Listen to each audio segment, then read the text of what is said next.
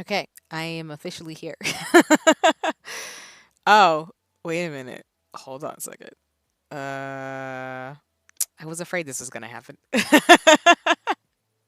Welcome in. Hi, everybody. Whether you're watching me live morning, afternoon, or evening, whether you're lurking, because we are a lurker-friendly streamer, or whether you're watching the bot, I hope you're having a nice one. Yes, as always, I'm running late. I'm so sorry, everybody. I was having a lot of fun just like, getting stuff together for work today and just going about my week and enjoying some time. Because like I said, I've been spending time not only like off stream doing some stuff, but also just enjoying myself, talking to folks and everything too. And just been a lot of fun. So I've been enjoying the day in particular, and just been having some dope conversations and things too. So yeah, I'm late, but I'm here. So I hope folks are having a nice one today.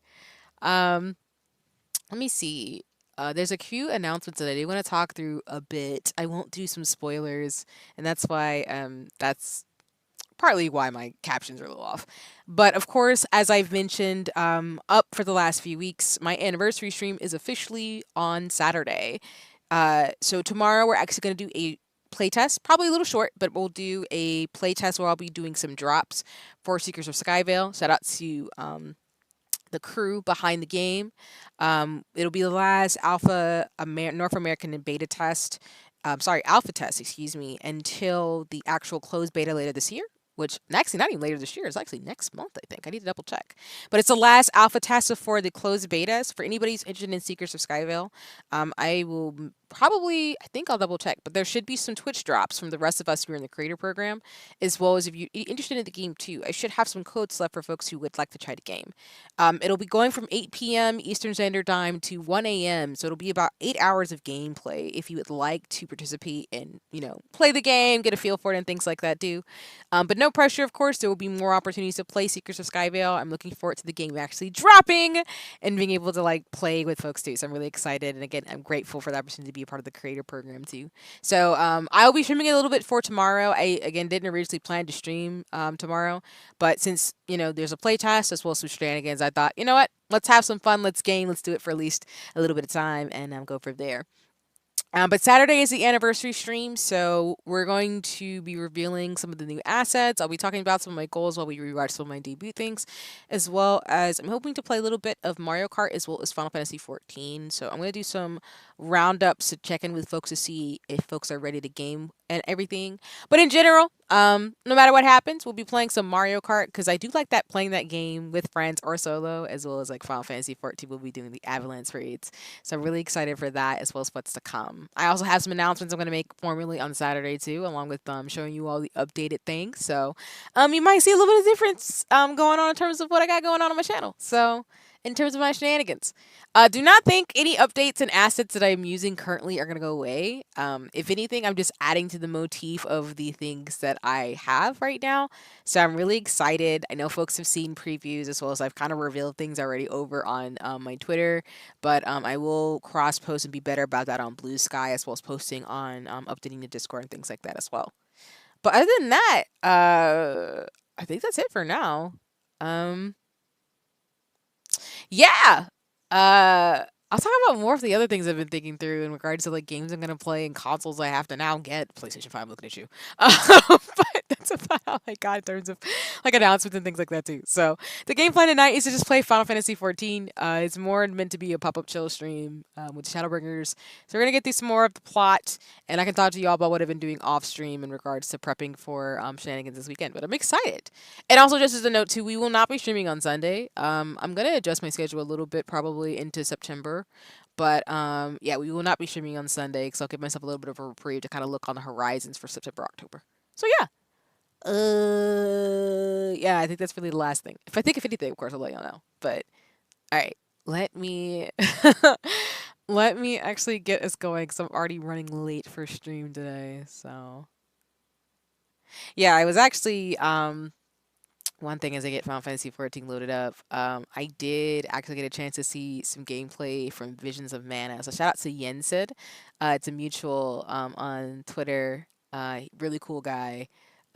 Really appreciate what they got going on. Uh, but I was watching some of the gameplay for Visions of Mana, and the game looks so cool. Like it hits my RPG so bad. So I already know that I have to get the game. I saw that it wasn't on the Switch though, so I'm just sitting here like, dang it, because like I really want to like play more RPGs in general. Cause y'all, I'm mainly an RPG gamer. So it's been really cool to not only see other people who play RPGs like I do, but it's also just been really cool to see people in general like play some of the games I've been interested in wanting to play. So being able to see Yin Sid play, as well as I know some of the creators I also follow, they were streaming it too. So I do want to maybe see if I can see the playthrough. But I don't know if I'm gonna stream Visions of Mana, but I'm definitely gonna watch Yin Sid and other folks like play it because um, there's a lot of really cool RPGs coming out, y'all. Like I'm really excited in terms of like what's to come. But I gotta like pace myself too because like I've said, I can't play like 50 million games because I get overwhelmed, I feel like, in the sense of there's just so much story that I want to get really immersed into my fandoms. So on the one hand, like it makes it to where you can't just jump into some of the games I play because I play like a lot of RPGs that have long stories. But it's also really great because then I watch other streamers who play it or recommend to you all other people who play games that maybe I won't be able to necessarily stream, but I'll be talking about and playing as well. So it's always lit. Okay. Let me. Okay, I got the music off. Let me go to the gaming screen. I think we should be good. Oh, the captions. Oh, the captions. Give me one second. This is what happens when I'm working on things outside of stream and then totally try to switch them back so that y'all don't get spoiled for events that I have planned. And this is exactly what happens. The captions suffer some strange phenomenon that I'm doing. Um, Let me. I'm right there. Okay, we're good. I think we're all Gucci because I had to hide like some of the things I can't show y'all until Saturday. And welcome in, Diego. I hope you're having a nice one. Welcome into stream. I will give you a shout out in just a second. I'm just trying to make sure things are set up since I was fiddling with OBS the other day because I'm planning some big reviews on Saturday. But yeah, let me give you a shout out. I hope you're having a nice one. And as always, y'all, please go check out Diego. Really creative person, does some great art, and super cool. So, or actually, that might be the wrong thing. I think I spelled it wrong. My bad. I need to update my commands and stuff too. Which, yeah, by the way, y'all, again, please go give Diego a follow. It's lit. The art is great. It's amazing. But I hope you're having a nice one, Diego. I'm doing pretty good myself. I'm just getting started for Final Fantasy 14 shenanigans today and just kind of went through some of what I'm planning to do for the next couple of days. But I hope you're doing well. I just lost my train of thought. I'm so amped about stuff. Excitable. I lose my train of thought, but it's okay. I'll come back. I was gonna say something I forgot. It's okay. It's okay. Let's talk about RPGs and stuff like that too. And if it'll come back. Oh, okay. So on a segue related note, I did change my outfit again. So I think I'm just gonna say from going forward, do not listen to me when I say I'm gonna have like one consistent outfit during each expansion. That is a lie. I always be like, oh, I'm gonna have one consistent outfit for Shadowbringers, and I was doing stuff off stream. I was just like, we gonna change it up again, and I did. So. I'm not gonna promise I'm not gonna change my look again, but I wanted to be in this fit, like a blue, like red, and like gold fit. But I did get to level 97. I did do some shenanigans off stream. I did change my fit, so I probably will be like this for Shadowbringers for a while, because I wanted to do like more of like a dark pastel or like a fit that would be more on the dark goth side, I guess. I don't know how to describe it, but it's because like Shadowbringers is such a darker storyline, and they were gonna be an Endwalker, so I wanted to like fit the motifs. Even though I generally just wear like pinks and bright colors, y'all, like pastels. But I changed my fit again, and I'm level 97, so we're probably gonna be. I don't know if it's okay. I wonder if it's okay to have a chat a little bit after this stream. No worries, Diego. I'm happy to chat a little bit via Discord message. That's fine. I can chat in the Discord. It's always good. But yeah, no worries. I always have a little bit of downtime after stream to be able to do stuff. So,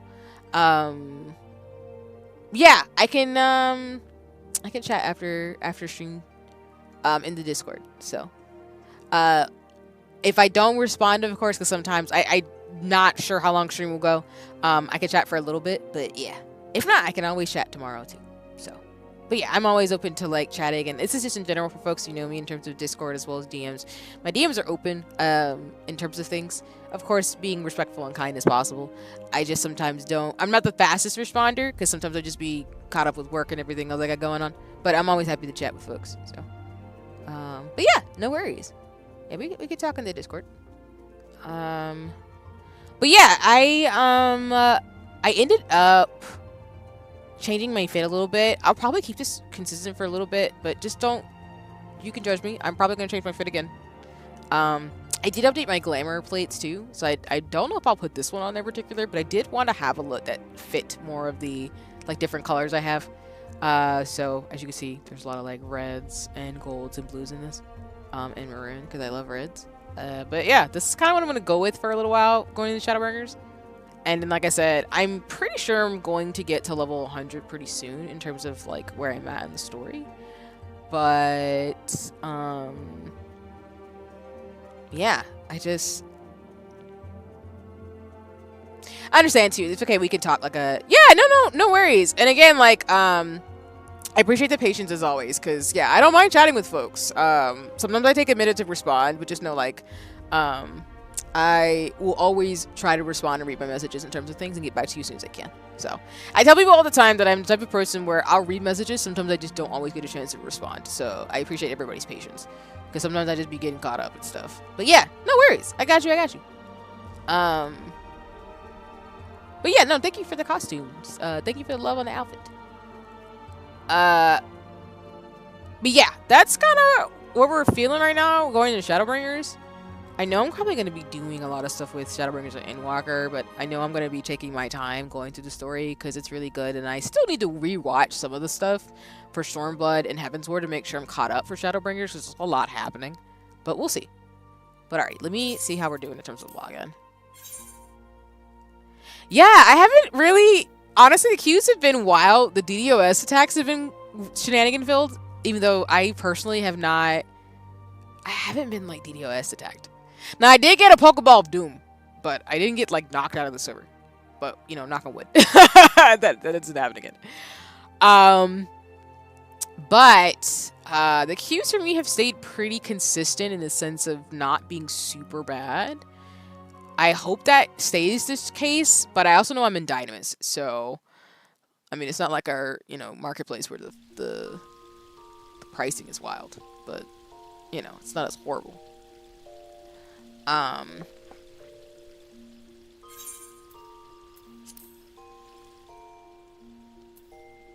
then in regards to what I did off stream, besides changing my outfit and some of the motifs on my character, I did end up doing some of the Ether quest. So I ended up completing all of Heavensward finally, which was nice to hear the Heavensward chime. A lot of the Ether current quests that I had missed had been right like under my nose. I just didn't get to do them yet. So just as an FYI, for example, I did, like I said just now, complete all of Heavensward. So I was missing some from the Sea of Clouds, the Dravidian Hinterlands, and then the, I think the Churning Mist, maybe? I'm not even sure. But I know for sure I did the Sea of Clouds and Dravidian Hinterlands, because those are the two areas I did get the Ether Currents from. And then from Stormblood, I still gotta do the Locks and Yakshana. No, that's not how you say it at all. I was completely wrong. Ignore what I just said. That was not how you pronounce that. But I have these two areas left before I finish everything up. So I really mainly did that and some side quests behind the scenes off stream this week. But yeah, I didn't do anything with the story quest and just kind of go from there. So that's today's goal, to try to just make some more progress in regards to the MSQ before the raids this weekend. Because I'll probably will go ahead and get some of the currency between now and probably now and like Sunday before the raid. Not the raids. The raids are on Saturday. I'll probably do it between now and this weekend. It might be better for me to get them before the raids, but we'll figure it out. And talking about costumes too, and your model, because I've been designing a queen. with angel armor. If you're good. Oh, no worries. I appreciate the concept designs you've done. I know you've done it for me and other VTubers, which is really cool. But no worries. I think that's really neat. And I'm always down in terms of like people, you know, designing and creating costumes for folks. I think it's cool. I know I have my main fits that I know folks have seen on socials.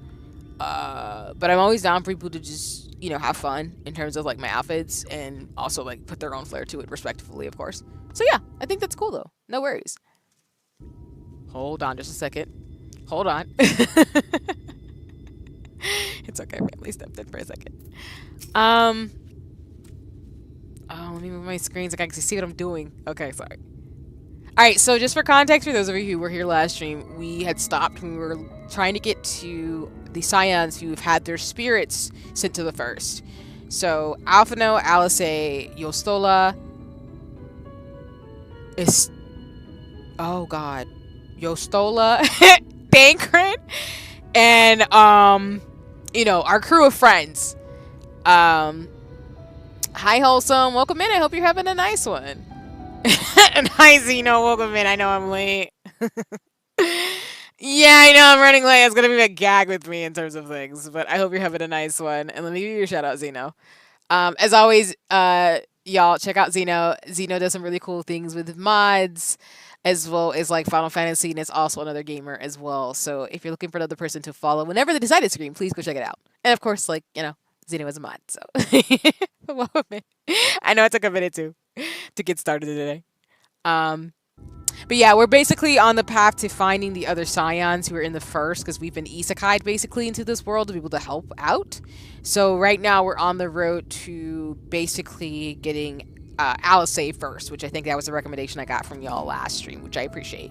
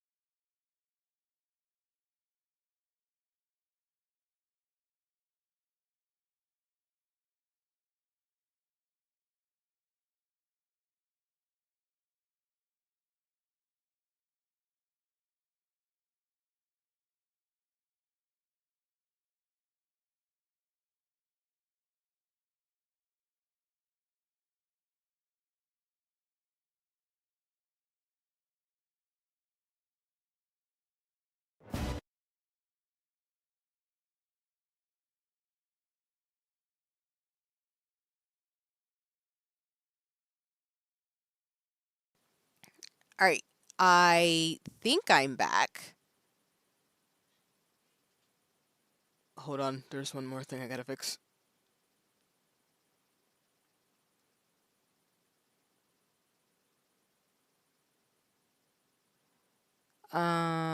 Sorry about that, everybody.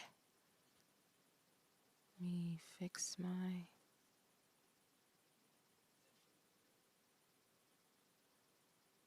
Okay. I think I fixed it. Yeah, I think I fixed it now. I think folks should be back, but I'm not sure. I'm so sorry. Which maybe? Ugh, jeez. Alright. think I'm back.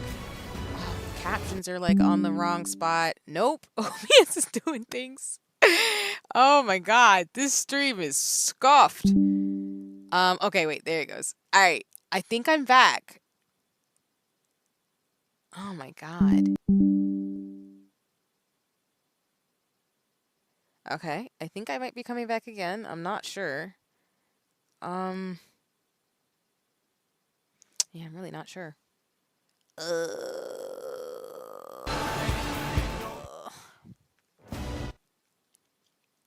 Okay. I'm going to assume that it might be a little glitchy, but I think I'm fully back now. I'm so sorry, everybody. I was having some technical issues, and the breaker in my home decided to be a complete jerk. So it disconnected everything, including like stream and like just the game itself. So I got logged out and everything too. So let me see if I can get us going again. It's like some of my OBS stuff is not working now. What the heck? Oh, wait. Is it going to come back? Okay, we're back. Yay. Let me let folks know on socials that we had some technical issues. Jeez. That's okay, though. Sometimes things happen, so it's all good. Thanks for hanging in here with me, y'all, when this stuff happens, because you never know. You can't really control technology.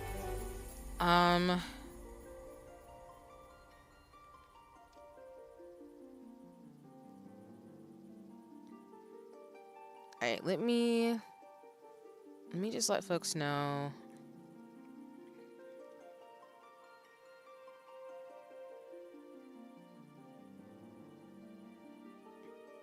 That we're back.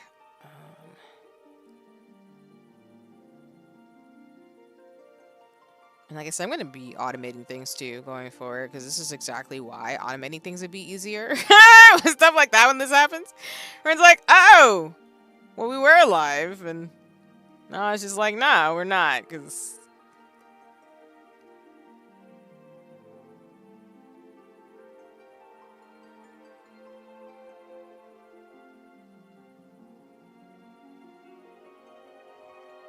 Okay. But yeah, welcome back. I hope folks are having a nice one. We're back here. Let me... I think I saw Zeno in the Discord, so let me pop in there. Okay, I'm alive. Okay. I think I got technology to work again. I'm gonna put that in a lowest resolution for sure this time, because I don't trust my PC right now. Where did the tiny Fugi go? Where did it go? Okay. I think everything's working. I think we're good, right? Okay. I think we're good. Sorry about that. Okay. Yeah, that was wild. It just like disrupted me when I was about to go to the next quest, which sucks, but that's okay. I'll check the VOD too, because I think it probably got really disjointed, so I'll make sure to edit it out. I'm sorry, y'all. Shenanigans.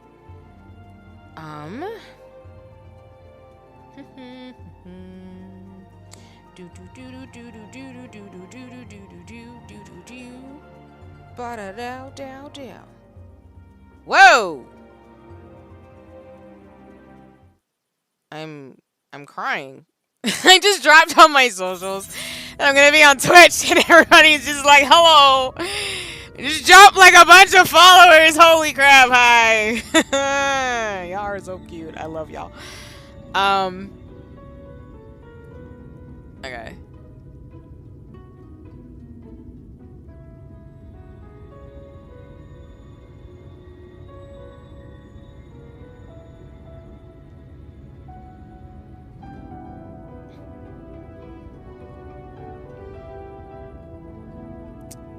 People are having a hard time finding me over on Twitch, because freaking like Twitch. I have underscores in my name, so I will use that username, because I do technically own the other account that's technically supposed to be me too, but I glitched out on my thing, so I just set myself up for failure.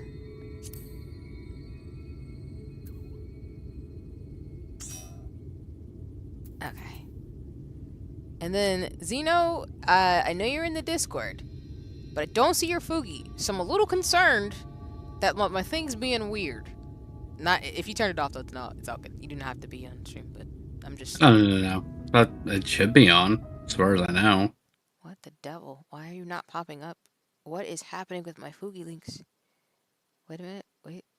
You're What? just being the scuff queen this I stream. am. You're just gonna be a floating ambiguous voice today. Oh my god. We're having all the scuff today. Well, Xeno's gonna be a floating ambiguous voice today. It's fine. It's a ghost. Correction, the floating ambiguous voice that calls you short. Okay, that's fair too. We'll go with that. I don't know what's going on today, but we're having a lot of scuff. But again, I guess it just means I'm officially a streamer, so it's You're gonna say so short she can't even read a clock. You're too far up. You know, it's the shade. I get it because it was late to stream, so it's fine. Oh my god. Oh, it didn't even save the quest that I was at, but it's fine. Yeah, because I just said I thought I was like stuffing in this man's food. Oh, it just like completely glitched out. Wow. Okay. We have meat, bread, and worms. Why would I want to eat worms? Why is that a choice? Excuse me, Final Fantasy. Excuse me. No, I'm gonna get the meat. What are you talking about? Oh, it's lizard?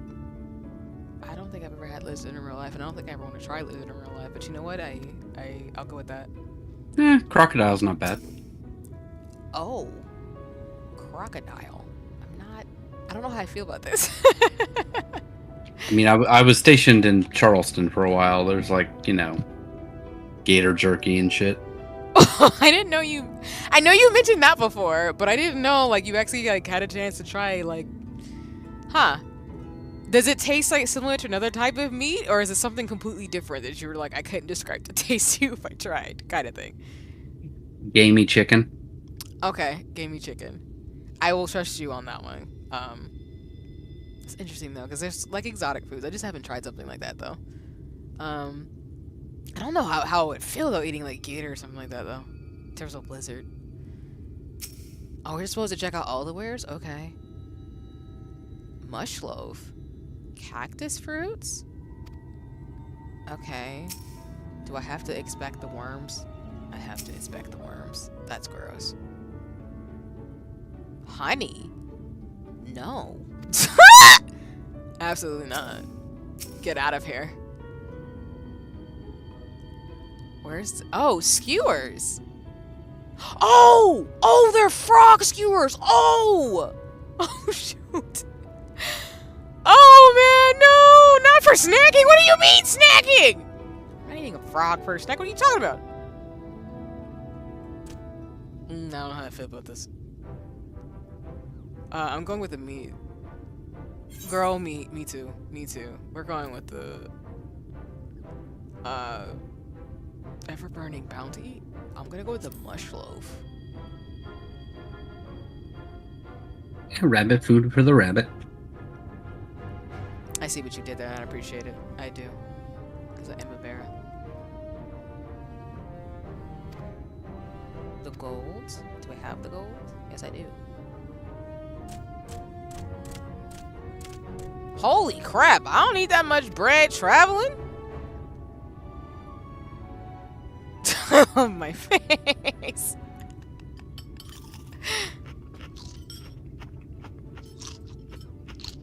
I'm mad at the munchy noises.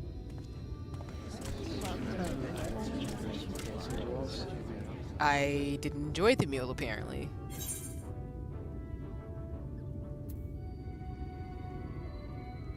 I think I'm gonna eat every last mouthful because I don't know when I want another meal in this world. Even though I probably will regret it. I'm legendary for being able to eat mush.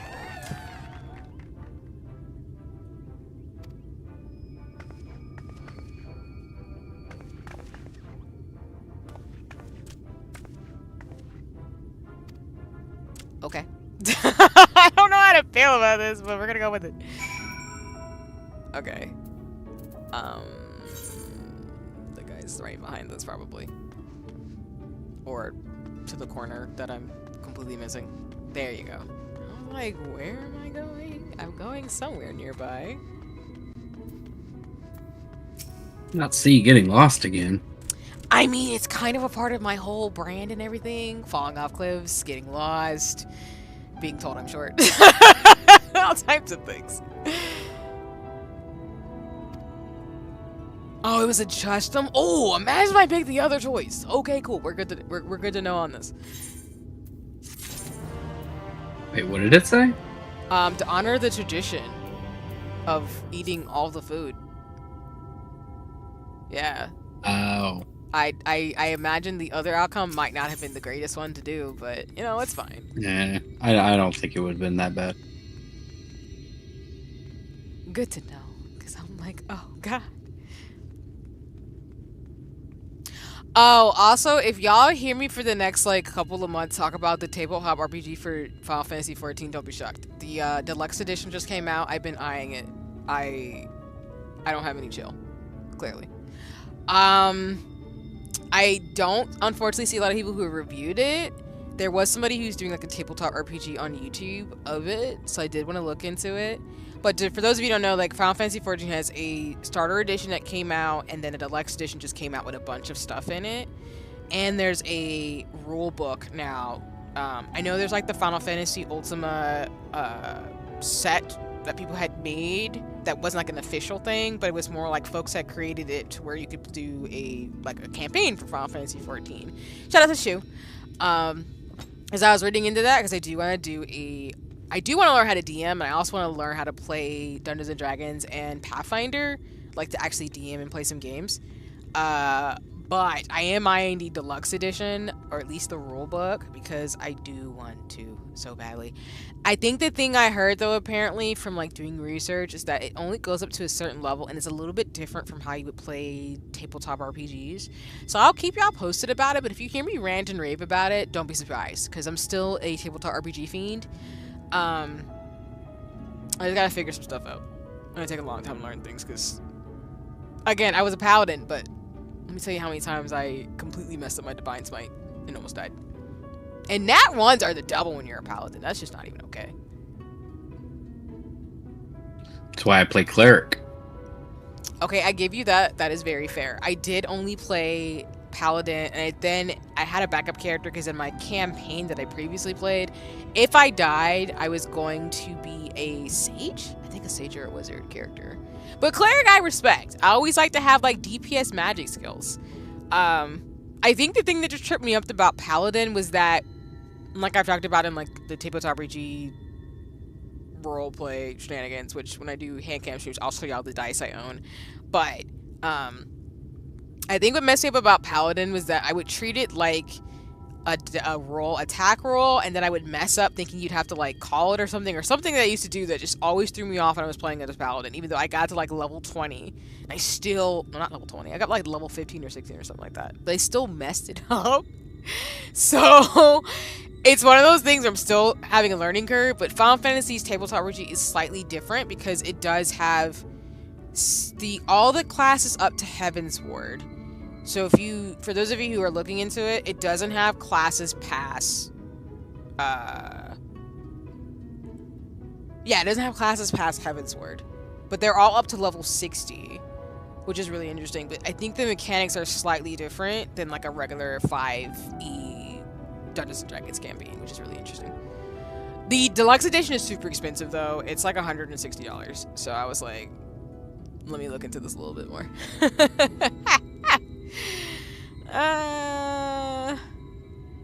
The life of a wee woman who's into tabletop RPGs and 2-minute things. I want it so bad though, because I'm a white mage, so I mean I have to. That's just how the thing goes in my world. I was just looking at things since I usually like, obviously I spoil myself, but when appropriate, of course, my budget. But I was looking at some stuff that I was thinking through, because I've been looking through like games I want to play and stuff too. So that's why I was talking about it earlier on stream before we got cut off. Visions of Mana. Again, shout out to Yen said I was watching their stream. But there's a couple of games I've been looking to, as well as like clothes and stuff too. Like Cascade has an anime hoodie that's sold out of my size, and I'm like, I could buy a large, but buying large clothing on me is like buying a giant pillowcase and just walking around with that on. It doesn't make any sense. I'm gonna get drowned out, and we're not doing it. But I want it so bad that anime, but it's sold out of my size. For those who know, if you're petite, you know the struggle is real. You cannot buy large clothing. You just look like a giant child in a big old t-shirt. It's so embarrassing. I was about to say, you know, we got C here that shops the kid sizes.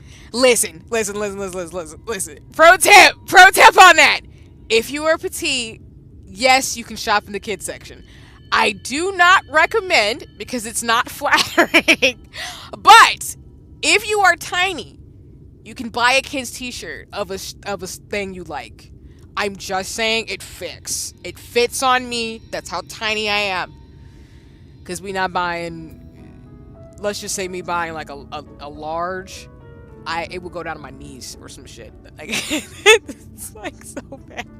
Now it looks cute. Like for those of you who are short, by the way, short girlies, or not even just based on gender. If you're short, if you ever want to do that look where you do like big t-shirt with like a belt, so you can like clench your waist and then like big old like heels or like thigh-high boots. Classy look. I love it. That's kind of like what you could do with large t-shirts. Or you can just buy them to sleep in or something. Because that's the beauty of having big old oversized like clothing, is that you're like, I could just sleep in this. Because I'm tiny. But you know, just put some pajamas and whatever. But yes, in the kids aisle, you can technically buy tiny shirts. It's great. It's a cheat code. It is cheaper. You know, it's not flattering. So if you're looking for like clothes to like flatter your body for like an adult, it's not gonna happen. But if you just want like a t-shirt of like your favorite band or something, yeah, you can buy it in kid size. I know Zeno's judging me, being like, you're short. The compulsion to make a short joke, and I'm like, I've made like 5. It's fine. Yeah, that's how I save money, is I'm short. So the only problem is, like, again, you can buy oversized clothing, but then the issue also too is that if you buy like clothes, and then I'll keep playing, I promise. The thing about being petite is that you have to buy clothes knowing that small is not an actual small. I've talked about this on stream. So like a small on a normal size person is like a medium on me in some clothing. Or like some people will say, oh, it's a medium, and I'm like, that's actually a large. Because let me tell you how this is past my ankles. You lied to me. So I've actually known my measurements, and why, as I'm learning how to get better at sewing, like why it's important if you are a particular size to maybe know your measurements, because sometimes a small is not a small and a medium is not a medium. It depends on the brand. I've learned that the hard way. Where I'll be like, oh, I can get a medium and have an oversized look. No, see, the sleeves are so long that you are Floppy Bird in this hoodie. You cannot wear this. Or these pants are so long that you are floppy legs. And no about of like how you, like, for those of you who maybe are old school, like if you roll up your clothes, like no matter about like rolling up your pants will fix any of the situations. You're just sitting here looking like a toddler because you're just like, oh, my pants are too long. What am I supposed to do? And I'm already dangling in my seats, so this is just making me look like a freaking teenager. This is wild. But anyway, in all seriousness, like, clothing is so funny to me in that way. And when I was looking for the Cascade hoodie, I was upset because I was like, I could buy a large, and have that oversized cool look that I like, but it's too long for me, so I have to wait till they restock, which makes me sad. That's why I gotta grab the smalls when they are available. I have to get them, because if I don't, it's over for me. And even if I buy long pants, y'all, wearing 6-inch heels does nothing. It does nothing. I just look like I'm wearing a size 3 sizes too small. It's wild. Like, like I'm not an average size person. I learned that the hard way as I grown up, and I'm like, oh, okay, this is the thing. But that's why, like, I'm one of those people who I know my size measurements, as well as like I've measured like for custom dresses and stuff too when I order things, because I just have to know. Because you would think that, well, I mean, you can't expect every brand and things to do it well. I know size inclusive brands do it often, but yeah, some don't, and you're just kind of like, oh, I should have done the sizing better on this. Which is why I love small businesses, because they do really good about that in terms of having like really inclusive sizings. Or if usually like an extra small, it really works. And it's great. I'm here for this bottle popping. Let's go. Party it up.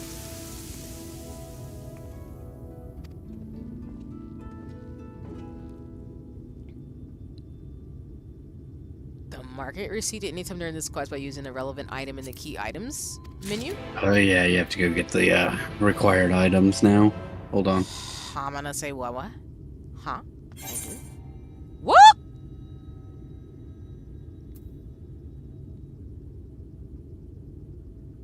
Why do I get gifts?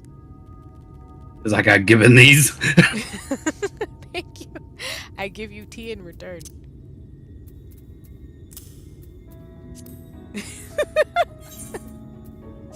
Thanks. Wait.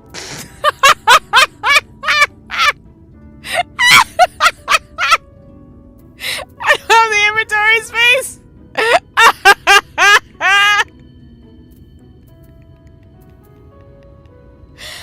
Oh! Streamerbot. Huh? I have all these like infinite things in here. And then we did all those raids and I never got rid of everything. Hold on, I'll put it in my chocobo bag. Hold on. I was say, do you use Streamerbot? I do, but I need to fix it because I know there's some wonky stuff with it. This is why I mean, like, I'm tech challenged until I just figure things out. Do I not have any space anywhere? Oh my god. Well.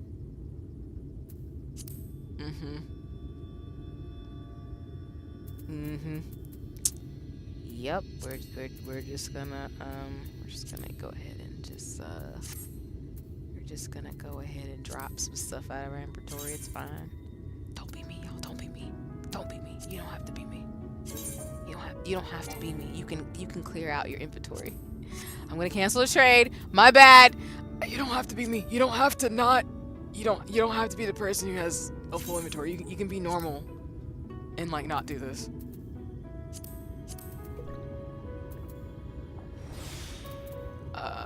What the devil is that? I don't think that added.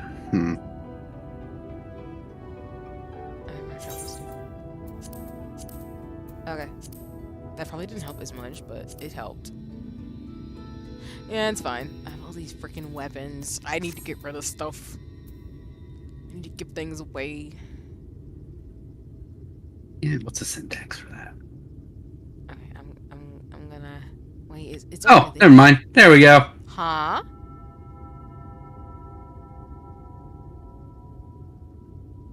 I missed it. I missed it. I'm abusing my mod powers. What do you mean you're abusing your mod powers? What does that even mean? Well, look at your chat.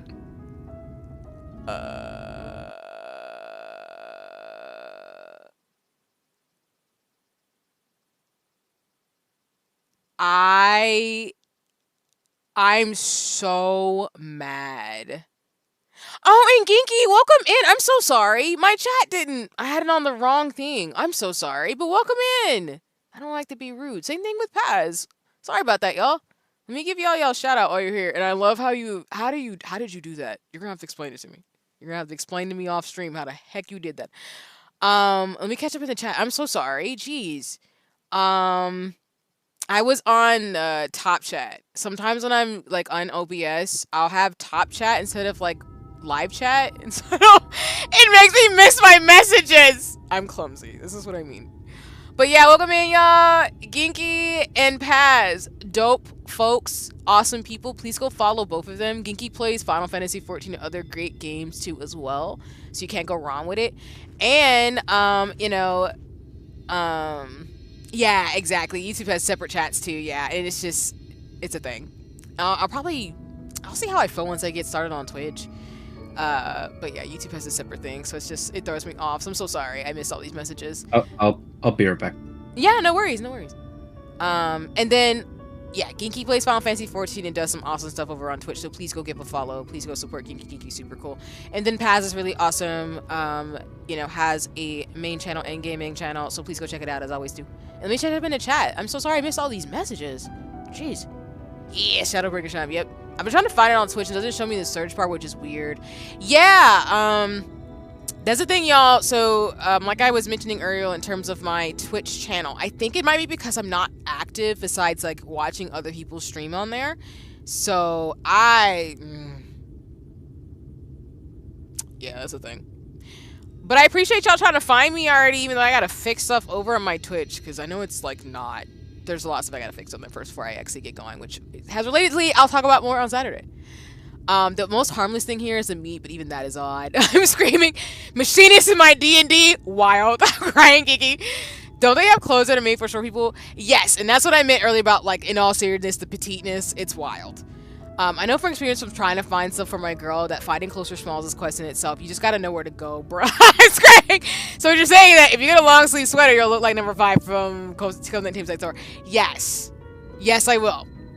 I actually like that style on me. I do like baggier fits on me, actually. So I do like my street fashion, like form-fitting clothes, but I do like baggy clothes, as well as like an oversized look and my dresses. But yeah, I do like that look from number 3 from like Kids Next Door, as well as number 5. I was gonna say you could put 4 more items and we equal out. That's true. And I love how I did not know Xeno could edit a command that now says bags.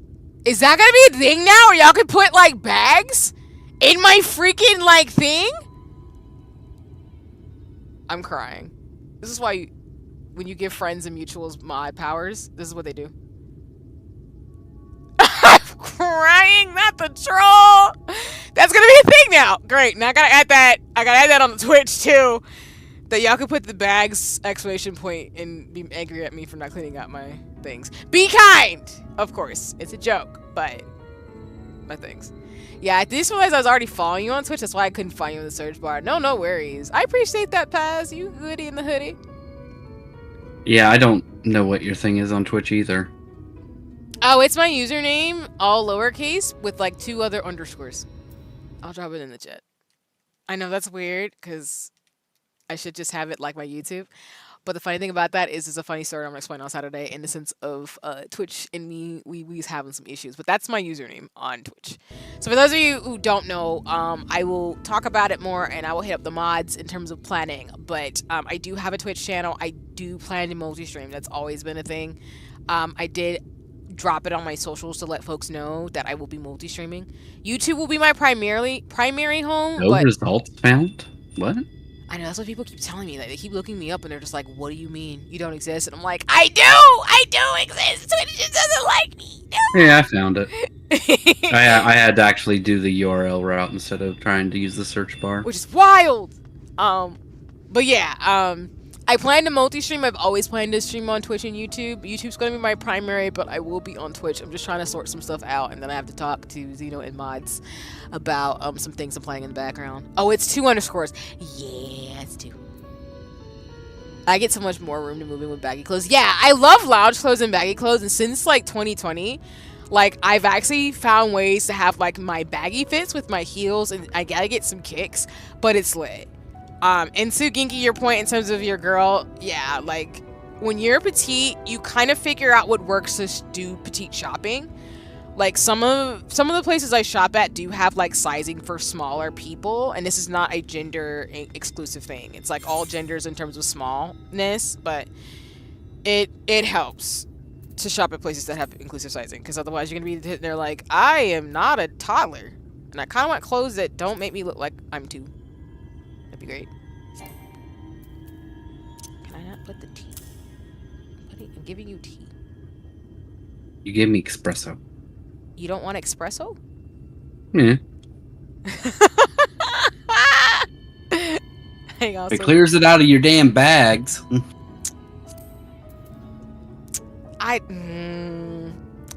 I'm just gonna give the tea and I'm just gonna be judged. Yes, I know my slots are bad. Let me go use the minions. It's fine. She's so cute. Oh, she's shorter than me. 4'11". Oh, she's adorable. But Ginky, you're not beating the allegations of tall people with short people. You're not beating the allegations. Also, y'all, no, on the short thing though, I was watching a video of some guy, and he literally was like, y'all, girls who are short are so cute because it's like Chihuahua energy. And I'm like, what do you mean Chihuahua energy? What do you mean? What do you That mean? is Pomeranian energy. What do you mean Pomeranian energy? Like, I'm short, but I'm an adult. It had me cracking up though, the way he was just like, girls are so cute who are short because it's like a Pomeranian being angry at you. And I'm like, or not a Pomeranian, but like a Chihuahua being angry at you. And I'm like, excuse you? Excuse you, I am attacked. All y'all buff 5'6", y'all be trying my life, and I'll be new to nothing, y'all. Pomeranian hatred and anger, I'm screaming. Oh my god. How dare y'all? Exactly though, like how dare you? How dare you? I am a short. Oh, wait. Table cactus? Oh! Am I not in the right spot? Ew. Yeah, you need, yeah, you gotta go to the correct one. Ew! Oh, it's one of those. Okay. Oh, this is a big owl area. Okay. Alright, then. I gotta go make sure I actually do what I'm doing. I just, in all seriousness, I thought that it was just so funny when he was like, that's Chihuahua energy, because I'm like, I guess that's what people think when they see short people, they're looking at us when we're angry and they can't take us seriously. And I'm just Of course, like, Steve didn't see my, my jab in chat earlier. what do you mean? Oh, I mean, I saw the clean the inventory. I don't know how the heck you did that. No, I meant in-game chat. Because you're set on an event right now instead of general. Wait, what did you do? I am yelling! Why would you come for me? What did I do? Okay. I know most teenagers are taller than me. It's fine. I'm gonna be real with y'all. I feel like at 5 foot, I feel like most elementary school students are about taller than me. It's kind of wild. Kids are so big nowadays. It's wild. Yeah, I'm trying to think of like some of my friends' kids, how tall they are in comparison. Okay, well that's not helpful because most of the women folk or femme folk or people who can have children, doesn't have to be a woman because reproduction. Most of the folk I know who got kids are short too, so that's not helpful comparison, but their kids are the same size as them, so I guess. Oh my god, that is true. They're like preteens now, and they're about my height. Damn, I'm short. What? I was thinking of like one of my classmates, one of my friends. I appreciate her. I love her a lot. Her kid is like 9, and she I think is probably my height now. She's so big. I remember when she was in a diaper. Exactly, Paz? What are y'all feeding your kids? Be so dang tall, and I'd be like, I don't know what to do.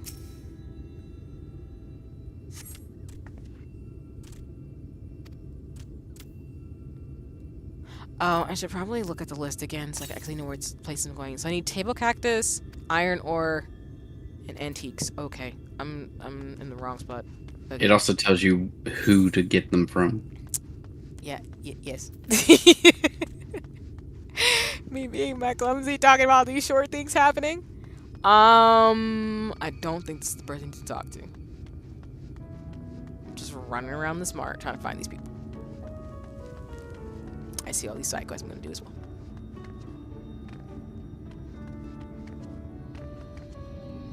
I think there's one over there. Whoops, sorry. Yep, there we go.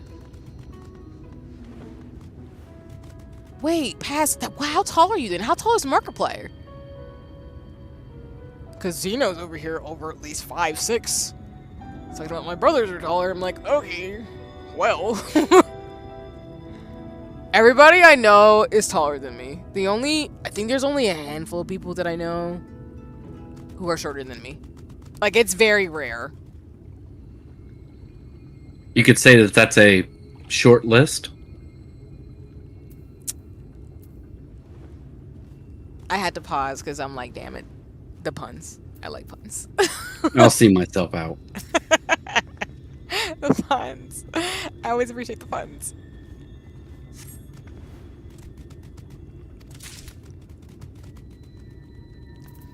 Okay, I found the one.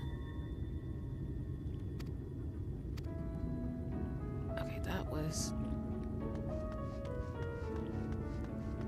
Okay, so I need these. Oh, okay, so you're actually close. Oh my god, Paz, that means you're like close to... Yeah, y'all are all about the same height. That's wild. Yeah, y'all are super tall. Yeah, they are all talls. Is the sea just attracting all the talls in here? I don't know, man! I don't know what to say! All the friends and mutuals that I have, and all the folks who follow me, all of y'all are talls. I don't know what to say about it. But I'm 5'8". Also, you're 5'8", Geeky. I think, Zeno, you're about 5'8". And Pass is 5'6", 5'7". So all of y'all are talls. To me. I mean, I'm pretty sure that's like the average for male, but yeah. I'm just over here like, alright, we're just shorties. Shorties for life. Just having all that extra height is existing. That I've now said this so much on stream, and now it's going to be a running gag. Not that it already hasn't been, but it's going to be a running gag on here on Twitch, and I'm just going to be sitting here like, somebody's going to make a short emote, and I'm going to be like, damn. Well, I have an idea for a short emote too, so that's going to happen now.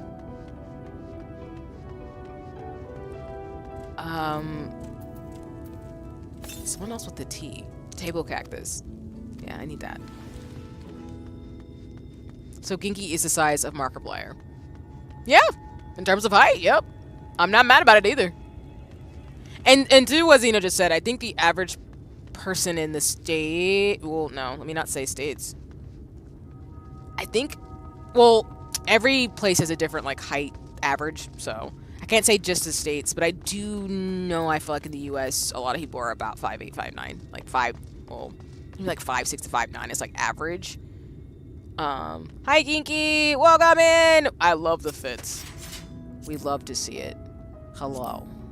I'm here for all of this. What do you mean add a command for being short? What are you doing? What? What? You know what? Oh my god.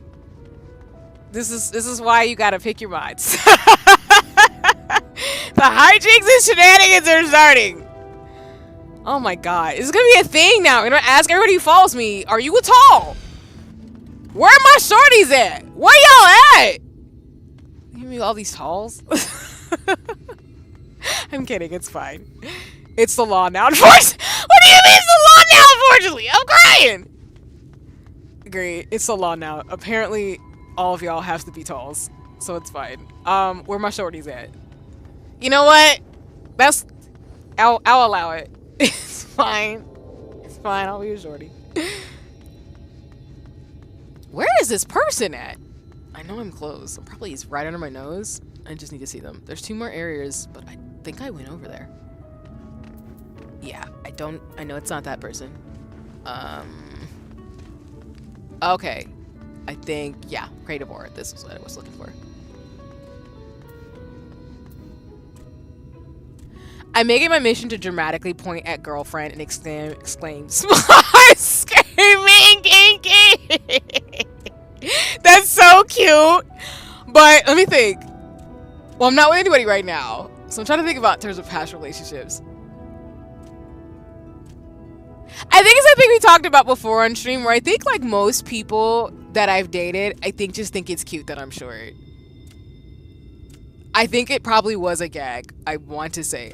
Don't quote me though, but I feel like I already talked about it before. Where like I feel like, of course, without like putting everybody's business out there, but I feel like most of the people I've dated have been tall, like I've described.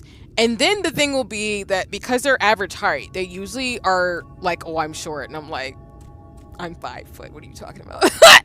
But I feel like with short people, I think it's the expectation that there's going to be a gag. Especially if you're like dating somebody and it's like more enduring than anything, that somebody's going to be like, small! So that's cute, Ginky. I think that's really adorable. I appreciate the fun fact.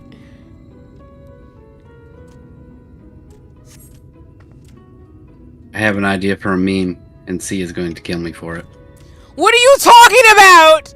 What do you mean I'm going to have to kill you for it? Oh my god, I'm worried. Oh god. I've opened the Pandora's box with friends and mutuals to be like, I'm gonna make a lot of short memes and jokes. Great. It's fine. It will come with the territory. Because I don't know if I've been in this story before, but one of the most distinctive times is I was in like college when this happened, or at least I think it was in my 20s. I will never forget going to the mall. I think I got dropped off by my parents, and this guy was like 6 foot something.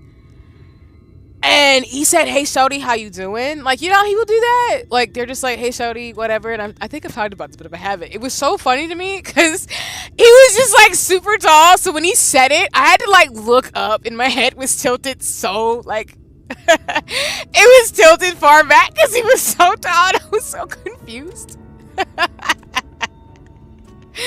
But like, y'all, tall people, y'all be out here and the smalls be like, huh? Like, I gotta crane my head. I'm too short. Oh, crap. Was it iron ore? I think it was iron ore. That's what it was. Okay. Cool, I got it. Yay, we did it. Not lost. But that's adorable, Geeky, in all seriousness. Like, I think short jokes are fine. I mean, I think it comes with the territory, honestly. And I think most people who are shorter think it's kind of funny. And I mean, I won't lie. I have dated a lot of tall, so it's not my fault. I'm not helping the allegations either. It's not intentional, though. I promise. Like, it's not intentional that I've dated only talls. It just sort of happens that way.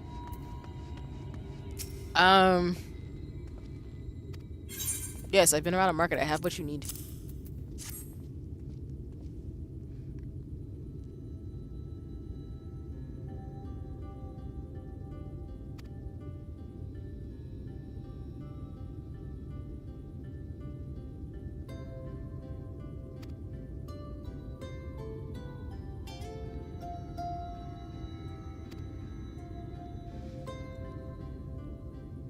Oh.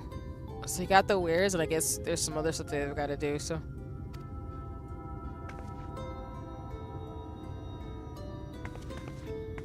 This whole area is so interesting, though. It's like, it's not giving, like, well, okay, it is technically a parallel world, so let me not say it that way. I guess the way I would say it is it's kind of giving, like, eerie parallel, but I mean, it's because this world's also been destroyed, too, so I guess that is the case. The vibes are vibing, basically.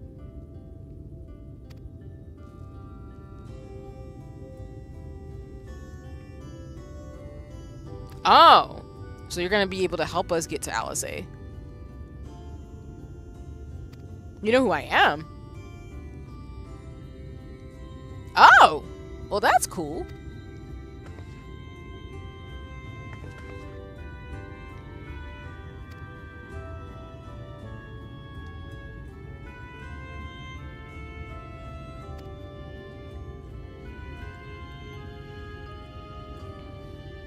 Oh, wait, Ginky. I don't know if you heard me earlier, but I did get to see the Visions of Mana. I got to watch some gameplay of it, and I'm thinking I'm definitely going to get the game. Just give you a heads up. Y'all, I don't know if I'm going to stream Visions of Mana, but I'm definitely going to play it. It looks really cute. The graphics look amazing. And like I said, I was watching Yin said Mutual. Yeah, it's out today. Yeah, it just dropped. And so I was watching Yinse because they and some other streamers that I follow, Square Enix gave them an early copy to be able to like sponsor to stream it, which is really cool. So I was sitting on watching it, and it looks really fun. I think I like the way that Yin said described it. It was it has like PlayStation style 2 like RPG like graphics, but it's not on the Switch. It's on Yin was playing it on PC. But it's on PC, Xbox, and PlayStation 4 and 5. So I think that's what's gonna cause me to get a PlayStation 5, because I'm like, there's that Unknown 9 and some like other games that I want to try. Damn it, I just got the Castlevania DC collection on the Switch. I'm so sorry. I know. There's so many like games and RPGs coming out. It's really bad. Well, it's not a bad thing, but it's like there's so much to do and play. It's so wild. But yeah, I saw it and I was like, I gotta get Visions of Mana. It looks so much fun. It's that Reinatus, I think, that's coming out on the Switch. And then there's a couple of RPGs that I'm looking at that I can't think of in my mind's eye, or at least a couple games I'm looking at. I know Neva is coming out soon, so that's not helping me either. There's too many games, so as I always say, y'all, I'm not going to stream every single one, but I will be talking about them because I'm hype. Because Visions of Mana looks amazing. The graphics are really cute, and the gameplay looks a lot of fun.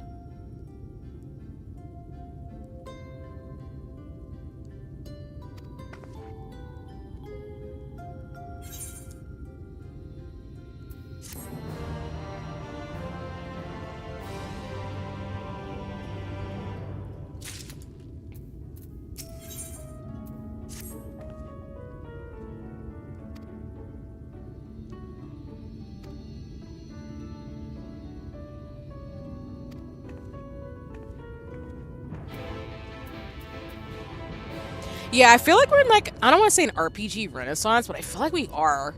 And I think the thing about it too is they've already talked about that they're thinking of, which I don't really know.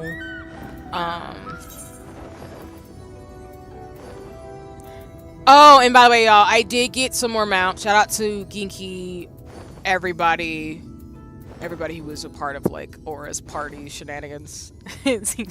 All of us who were gaming with Aura for her birthday. But I ended up getting more of the like bird mounts. When I saw Ginky on the bird mount of Magic, I was reminded that I have more mounts that are really cool. Actually, I want to get all the birds and the wolves and the Nah, we really are in an RPG renaissance. Yeah, I'm gonna get all the mounts. I have so many things I want to get in this game, so I'm gonna be playing it again for the rest of my life. It's over for me. But yeah, I would say we're in the RPG renaissance because there's a lot of really cool looking RPGs that are coming out, which I'm really excited for because like I said, y'all, I mainly play RPGs.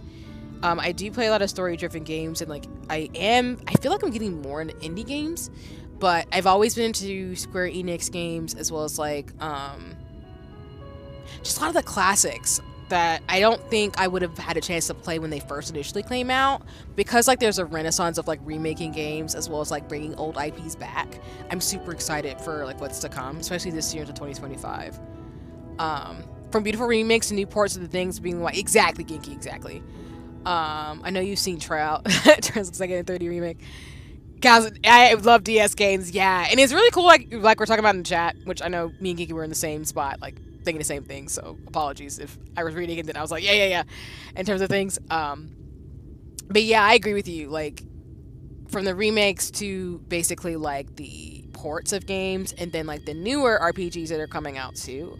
It's been really cool to not only see like old IPs come back but new ones as well, because I didn't get to play Visions of Mana, or I haven't played any of the Mana series, and I haven't played Dragon Quest, but I kind of want to because they're available now to play, and I love RPGs. Because like that's in that era of like I said, I played Final Fantasy Crystal Chronicles and games like that. So seeing these games come out in the way that they have, where I didn't get a chance to play them, or I've just heard other RPG folks love them. Even like Tales of Symphonia, I've never played that series, but I want to. It's really cool. Because I only play like Persona and like Final Fantasy and stuff like that too, as well as like other offshoot games that I get my hands on. But it's just really cool to see like the games get ported over. Very interesting how they translated DS games and their screens to the Switch. Yeah, for sure. Because I saw that like Sims. For those of you who don't know, they're making like a Sim, one of the Sims games that came out like on the DS. They're putting that on the Switch, and I was like, oh, well, I'm getting that. Like, of course. Like, ain't no way.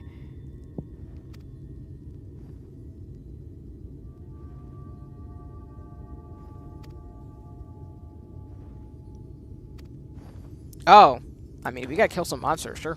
I'm level 97 at this point. Oh, nice! Patrick, you gonna be streaming it? No worries, let me know when you do. I'd love to watch you play it. Because I think the beauty of me, like, not, like... Well, I'm not gonna be able to play all these games and stream all of them. Is, like, I can watch people play them. Friends and mutuals and community members. So, please let me know. Because I would love to watch you play it. There was also remixes like Final Fantasy 1 through 4 on the DS. Those are pretty amazing because he had 3D. Nice! Yeah, because I still gotta play the earlier Final Fantasy And the games. meme is done. What do you mean the meme is done? Where did you put it? It's in your Discord. What did you do? I hate you. I hate this so much. Oh my god! Now I need to make an emote that's like a Lala version of myself just off that meme. I'm gonna do it. You don't realize which Lalafell that is either, do you? I know who it is, and you're mean! Why would you do that? Why would you do that to me? That man is a particular type of Lala that deserves to be step on Legos. Why would you do that? I'm screaming. Oh my god. For context, y'all, it's a meme of a certain Lala who we won't talk about. He shall not be named because he's rude. And me, and then it's like the office saying like, what is it? Corporate needs you to find the differences between these two pictures, this picture and that picture, and then the same picture. I see what you just did there. I've never beaten the allegations. Plus, I thought Lalas were like 4 foot. I thought they weren't 5 foot.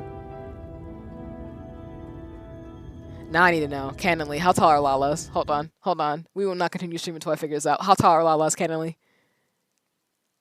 If they're like 5 foot, I have to quit stream. I have to quit stream. 2 foot 10 inches to 3 foot even. Up to 3. Actually, sorry, 2 foot 10 inches to 3 foot 2 inches. So the Lalas or me when I was like in elementary school, because I was short. I think probably back in the day. I want to say elementary school. Because I stopped going to 6th grade. Incidentally, your true height range is actually Makote. Oh, you're right, because they are short. Because Vera's are like naturally just taller. Because I'm like, I mean, like I said, if we could candidly be short as Vera's, I would be, but I can't. So I just picked the smallest size. So technically, like, my character is like the shortest Vera, which mirrors real life. But that makes sense. That makes sense. I'm getting several indie games that were showcased on the indie world, and then I'm going to get some more games from the direct. It was all that good for me. Oh, yeah, no, I did. Yeah, and for those of you who don't know, like, Nintendo had a direct, I think, was it earlier this week, actually? I think it was. Oh, my God. I forgot to watch that. Yeah, it was, they had an indie showcase, and then they split it up to RPGs and other titles. And it was actually pretty good. I actually think all the games that they have are really nice. So to your point, Pass, like, yeah, there's a couple of indie games and like RPGs and stuff that was great, including, I forgot to say this on stream, the DLC for Sea of Stars is coming out next spring. I will be playing that on stream. So we will do the extended ending, and then we're gonna do the DLC for Sea of Stars. So, but yeah, that one also dropped too, which is really nice to see. And Sabotage Studio also has a co-op mode for Sea of Stars. So, I'm not saying I'm thinking of doing a co-op mode, but I kind of want to try it in co-op mode because I think it'd be fun. But yes. But yeah, you're good. But yes, please check it out. It was a really good showcase. Like, Nintendo showcases have been pretty good this year. Also, I got one of my siblings' graphic tablets, meaning that it acts as a second monitor for me, so I have 2 monitors. Nice, congratulations. It just has stuff out for streaming, because I want to see how much I can do. But I'll put the streams as 720p because I know my graphic card's not going to sell out 1080. But I think it'll help those that can't see streams at 1080, and that makes me happy because it won't be a hassle for others. Nice, congratulations. That's awesome. And yeah, no, for sure, because like you're saying, it'll help folks who can't like watch streams at like higher resolution and stuff like that. So that's really cool. Congratulations. I'm excited to see all the progress being made, of course, as always, Pass, because you got this. Yes, the Sea of Stars DLC. I'm definitely going to play it. I'm really excited for it. It's like a carnival theme, actually, which is really cool. And then You'll be able to play. So those of you who watch my Sea of Stars streams, the Artificer character is actually going to be playable with the 2 main leads. So it's that, as well as I think it's just a whole new area, a new powers we get to actually do. Because I think, yeah, I think it's going to be juggling powers as well as like acrobatic powers, which is really, really cool. So I'm excited for that.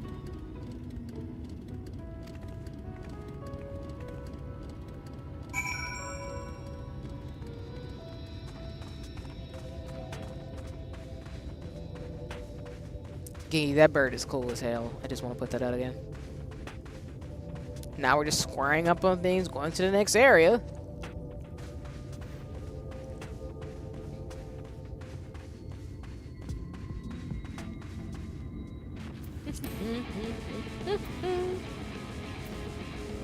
This music is on point.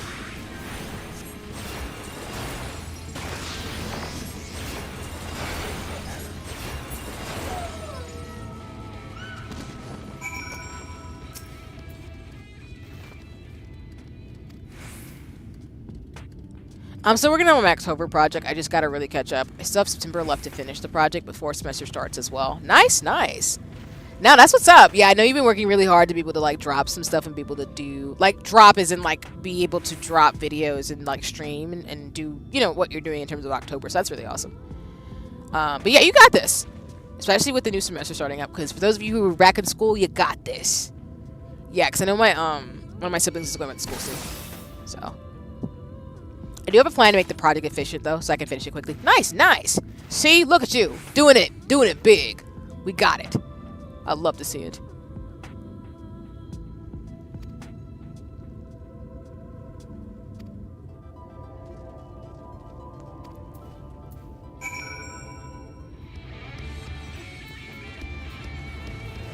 I love Giggy squaring up with this random mole.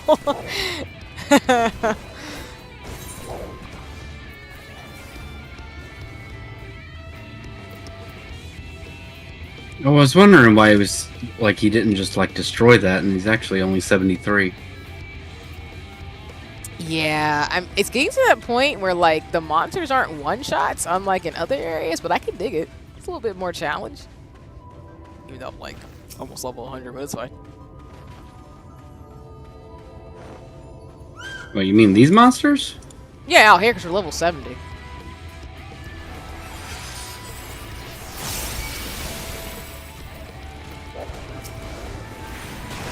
Oh, you're right.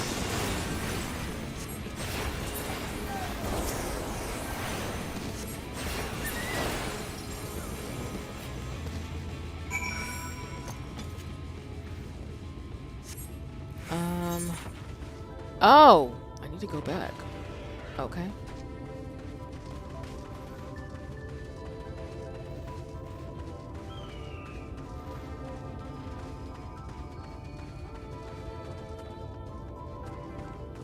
Hey, see? Mm-hmm. You have a mount. I love how you're like, you're moving too slow. And I'm like, because I like to walk sometimes. But you do have a point, because we're going to be going back and forth, I think, in terms of killing these coyotes. A lot.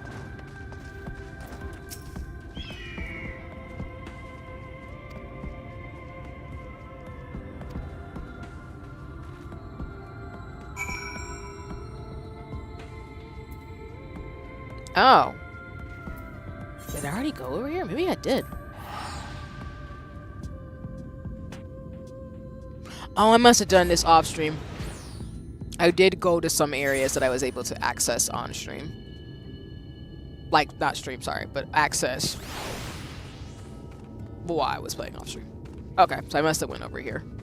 I don't think I did too much in this area, though.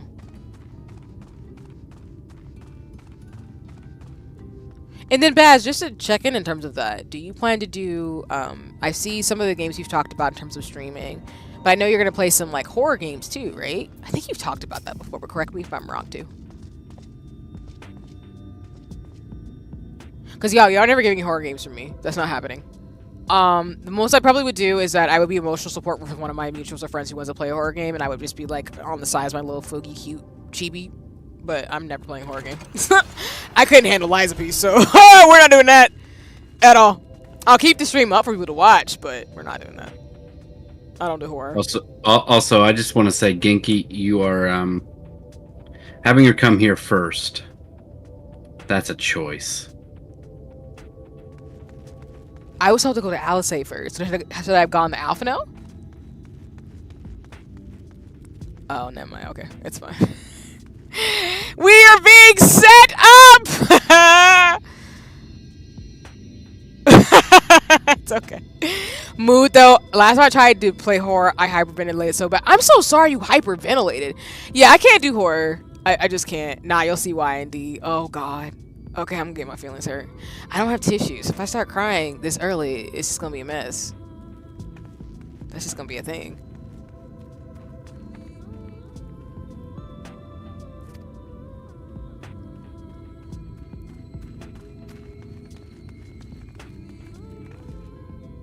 Yeah, the whole October project is gonna be horror games. Nice. Like I can watch people play through like me cover my face with my eyes, but I can't play horror games.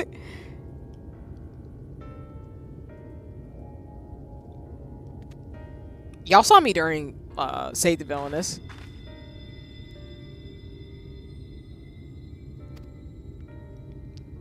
Two classic horror games, one from the PS1 and other from the GameCube, and the two other classic horror games, RPG Maker horror games. Nice! Cool, cool. That's what's up, though. I can dig it, especially on, like, PlayStation, in terms of the classics, as well as, like, RPG Maker horror games, too. I think I've heard of Eternal Darkness. I didn't play it, but I think I know of that game. Or I'm familiar with it, at least. Don't worry, see, I'm going to edit them, and it's going to be funny, and you won't be alone because I'm playing them. I'm screaming. Fair enough. Fair enough.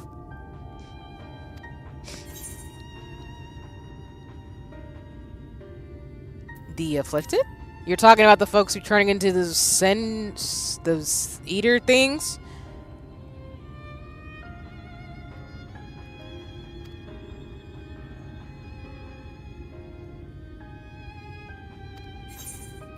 Oh.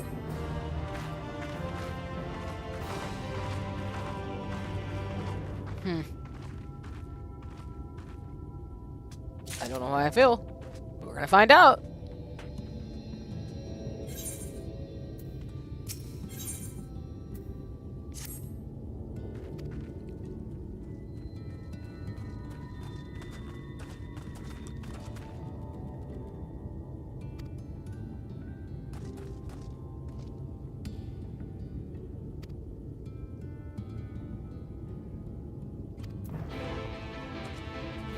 Also, Ginky, are you an Endwalker yet? Or are you still finishing out Shadowbringers?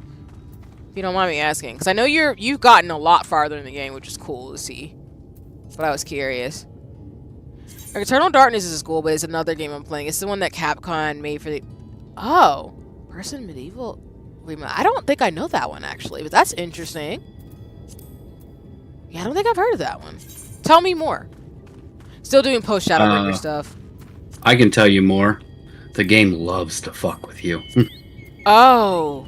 You mean in the, like, psychological trick outs in terms of controller stuff, or jump scares, or both? Yes. Oh, one of them games. Oh, man, those are the worst. Great for scares if you're looking for that, but messing with folks when they're playing a game is the absolute worst. Like, when you get juked by a game, that's actually the worst. Ooh, it's a current! Let me go grab that now. I won't say what exactly because Paz is playing it. And I know you probably won't ever play it. Mm-hmm. So I'll tell you after stream. Gotcha. Fair enough.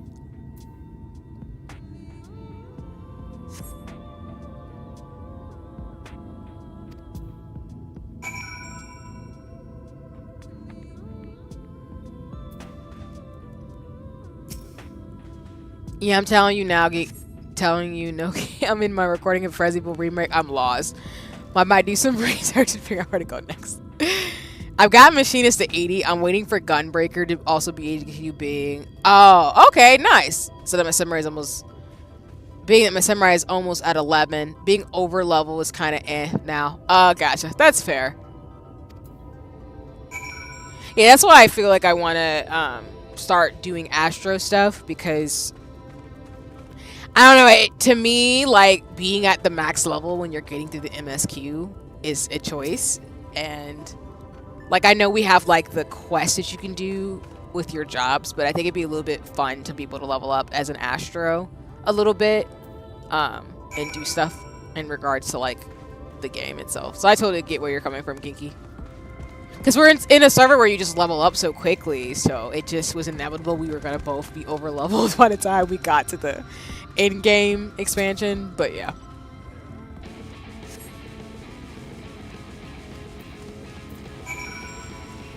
The PS1 horror game and the one that Konami made back in 1991, just to compete Capcom's Resident... Oh, to compete with Capcom's Resident Evil, but it impacted psychological survival horror games forever. Nice! Appreciate the fun facts.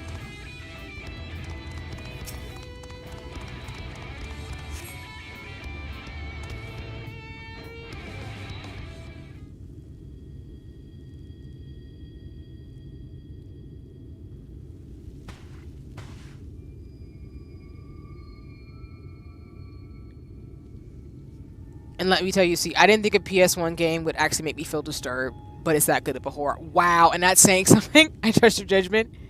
And going off what Zeno's saying, too, it sounds disturbing. In, like, the best way for horror fans, but not for those of us who are like, nope. Here. Did she just jump out of a building? Of course she would jump out of a building. It's Alice, eh? Is that... It can't be. I love the fit.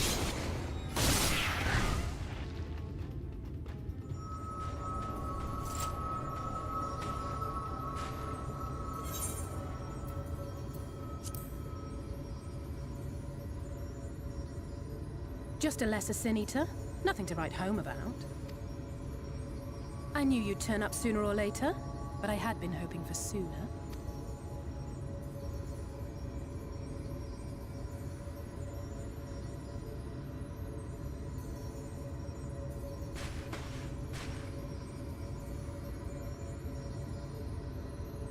How are you?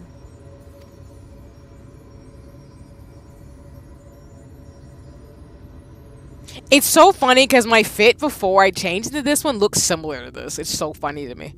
But I love her fit. Yeah. I feel like Alice's fit is great. I love this expansion style. Standstill, then.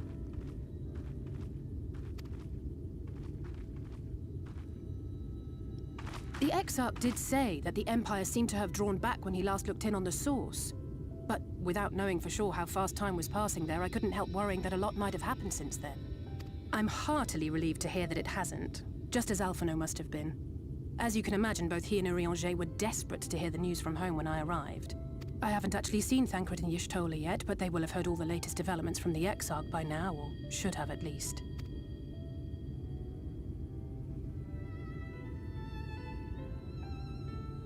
When I think of how frantic Tataru and the others must be, I want nothing more than to rush back and reassure them. But we still haven't found a way to reverse the summoning. And even if we had, we couldn't just ignore Urianger's vision. He may use 10 words where one would suffice, and they may often obscure as much as they reveal. Like, the thing I love about Final Fantasy XIV, and I'm gonna keep saying it, is that the fashion fits are so immaculately detailed. Like, even just the little things that you see on people's outfits, even the detail with, like, her hair being tied with this ribbon and the red, I just think that's really phenomenal. I am obsessed with the fashion in this game. But on this matter, he was as clear as day. Well, back in ARR, that's like the only way you could tell the two apart. He claims. Fair. They do look really similar. They were literally wearing the same thing. I know, that probably was a fun back in the day. Oh my god. Oh, let me not say obsessed. I really appreciate, like, fantasy style outfits, of course. So that is a thing, a bias, of course, as many people have. But Final Fantasy XIV just has a really phenomenal, like, style. And I do appreciate Susino's point that they do try to differentiate between Alphano and Alice, because if you're not careful and you look in the wrong way, you will get them mixed up.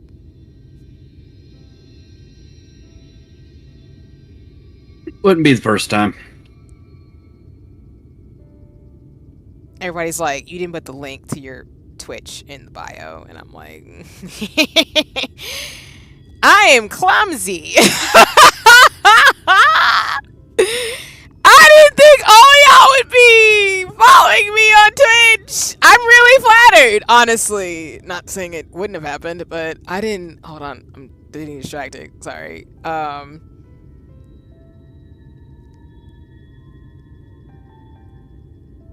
I should probably just drop the link.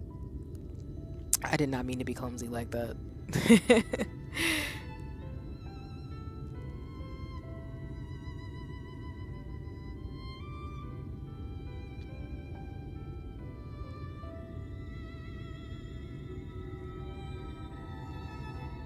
My Twitch link always in terms of shenanigans.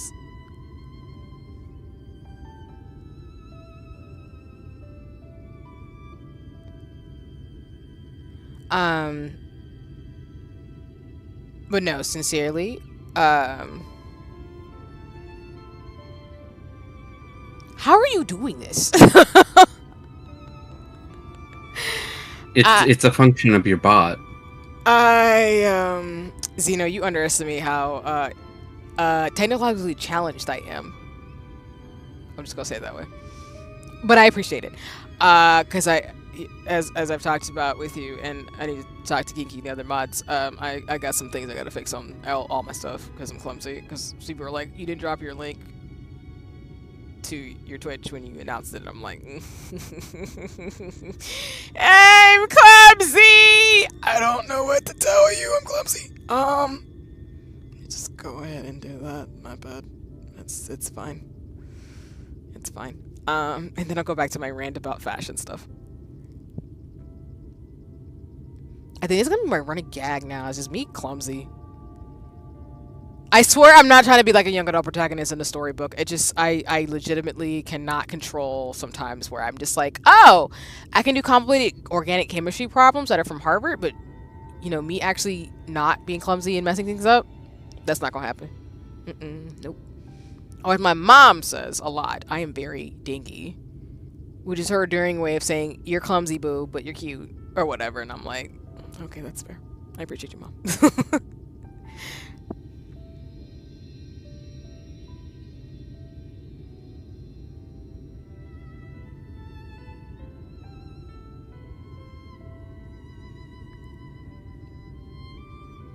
And I will say I can go a little bit later tonight because I actually don't have work tomorrow, so but not too late because I have to sleep.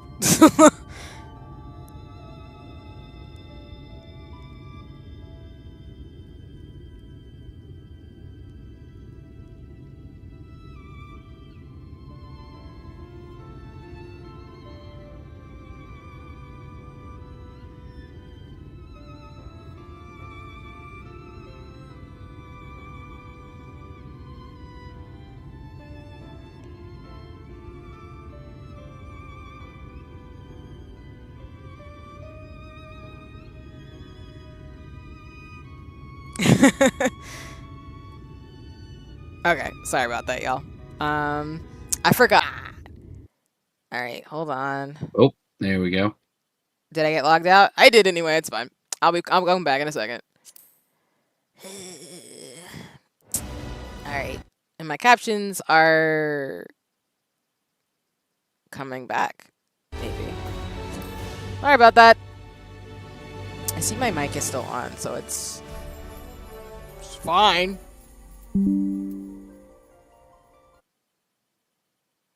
Okay, the game's coming back, but it's OBS being weird now. Not in the middle of a cutscene. R.I.P. I know. Okay, there we go. I think we fixed it. Stay.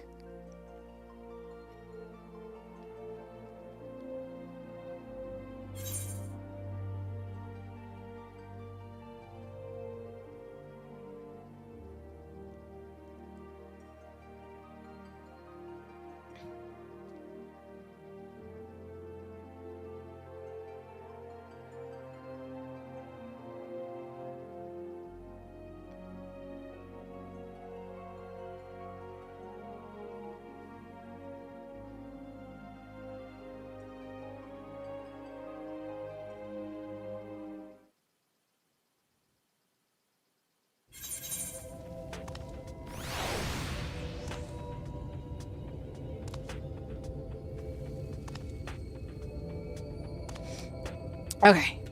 We are back. Oh wait, I just got something. Hold on. What is this? What is happening?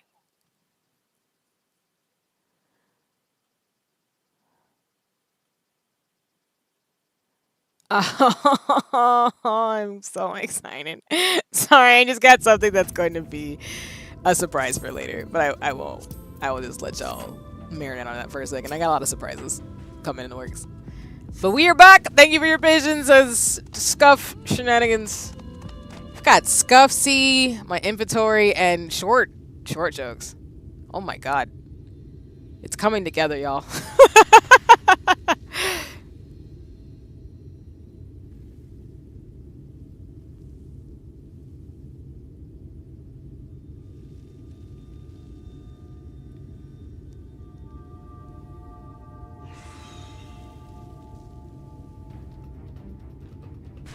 Get back here! Oh, I have to rewatch this whole scene again. Is that... It can't be.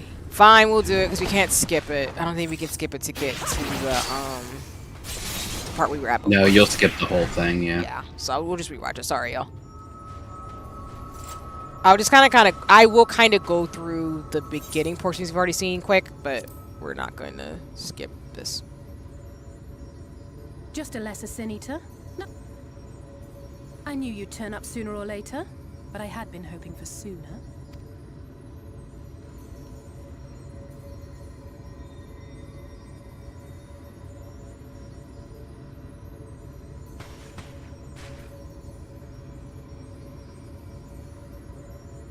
How are you?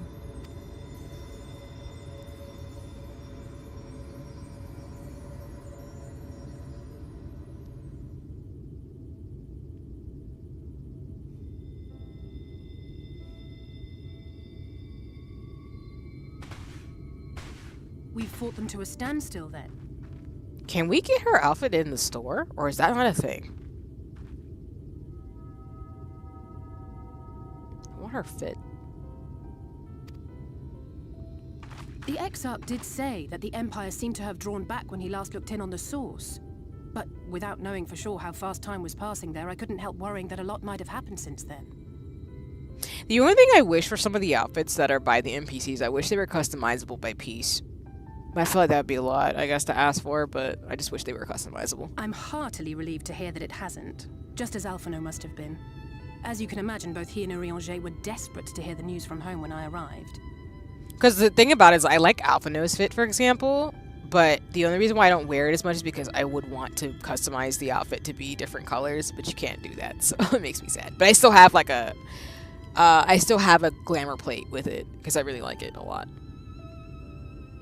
I haven't actually seen Thancred and Y'shtola yet, but they will have heard all the latest developments from the Exarch by now, or should have at least.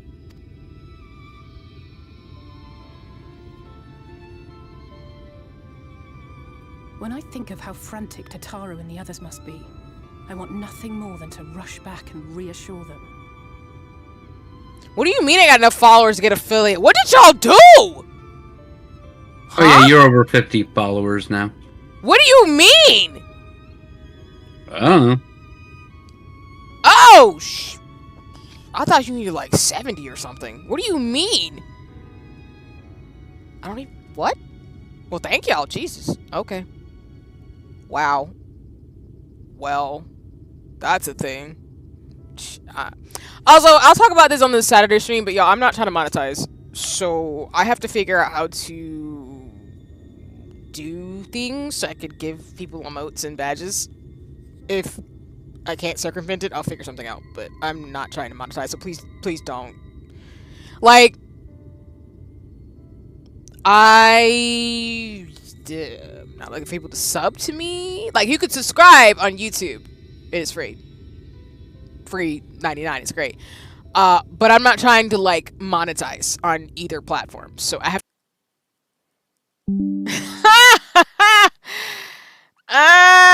Man, if this keeps happening like 2 or 3 more times, we have to call it, because this is a scuffy stream. Good lord.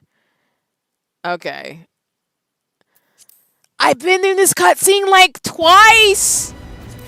Why won't you let me be great? tonight. I love this game. But not to make y'all sit through the cutscene again. Oh, dang. Now I have to, like, log that out now. It's that part of the stream. Dang. That's a thing. I need to have a scuff counter. Like, how many times did I get scuff in this stream? Alright, hold on. We'll go back to the chatting screen for just a second. My bad.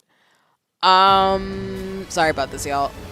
Cause I have to sometimes, like, you notice, and this is the thing that works for me at least, sometimes I have to completely log out of Final Fantasy 14 if I get logged out by accident and then reload the game and then log back in, and then it, like, helps me. It reconfigures itself. So we'll just do that for a second. So sorry about that.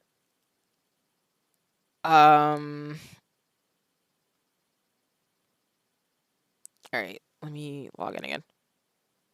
And now I'm really, like, going to speed run through the scenes. I was kind of, like, lagging a little bit because it wasn't a long cutscene, but now I'm going to, like, skip through the beginning parts. Which basically means I'm just going to go through the dialogue really quickly because, again, I don't want to make y'all rewatch that for the third time, so I'm so sorry. But it's all goody in a hoodie.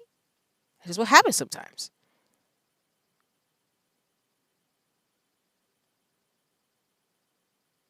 Okay, we're going to switch back. By the way, did you rename your bot? I did. Do you know what it originally was? I'm looking for The I'm one. looking for, like, what commands what I can do in commands, I should say. This is the name of it when I originally set it up. The MXOCLUN.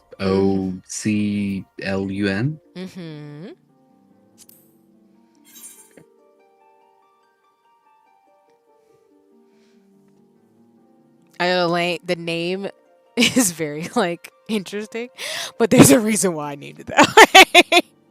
But I'll explain it on Saturday. But yeah, that's the name of it. I might go with a simpler name, but I have to adjust it. But that's the original name I set up for the bot originally. Because I have to No. Like, what bot was it? Was it like Streamer Bot? Was it Stream Element? I'm pretty sure it's Stream Elements. Well, Stream Elements popped up earlier. No, I will move. It's like a separate bot. Because I will move to mix it up in, like, Streamer Bot, but it should be Stream Elements for right now, because I haven't transitioned fully yet. And welcome in, Dia. Hope you're having a nice one. I'm playing Final Fantasy 14. Xeno would be here in his spooky form, but I'm having all types of stuff today, so he's a floating ambiguous voice right now. But he's here. But I hope you're having a nice one, D. We're having some scuff tonight, so we're rewatching this scene for the third time. Well, parts of it anyway. Is that... It can't be. Sad day for Weaves.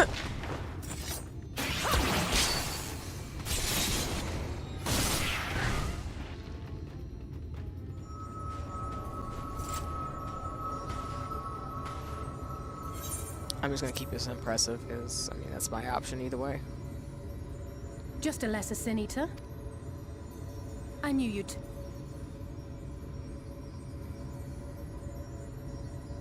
I hate skipping the cutscenes because of voice acting, but I've seen it already. Like, multiple times. How are you?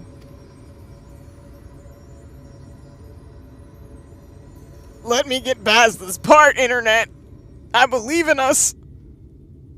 I believe in us.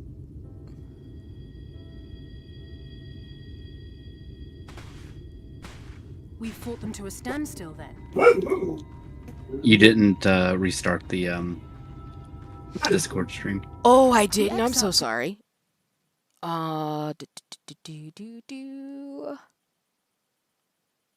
That would be very helpful if I did that. Since then. I'm heartily relieved to hear that it hasn't, just as Alphino must have been. As you can imagine, both he and Urianger were desperate to hear the news from home when I arrived. I haven't actually seen Thancred and Y'shtola yet, but they will have heard all the latest developments from the Exarch by now, or should have at least. Wait, D, I think I heard about this game. Blue Protocol. Is it the one that I've seen where there's like a lot of melanated characters and like apparently people were waiting for it? And then because it wasn't popular in Japan, now nobody's going to be able to play it going forward? I feel like I've seen this. Which sucks, by the way, because it looked cool. But the fact that it's not going to happen, I think, is garbage. For those of you who don't know, I think if D's talking about it, there was a game, Blue Protocol, where they had like characters of all like skin tones and stuff, and it looked really cool. But I think because it got marketed in a way where people in Japan, I guess, didn't like it, they're shutting it down because it's not popular. Even though I think it was supposed to come to the West or like pass Japan or something. I don't even know. But yeah. Correct me if I'm wrong, though, but I think I know what you're talking about.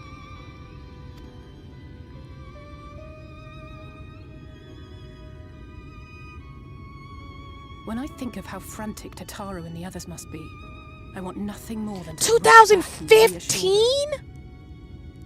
Dang, y'all been waiting for it that long? That sucks. I'm so we sorry. Still haven't found a way to reverse the summoning.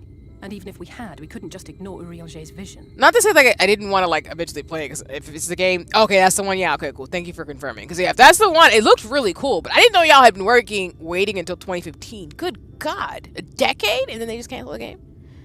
That sucks. I hate that.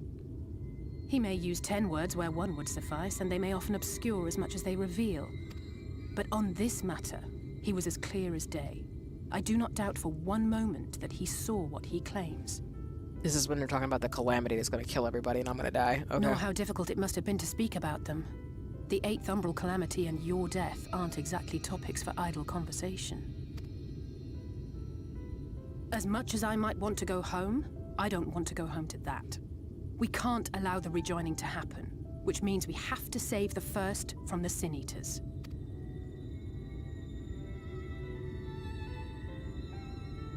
That great wall of white is a remnant of the flood. 100 years ago, the balance in the first tipped decisively in favor of light.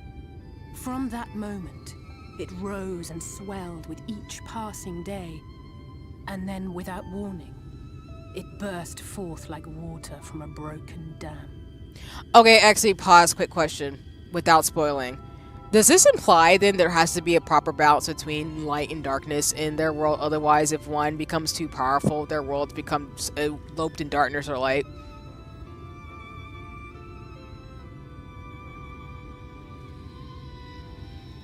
Correct. Okay, that has implications for what I'm thinking. Okay, cool.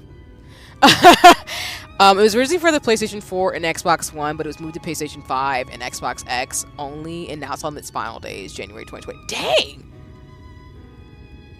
Okay. That's rude. I'm so sorry. Again. A colossal wave of pure light, drowning everything in its wake. Only Norvrant was spared. I guess the themes of light and darkness have kind of been implied this entire time. And I feel like because there's been multiple worlds with multiple warriors of light, it's almost as if it's trying to say that there has to be a balance. It's given very much Star Wars. Well, not just Star Wars, but like Kingdom Hearts, a bunch of themes of like light and darkness. Okay. For the most part, living things are composed of ether of various different aspects. But when exposed to such a flood, their etheric harmony is shattered, and their natural form breaks down. Then they either perish, or are warped into mindless abominations.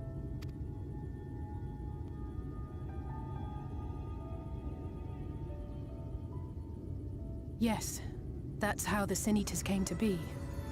They were once living creatures, or people, that were caught in the path of the flood. Not even Yoshi P wanted to come out, and then it didn't. That is wild.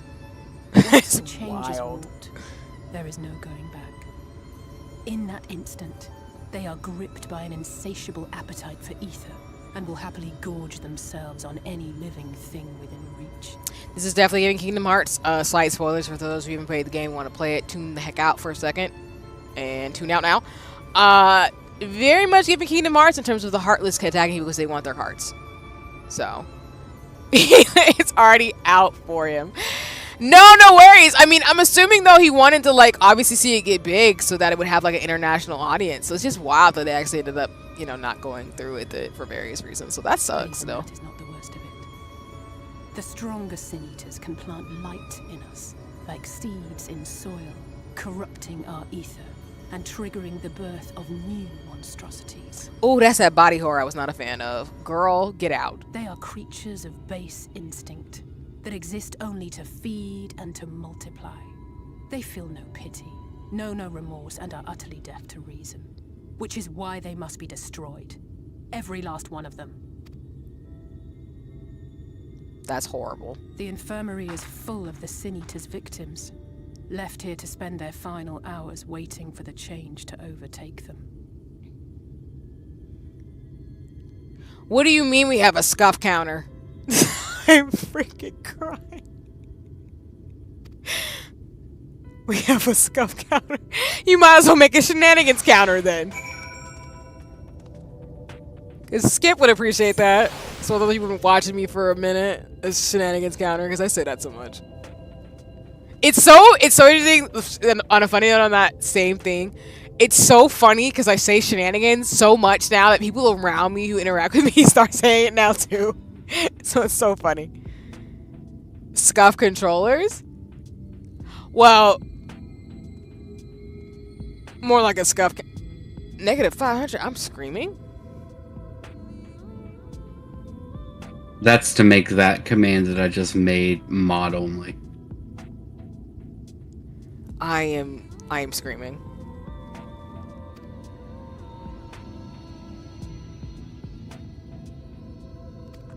That is such a bad fate, though. The fact that these people end up becoming like monsters and they can't come back. And once they're afflicted, they just transform and they can't stop the process. That's horrifying.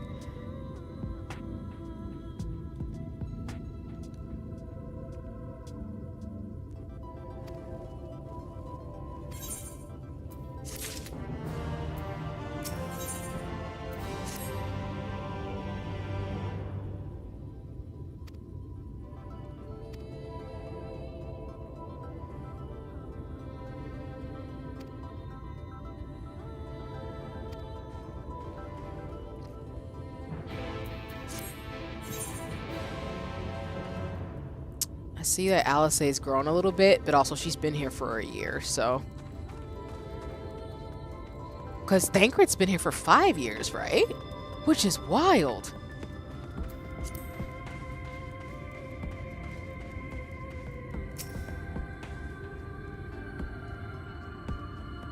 Go ahead and square up, because they're coming. Yep, I figured they were coming.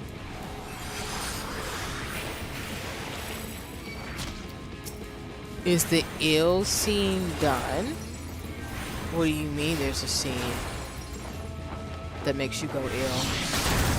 Nah, I'm scared.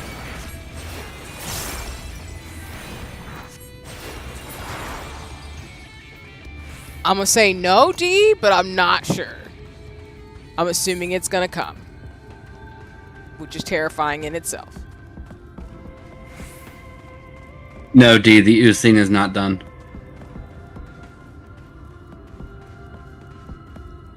There's something that's gonna creep me out, isn't it? No, what you talking about?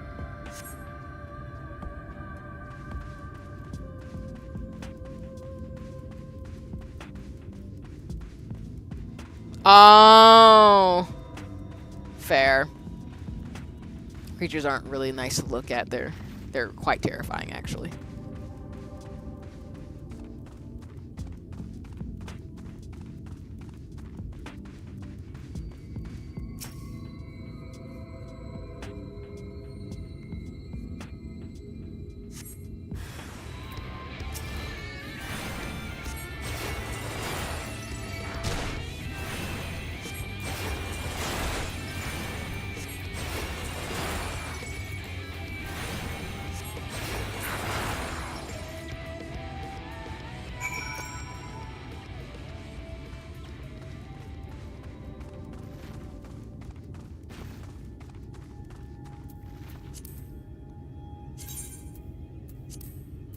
trying to get on my mount to kind of go a little bit faster.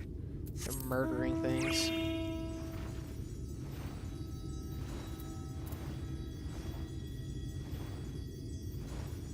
Oh, I did say this on social, so I should bring it up here. I will be adding a third game to my lineup. The reason why I said that is because there's some games I do want to play. The only thing that I will say, though, is that whatever game I do add, which it looks like people would like for me to, or at least are like saying I can do whatever I want, which I will do, of course, at the end of the day. But it would be a game I'd probably play like once a month. Because I don't have capacity to be able to do more than 1 or 2 long games like Final Fantasy XIV or Unicorn Overlord.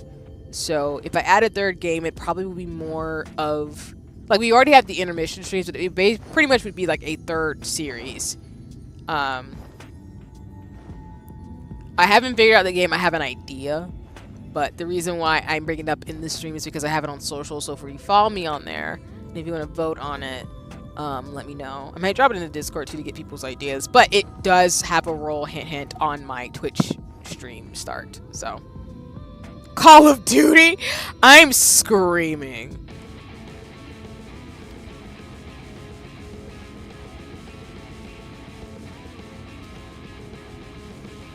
There's a couple of games that they're not necessarily RPGs, but they're games I've been wanting to play for a while. Or not a while, but they're games I'm interested in playing, but it would require me to add a third game. Because I'm always going to play RPGs and games like this, but I do want to add a third one because I can play another game that might be a little bit shorter. As well as some games that I could do monthly, as a monthly series or something like that, and be able to move forward. Because again, I will, for example, like rotate out like Unicorn Overlord and Final Fantasy XIV once I get through the MSQs, and that I will always have a Final Fantasy XIV like stream that'll always be part of my lineup. It just might not be the MSQ once I'm done with it. It might just be like raids and dungeons and dailies. It's kind of like a chill stream, for example. But because of that, if I add a third game going forward, it'll be like mostly RPGs, and then it'll be like Princess Peach Showtime, for example, where like that game was not meant to be long, but I could still finish it and have like more series and stuff and games that I play on stream. Because there's some games I've been wanting to play. I just don't want to, again, overwhelm myself in terms of the stories that they require to me for to focus it. So.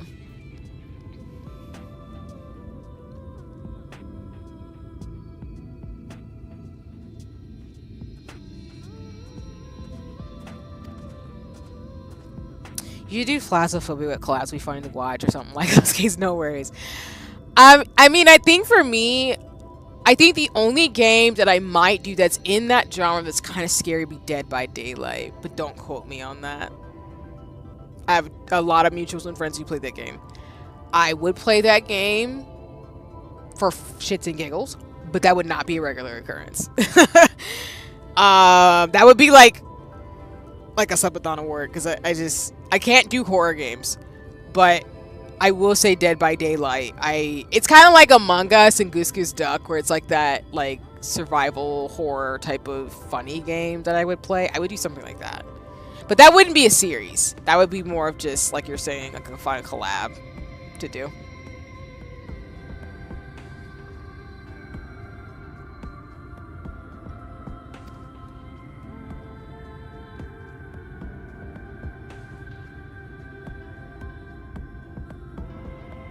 Yeah, no worries, D. Yeah, it's. I know there will be other collabs like I've done, which I'm really proud of myself, and I've done quite a few collabs this year with like Goose Goose Duck and stuff.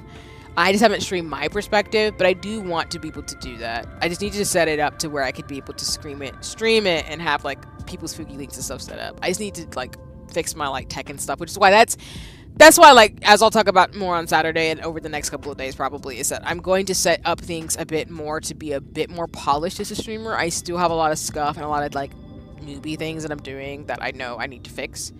It's not to say, like, they're bad. It's just... I think there's things that I know and I see in other streamers that they do that I really get inspired by, as well as, like, things I want to streamline for myself in terms of, like, what I want to bring to the streamer space. So those types of things will always happen. Like, I'll always do, like, collabs. If anything, there might be some opportunities in October as well, so. We're at 2 scuffs. Oh my god. We are probably at multiple scuffs at this point.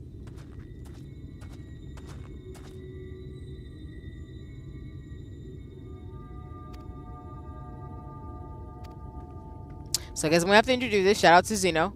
We have a scuff counter.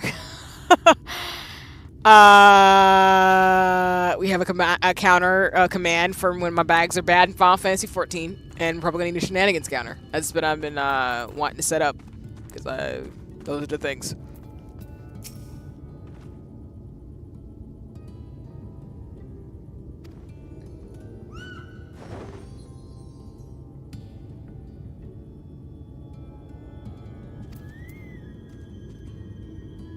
Oh, she's like, if I was here, I'm like, that's my friend.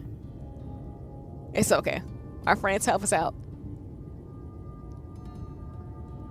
It's okay. It's fine.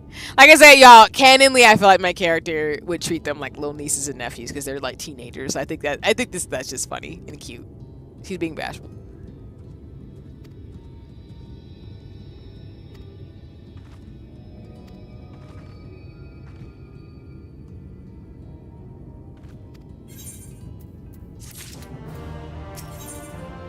I mean, that in the most respectful way, of course.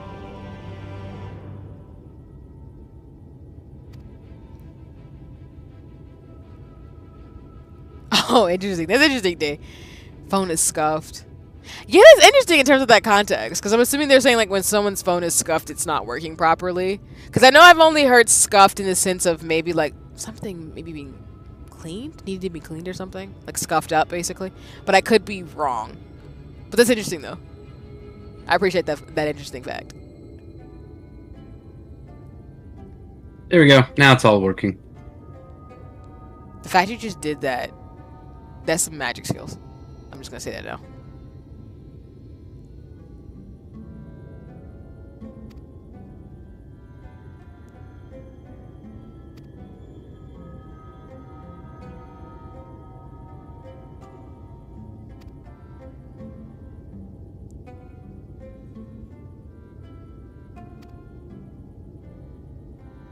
Well, when it comes to me and technology,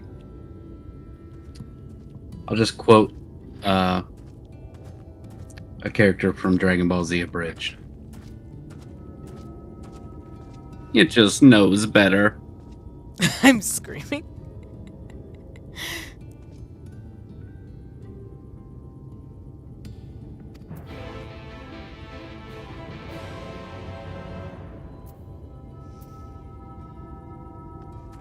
So look, Yes, if I set it up correctly, regular users should only be able to use the scuff command. Mods and up should be able to use add and reset scuff. got it. So that means Ginky has the power too. Yes.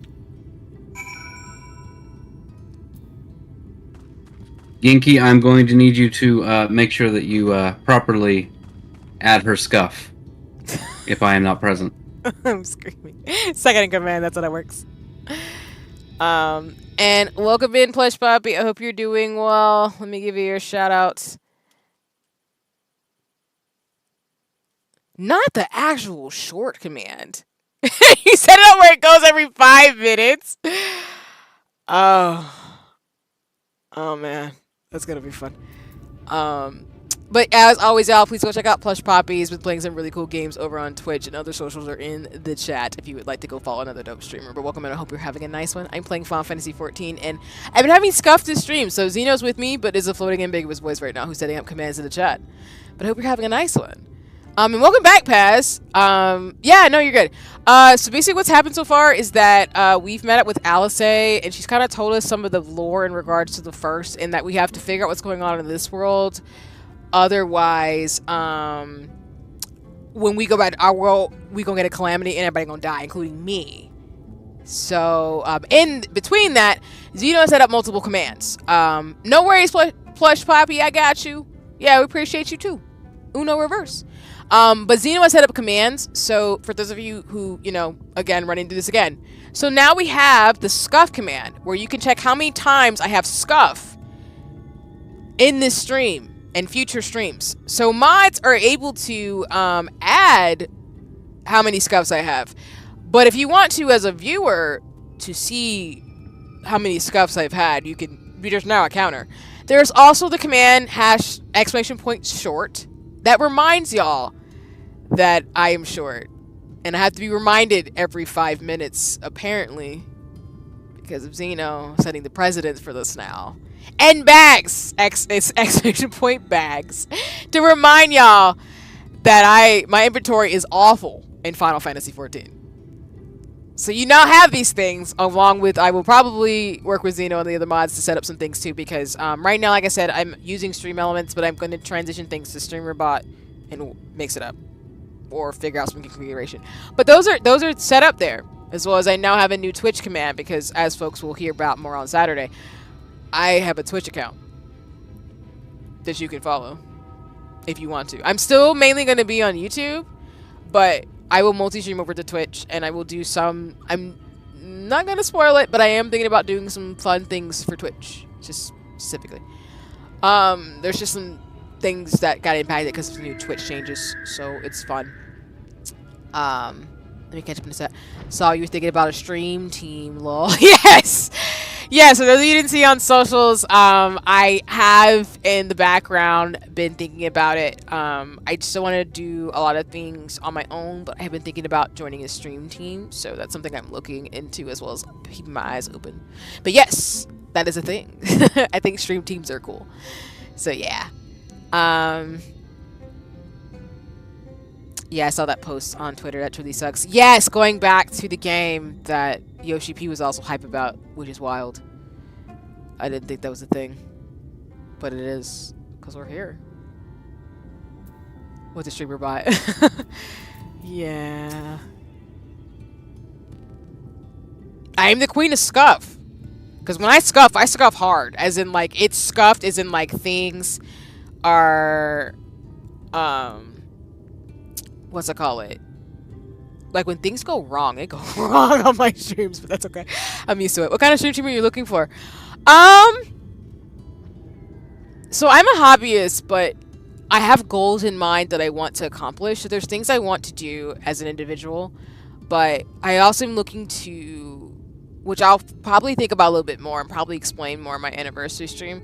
But I would like to join a stream team of folks who do have, like, similar goals and ambitions, as well as similar, like, setups and themes as me. Because I've seen, like, some of my mutuals and friends are, like, on, like, exclusively, like, black girl focused, like, stream teams, or some folks are, like, a part of, like, Fae and Fauna, which is, like, more of, like, an ethereal style stream team. So, and even, like, Pedal Pages, which is another one that a lot of my mutuals are on. It's about, like, folks who do, like, lifestyle and vlog videos along with streaming.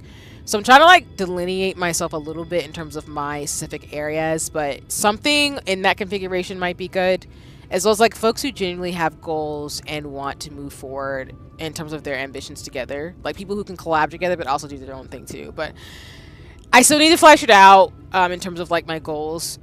But yeah, I think there's something like that, because I do think I want to keep growing and figuring out where my community and where things can go as a streamer. I do think I can go the distance for myself, even though I'm not monetizing or trying to make this a job. But yeah, something akin to that, honestly, if that answers the question.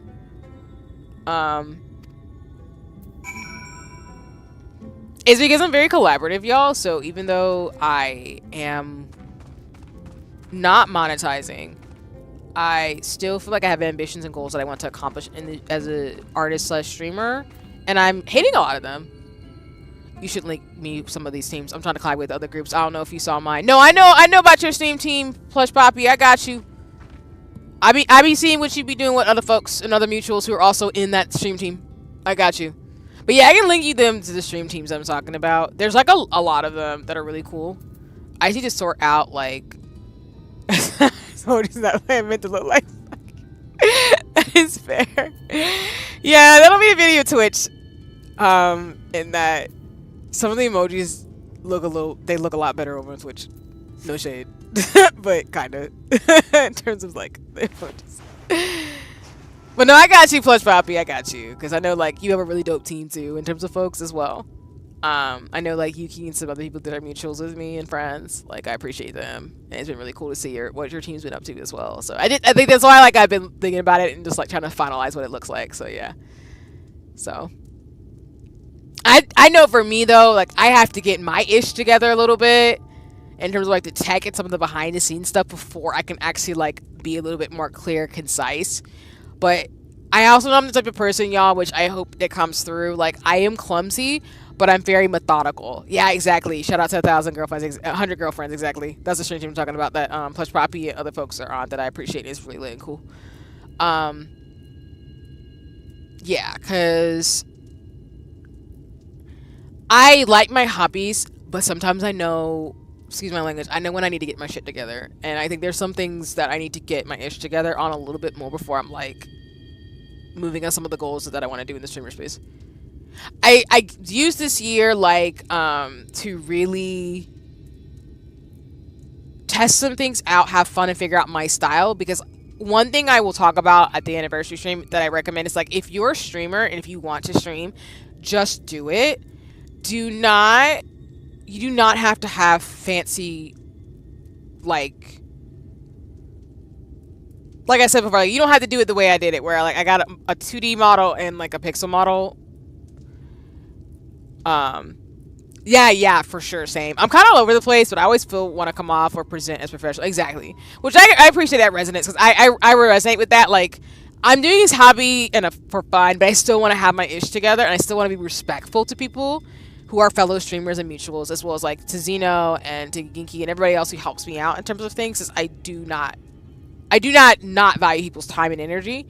So I know I need to like kind of streamline my stuff to be able to do the things I know I'm capable of doing. It's just on me to get my ish together. And I know that about myself, where like I spend a lot of time thinking through things and learning about stuff, but once I get it and know my rhythm, I run the distance. That's kind of how my body works.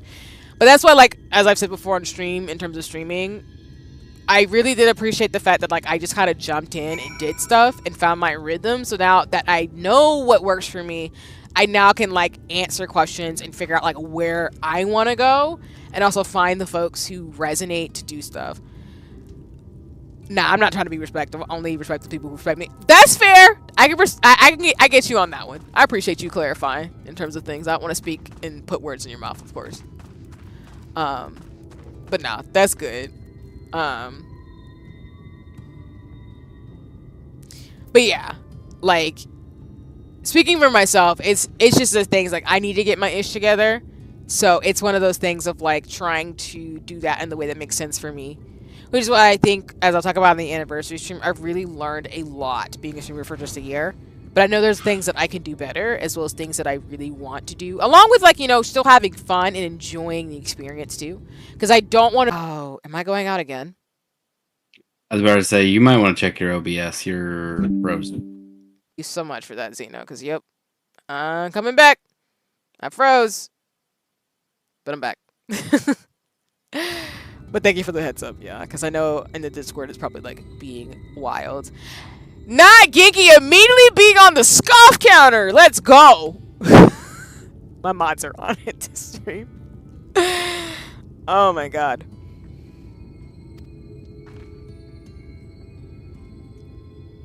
Shout out to the mods. I respect your mods. Y'all on it. And don't scoff because it's bad this stream. Oh my god. My internet's just like, nope, you're not gonna be great tonight. Be quiet. How many am I at? Like 3? I thought I'd be at like 3. I reset it earlier. That's fair. We'll just start with the 1, because technically I did have to restart stream, so.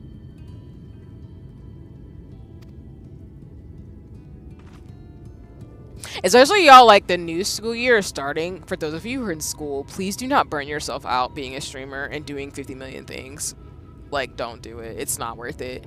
Because it makes me sad, but I've actually lost mutuals this year too, which I think most streamers can reflect on and talk about, but some of my mutuals have graduated, as well as some of my mutuals have, like, quit streaming, which sucks.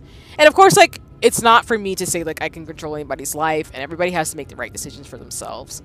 But it just really sucks to see, like, people not having the balance that they can be able to keep going in terms of their goals and ambitions. So it just kind of sucks. So I'm just very mindful about that as a streamer too, because it's very easy. I can tell, even though like it's really fun to stream, I could tell it's really easy to burn yourself out if you're not careful. Like for real, for real.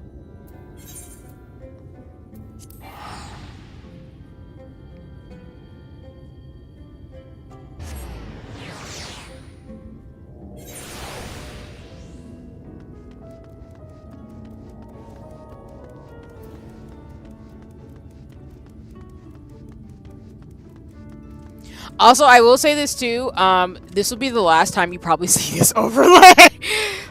So you're gonna see this one tomorrow, but by Saturday my overlays are gonna be completely different. So just FYI. I hope you've enjoyed these. I will use these in the future when I do want to, but just know they're gonna be different by Saturday, specifically this stream. That's true. As much as I love making videos for both my channels, it's also very important to take a break, focus on personal stuff, and hang out with friends and family. Yeah, and I definitely, yeah, exactly, Paz. Which I definitely would say, please always think about that, because I think the thing that people get caught up on is that they want to...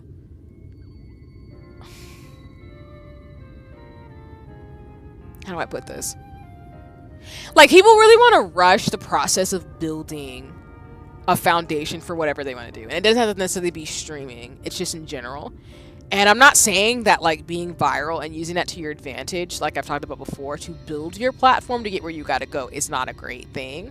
But I think the thing about it is that it's about sustainability. And the big thing about a lot of folks in the creative space or in other spaces is that if you don't have a handle on what's going on in your life, outside of like extenuating circumstances, like, I don't know, you know, you have to worry about housing or like there's a medical emergency or something like that.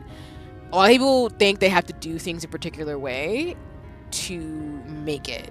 And I'm not saying that you don't have to do certain things when you're considering like going full time, for example. But I think my general concern sometimes, because like, again, this is probably like my black girl auntie coming out. Like a lot of streamers are younger. They're like your age or a little bit older, Paz. So it scares me sometimes when I see people like half my age like burning themselves crispy at like 21. I'm like, you don't have to stream every day if you don't want to. Like if you have classes or something, like you can stream like maybe twice a week or something and like get sleep. You don't have to do it in a way where you're gonna hurt yourself. Everybody's different though, but I think it's just really scary sometimes like how people do not take care of themselves. It's why I hugely respect creators who take a break for themselves and then come back with more energy and awesomely made videos. Corey Kenshin is one of those creators, and he's doing well. People keep... Yeah, I know Corey Kenshin, for example. I know he's been taking a little bit of a break, which is good to see him and other creators, like, do that, like you're saying. And I know people, like, to Genki's point, keep egging him on, saying, like, can you make another video? But again, like, you can't really like rush creativity if someone's burnt out. And I think that's the unfortunate thing. Not to say though that you don't have to worry about the type of, specifically if you're full time on the internet, because that's your livelihood. But I do think that, for example, the beauty of like posting your VODs on YouTube, for example, if you're a Twitch streamer, is that you can have that revenue if you're a YouTube partner or something, to where you can have that running, generating revenue for you while you're away. And that's another way to like steer the ship away from burning out. Breezy is on another one, but he stay moving location, like he on the run from I'm screaming. That's true. And didn't he get married too? Which, congratulations to him, by the way. I know he married his girlfriend recently, which I think I saw, or he's been married for a while. But I love seeing like his videos with his partner.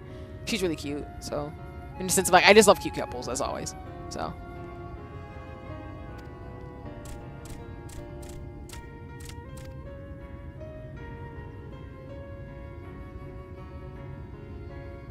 Yeah, and I wish I would leave Corey Kenshin alone, because that man looked like he enjoying his life. He not worried about nothing. He's just trying to exist, and that's okay. People should just be able to exist sometimes.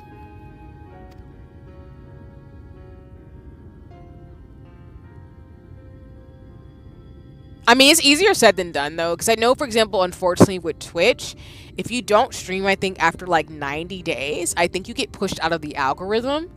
So then like your things don't come up as recommended, which sucks. And I mean, like we talked about with YouTube versus Twitch, like YouTube is not like the best place if you want to build quickly for a following or a platform. So for example, like a lot of people who which, you know, shout out to y'all, I appreciate it. It's not to brag or boast, but like I'm at the point where like I'm about 200 so followers away from, if I wanted to monetize on YouTube, I could. But I'm not necessarily trying to like speed run like that, as well as I'm not numbers obsessed because this is a hobby. But I do know like YouTube is, the algorithm like helps you, but it's not built like Twitch, where people still see Twitch, like we talked about before, as the place to be at if you want to start and grow very quickly. But I think the thing about Twitch though is that it does punish you for not being active. So I think that's why people do get scared to take a break, because it's not conducive for you to be like to chill. Versus with YouTube, the beauty of it is that you know, Twitch has VODs. Like a lot of Twitch streamers put their VODs on YouTube because the thing about YouTube is that unless you delete it, it's there forever. So you can build revenue, and if someone finds your video and it like goes viral, like you can get the revenue from that and people find your channel. But yeah, it's just a thing where people need to find a balance, and it just sucks that like sometimes that balance is not, sometimes it just, the balance can't be there, sometimes it's the way things are. So yeah, I have several creators that truly inspire me. Corey's one of them. He edits his own VODs, and he's been diligently working for about 15 years. 15 years, I highly respect the dude. Yeah. And I know, Paz, you mentioned like Corey Kenshin and a bunch of other folks too that have been inspired, which is really cool. Because those are some of the folks that I know of, for example, like Markiplier, Corey Kenshin, even the Rad Brad, who I talk about a lot, who's one of the streamers that I frequently watch still. But I know Rad Brad is doing his for 14 years. And a lot of the YouTubers I know, they've taken breaks and they come back. But the thing about it is they have their VODs and stuff too, which really helps them be able to like have a balance. But I also know I've watched creatives who are like, I have to balance things out and stuff too, or they let people know they're taking breaks. But I think I'm a little biased though, because a lot of like my favorite mangaka or my comic artists that I follow, they like take breaks. Like they maybe publish like a new volume like every couple of years, and I'm not getting another one. So I've learned to be patient with creatives, and I don't really get upset because I know like the magic's cooking in the background. Whenever Seek It, we should have back to the laugh from Dexter's. I'm crying. We can probably make that a Twitch sound. Or a sound on my alerts. I'm crying. Y'all are giving me ideas. I'm screaming. As if I didn't plan shenanigans already, but that's kind of, that's in the same beat as that too. Like I have in my mind's eye, for example, what I want from like my raid sound for Twitch, which is gonna be funny. But it's a pun on one of my favorite song I really like. The Rad Brad is awesome. He's been doing this for a long time. Yeah, the Rad Brad, like I said, is one of my favorite streamers of all time. But that's why when I mentioned it a couple of streams ago, when I talked about like people who don't have anything besides like they just have their voice and they play the game, like the Rad Brad is that streamer. Like he literally, all he does is play the latest games.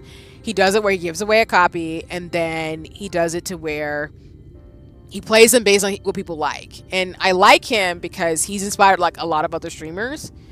But the way he does it is just really simple and to the point. And it's cool that he plays games for people who wouldn't necessarily be able to play the game themselves. So it's really nice to watch a series with him, because it's just fun. And because it's videos, you know, I can go back to him whenever I want, which is nice. Now I'm thinking to make an animation of C walking down the lab hallway whenever scuff happens. I'm screaming! You know what, Pass? I give you full permission. I will pay you if you do it. Because again, y'all, I want to be able to pay people for their time if I can. Like I would in a heartbeat, because this stuff is not free. But if you do that, I'm screaming. I will use it. Because that's hilarious. Especially because I'm actually a scientist, so that would be funny. Speaking of which, whenever Togashi is fully done with Hunter x Hunter, I'm gonna go through the Dark Continent arc from the first chapter, because he's been going at it despite his bad health. Yeah. And that's the point too. Like again, like a lot of unfortunately, like a lot of comic book artists and creatives like can't do their things because they're burnt out. That's why, for example, if anybody's into Demon Slayer, which I'm not into that show,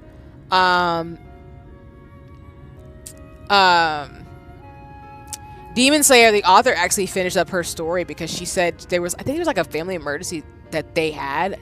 They didn't pronounce, excuse me. But they had a family emergency, so they ended up actually like stopping their series and just saying, I gotta go because I got stuff I gotta do. But the move on that, and like Demon Slayer being so popular, is wild. But again, I think it's just really about being able to protect that timing. Though again, that's saying a lot though, and I think there's some people who are in the positions where they can actually do that, so it's a little bit different, I guess, in terms of things. Someone came in my stream and said I was too big on stream, and I said if you want to see gameplay, go watch. I'm screaming, Plush Poppy, but that's real, because it's your stream, so they can't tell you what to do. So I'm at least glad you said, like, hey, if you don't want to see nothing on the stream, there's other people who do that. And again, y'all, if you don't know the Rad Brad, he doesn't have anything. He doesn't have a VTuber or a model or anything. So, like, if you want to watch somebody who doesn't have anything on the stream, just go watch the Rad Brad. Like, that's his style of streaming. He doesn't have anything on the screens. Because for me, I watch all types of streamers. I watch VODs. I watch streamers. I watch folks who, like, have their face, and then I watch, of course, VTubers. So, but that's why, like I said, y'all, like, my audience on YouTube, for those of you who follow me, all y'all are not VTubers. So, I mean, that's the thing. But yeah, y'all, people should not be telling me what to do on their streams. Same other than as well. I'm also glad he takes his health seriously, and I'll wait until it feels like he's finished his passion project. Yeah. That's real, so real. But I think a lot of the skills that I have in terms of like work-life balance have come from being in another career field, because y'all, the same things I'm saying are the same things people do in other areas that I'm in, and I'm like, you cannot burn yourself out, because if you want a long career in something or a longevity in something, you have to take care of yourself. I know people are like, oh, but I gotta do this and this and this. I'm like, yeah, but if you're not able to function, you're not gonna be able to do nothing. So I'm just saying, like, know your limitations, but also know yourself very well. It's going to be very helpful.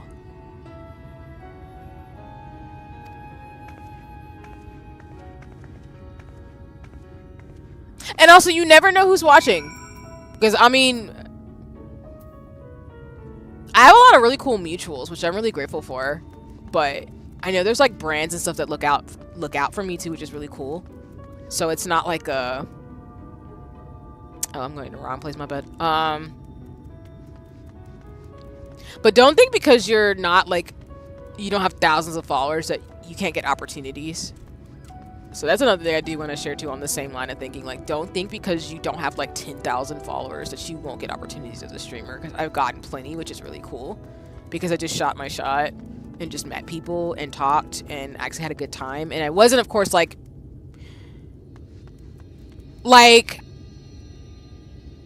How do I put this?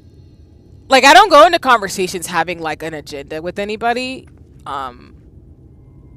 It's more of, like, sometimes you just, like, try out stuff and you get to know people and you bond over a common interest and you never know. And then you have a new mutual and then stuff happens. And that's kind of what's happened to me in the streamer space, which I'm really grateful for. And again, I'll talk about this more on Saturday. But, like, again, don't think because you're small that people aren't looking out for you. Or looking at your stuff. What's frustrating is when someone is full of energy or young, they want to do a lot of things in a short amount of time, but there's some hobbies that have limits how much we can do. Yeah. And I think that's the thing, as, like, to your point, Pass, people learn as they get older, is that you have limitations. And sometimes it's frustrating to hit those limitations, but it actually helps you know what you're capable of and how you can make it work for yourself. Because we all are not built the same. But that's a good thing, because then, you know, there are different streamers or different people, which is great.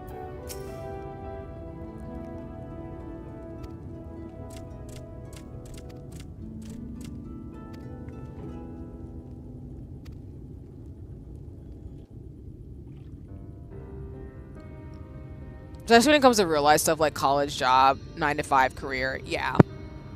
And I can only speak to somebody who is not a full-time streamer and who has a full-time job outside of streaming. Like, Look, over there, where the wall is broken. Learning how to balance has been something I've had to learn by this age, because it really helps you, and knowing your limitations will help you know when you know you can get your ish together versus like that's not for you kind of thing. And I think that, again, I get the grind, because like I said, some people's livelihoods is based on them being a streamer. So I'm not going to knock them for having to do what they got to do to make their coin, because that's real and people got to eat. But if you are somebody who can make the time to actually balance a little bit better to get where you got to go, or put in something for you to be able to balance that out, that is going to help you in the long term versus the short term. Because anybody can tell you in your 30s, you're seasoned. So you're not like, I really don't think 30s is old, but people will fight me on that, according to Twitter. But, like, you're not... What's the best way I can describe it being in my 30s? Like, you still have energy, but you're just not... Like, the all-nighters, like, staying up till 6 in the morning doing some stuff, that's not recommended in your 30s. I wouldn't do that. Unless you just don't sleep, which is fine. But I know for me, for example, like, I need to sleep. So, that's how I know, for example, I love y'all, but you're never getting a 12-hour stream from me. Like, ever. Like, you're never getting a stream like that from me. But I know my limitations in that, like, I reach a point where I have to, like... I have to shut off and like do my own thing and like regroup and rejuvenate myself to be able to stream at the level that I know I'm capable of. So that's my limitation. But again, some people who are streamers can do 12-hour streams and be okay. But they know themselves enough to know like, oh, if I do a 12-hour stream, I'm probably going to like take a sabbatical for like 2 days and then go back to full-time streamer or something. I don't know. I hope that's making sense, but like you got to know your balance. And that's why it scares me when people are like, I have to do things a certain way. I'm like, no, you don't. Don't get it twisted. And you're not going to be young forever. So don't treat your body badly when you're young. I promise you, it's not going to be great. I think it's because for me, I'm in my early 20s, so I believe I can do a lot. But it's got to stop being distracted. Just focus on both college, health, and YouTube. Yeah, no worries, no worries. Yeah, and I think that's good, Pass, to do it young. Because I know when I was around your age, if not in my mid-20s, one of the best things I ever made it was to start weightlifting. I mean, of course, I was studying science, so it didn't help that I was always taking health-related classes. But I think, like, learning that balance and also exploring, because you're so young, you have a lot of time to figure things out.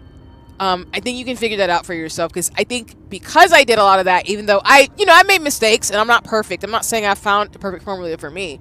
But now that I'm in my 30s, a lot of the habits that I know about myself now, and now I'm able to hit my stride and know, like, I can do this a particular way because I know myself where I can't do something for 10 hours straight. Like, I can if I'm in the zone, but I need to, like, take breaks. I need to walk around, stretch my legs. Like, if that makes sense. 10 p.m. is late for me. I'm screaming, Dave, but that's so real.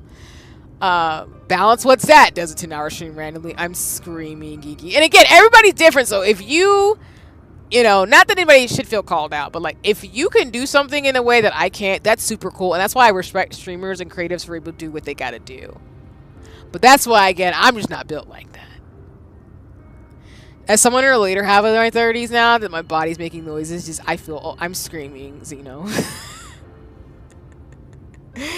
That's real, because your body does start making noises when you're in 30s, and you're just like, oh, well, that's a noise. Especially at knees. The knees.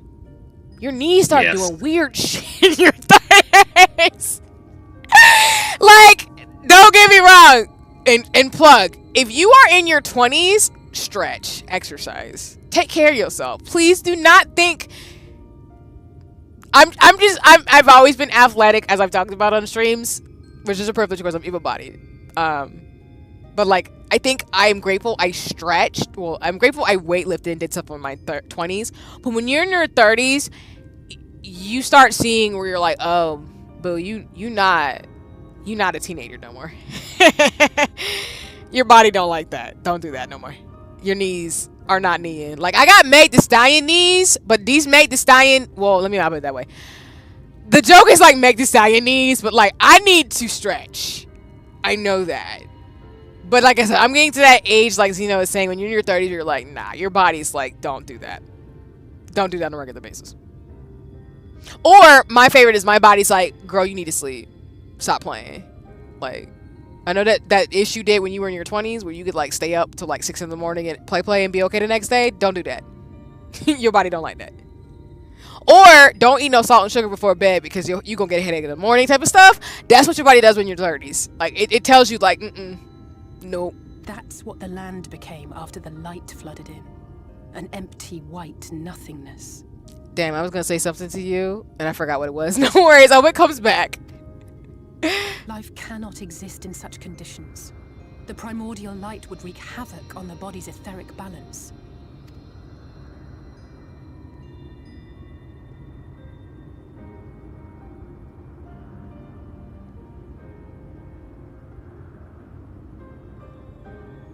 That nectarine you bought.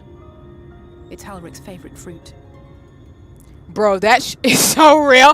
I've caught myself asleep at my desk with a controller in hand way too many times to count. No, that's real. Like, I'm at the point where, like, I get so tired sometimes. Like, I know I have to get in my bed by a certain point because I know within, like, the next hour or two, I'm going to pass out. Like, no matter what I'm doing. Even, like, I've woken up with my phone in my hand because I'm tired. So that's why I know, like, my body is at the point where, like, I know my circadian rhythm enough. And not to get into neuroscience of it, but, like, I know my circadian rhythm in the sense of, like, my sleeping habits and my biological, like, functions and stuff. Again, I'm a nerd, y'all. But, your body will tell you a lot of what it needs. And, like, I know sometimes people are, like, ignoring them. Like, don't do that. It's gonna come back to bite you.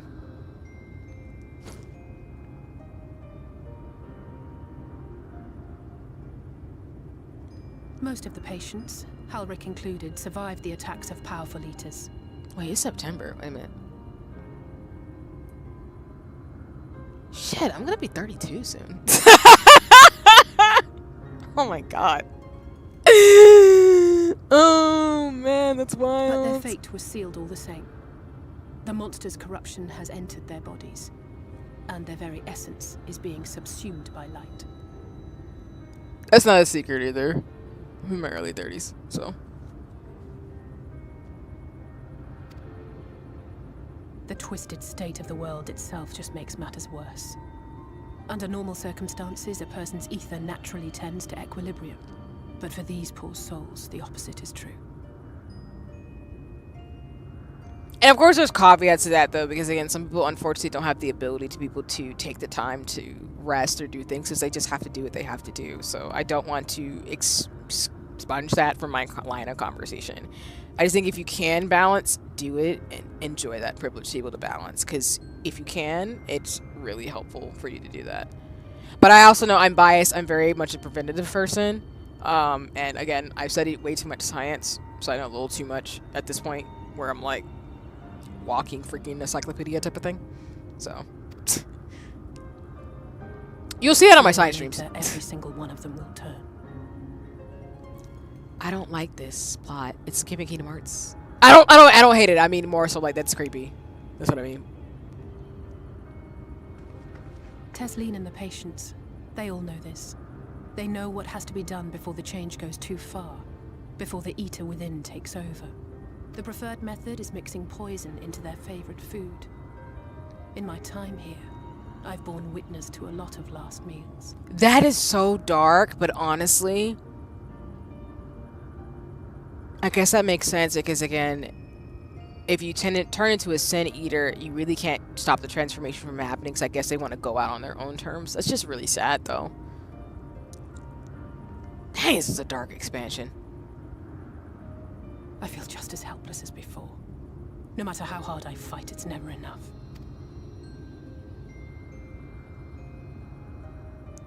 But it's a war I mean to wage, nonetheless.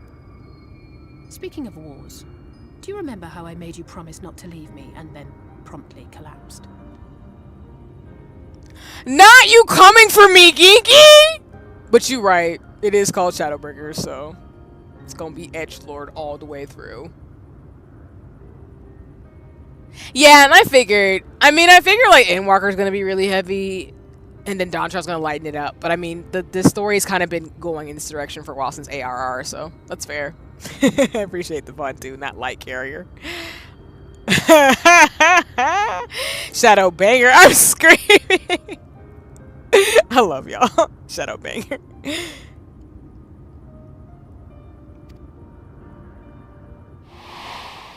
Well, let's just say I had a few choice words for the Exarch concerning the timing of his summons. Not Alice going off on him, talking about, excuse you, sir. You did not need to do this right now.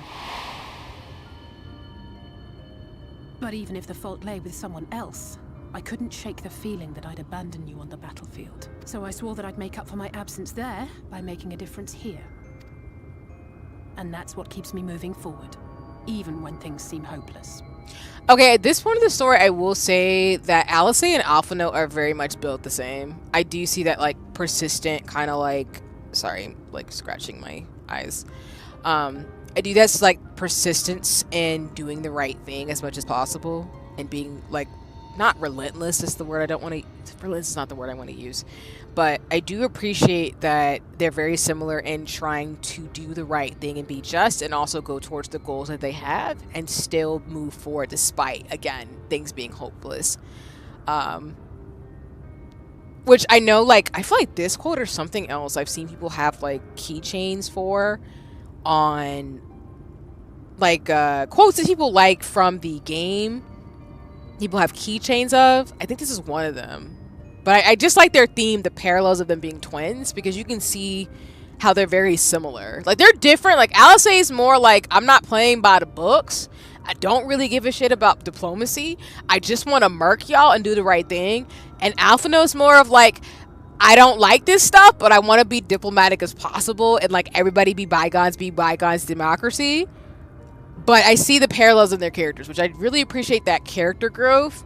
Not to say it's character growth, but it's really good parallels because again, they're the first two characters you interact with when you make your Warrior of Light and get into Final Fantasy XIV. So it's just a really cool. It's a really cool thing to see that they did for the NPCs in this game. I can imagine Alice like, gripping Sun by the neck like SpongeBob did Mr. Krabs over and dying. I'm screaming. But you're right. You're not wrong about that one.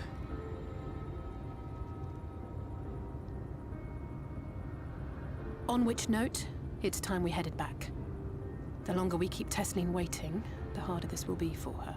And I think the general plot for Alphino and Alice is very much giving a loss of innocence, because they are the youngest Scions and they're like 16 to 17, even though they've been here for a year, so I guess they're like later teens. But they're the characters who, to me, represent kind of the innocence of the folks who live in this world.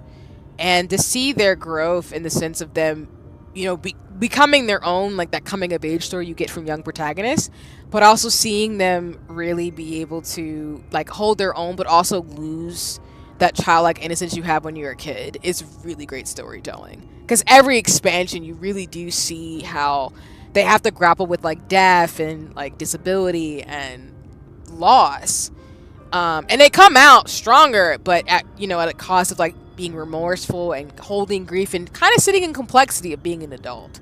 So I think this scene kind of just hits at those points where you're seeing their growth of just grappling with the way the world just is not fair, but people can do what they can despite that unfairness and that complexity, which is really powerful in terms of storytelling.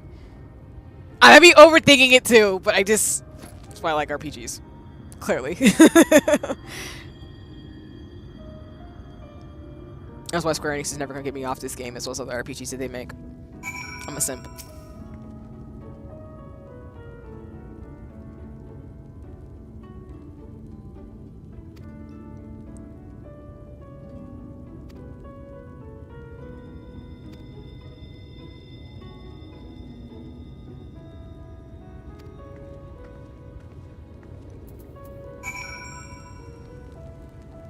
Alright,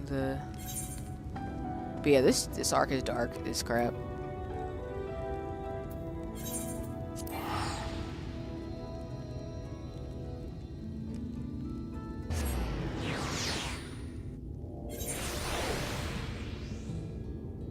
Fun fact, Final Fantasy XIV won't be around in 2070. What do you mean it won't be around when I'm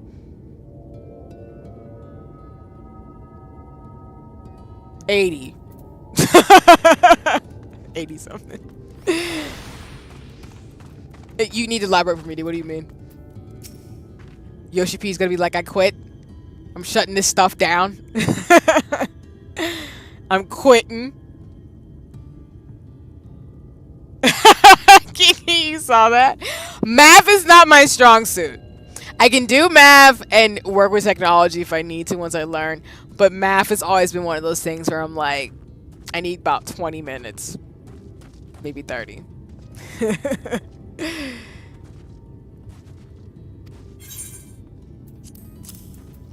nectarine.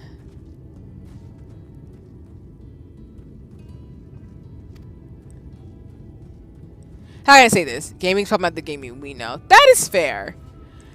You know, in a Afro-futuristic, like future sight type of way. I can imagine that in the future there's probably gonna be like more Ready Player One type of games.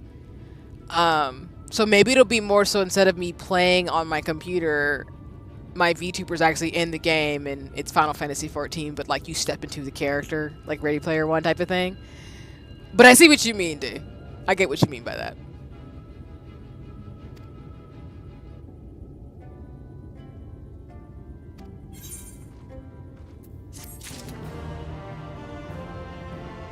You mean Sword Art Online or Hack Sign? Because yes, we don't want those.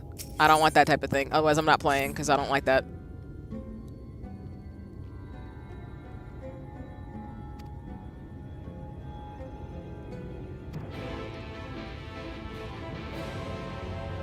The rock music on the sounds is peak edgelord.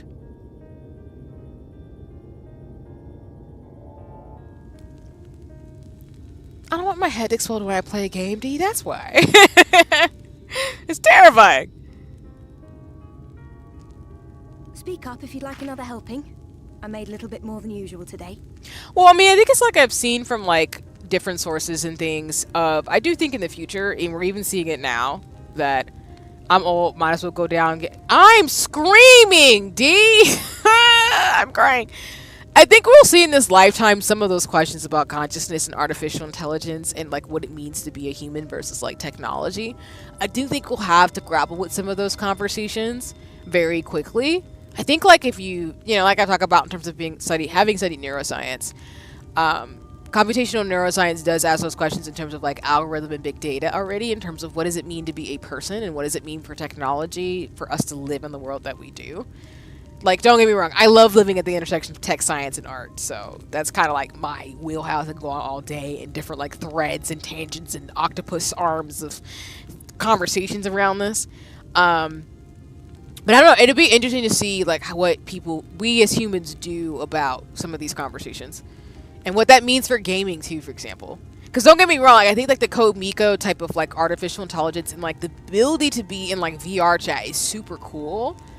But I think it's just a question of like, what does that mean for the human experience in regards to things, so. But yeah, it's me being esoteric and like all on my woo.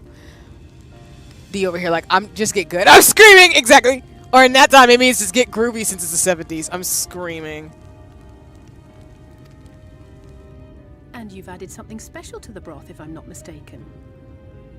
Because it would be really cool, for example, if there was a way to actually be in Final Fantasy 14 in the sense of like an like a mocap almost, like 3D into the game type of thing in the future. But again, there's a lot of considerations, like would you in that game, like with Sword Art Online in terms of the concept, would you feel the pain of your character, the emotions, the neurons in terms of like the different things, like would it connect to your central nervous system and like cause you to feel like the neurons going off when you're going through painful situations in a game? But that's the type of stuff that my brain thinks of because neuroscience, and I really like Tron, y'all. So I'm just saying, like, it's scary but cool, but still scary. Aye, well, it's not often we have visitors from the Crystarium, so I may have thrown in a few extra bits and bobs.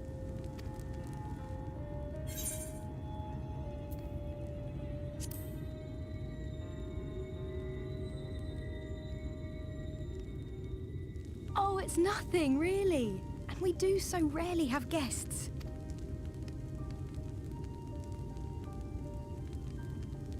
In a place like this, you learn to take what moments of happiness you can get.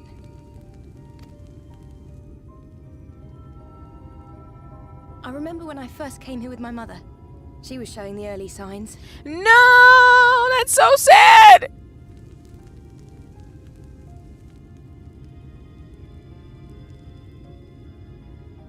I knew there was no way to save her, but I just couldn't face what needed to be done. That's the way of it for most people. Why they travel for moms to stay here. Here's how I see gaming in the next 50 years. Imagine a game like Ready Player One, where you can play any game in any gameplay you want. So you can play Final Fantasy 14 in first-person shooter mode, sort of like Destiny 2. I can see that. It makes sense to me. Beaten, broken souls come to wait out the inevitable, to receive the mercy of a painless death.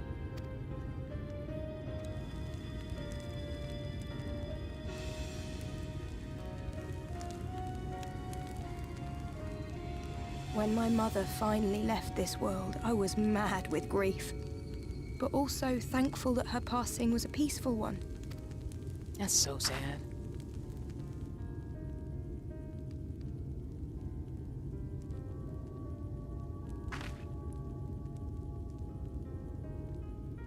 It's never easy, ending a life you've cared for.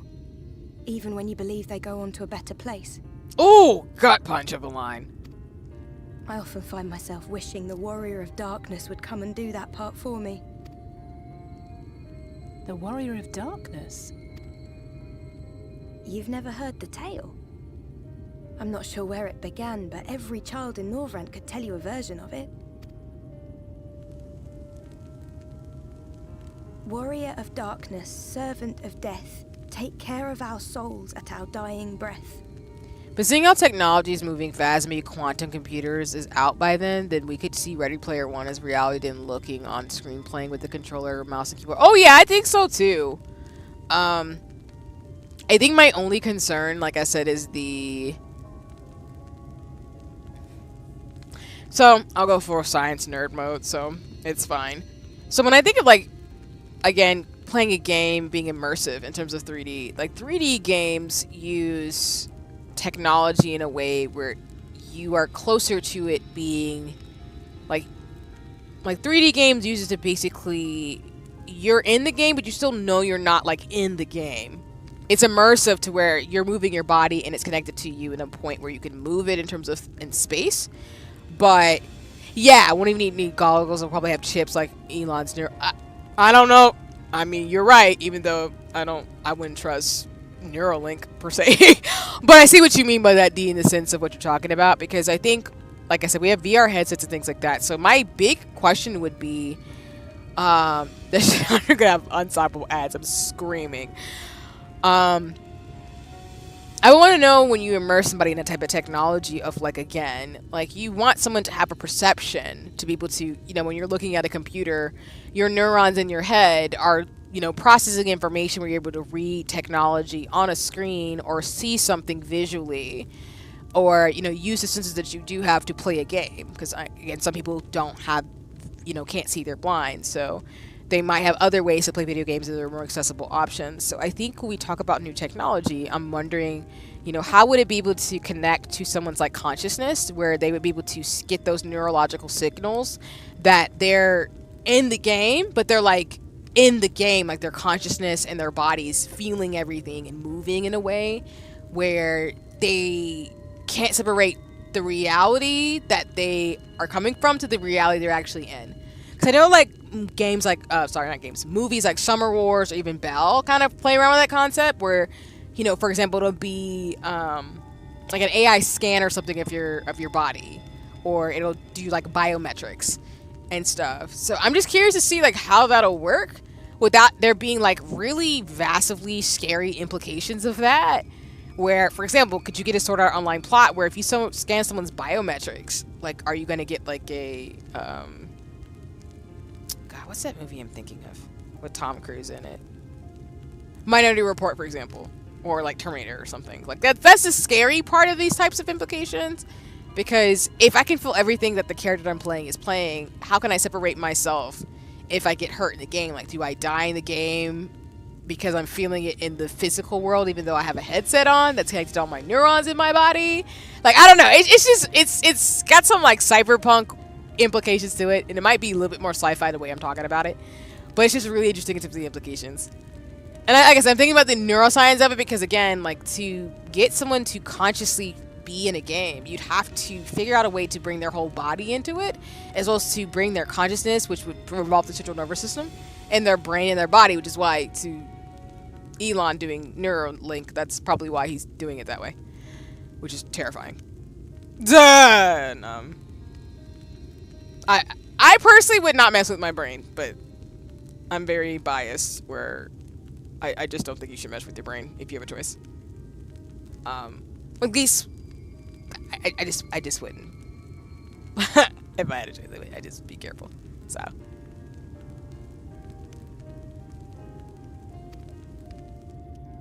Let sinners and eaters of sin go with thee, that all may return to the sunless sea.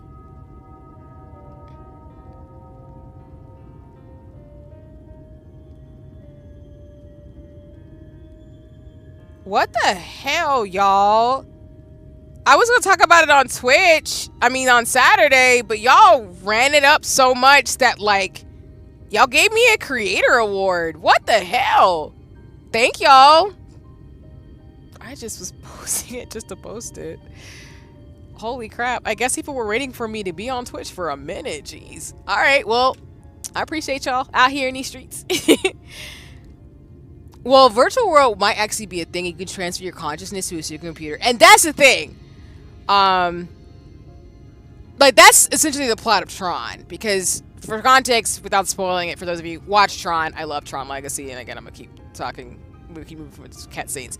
Like, the plot of Tron is basically where, like, oh my god, I'm forgetting his name. Sam Flynn is the son. What's the name of the dad? Mr. Flynn, we'll call him, because I remember his first name. But basically, that was the plot of Tron, where your consciousness got put into the game of Tron, or the world of Tron.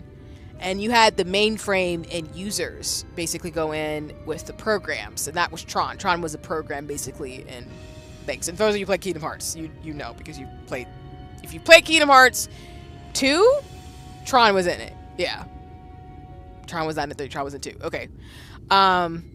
But yeah, that's what I'm saying. Like, the consciousness piece would be to a supercomputer, but the problem with that would be if the supercomputer gets destroyed or it's connected to you, like, again, does that mean if your consciousness gets transferred out of your body, are you dead? And if you die in a game, does that mean you get sent back to your body, or do you die in a game and your body's just a husk?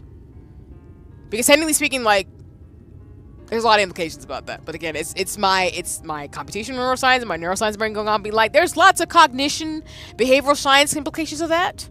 And I don't know if people have properly thought about those things. And I'm a little scared. Some of y'all be acting like we know these things and we don't know a lot about the brain as it is. That terrifies me every day. Some of y'all be like mad scientists out here. Well, that's the version I was taught anyway. It's just an old bedtime story. He's certainly never deigned to visit us here. But I operate under precautionary principle, y'all. That's why I say what I say, teaching myself and nobody else, because I just think that sometimes we can ask a little too many questions. No, I think humans get a little hubris about technology, and it scares me. So I'm like, no.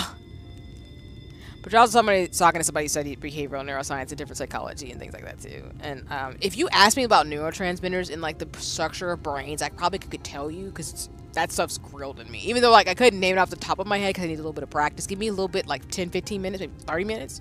I got you. How many freaking times I've studied the structures of the brain? Science for the win. Which is a good thing, surely. He sounds rather ominous. But yeah, thank you so much, y'all, for the support over on Twitch. If you're already following me, not only do I qualify for Twitch affiliate, but y'all gave me a creator award, and I'm not even streamed yet. So that's, I'm grateful. I'm really grateful. Like I'm sounding confused, but I'm just like, wow. I appreciate y'all out here in these streets. Do you think so? I always liked the idea that he treated every soul the same, even the Sin Eaters.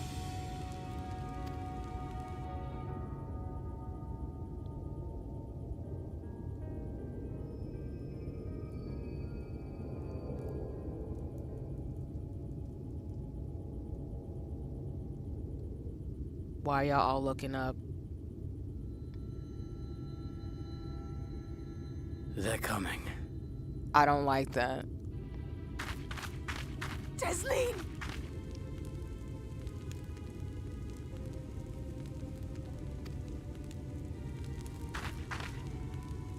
Have you seen Halric? I swear, I only took my eyes off him for a moment.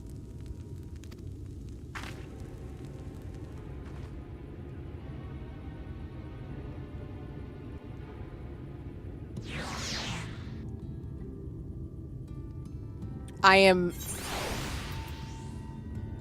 moderately concerned.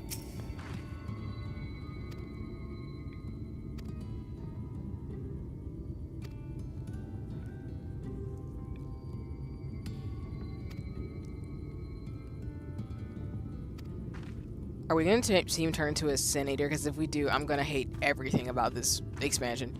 Okay, not really. I'm just going to be sad.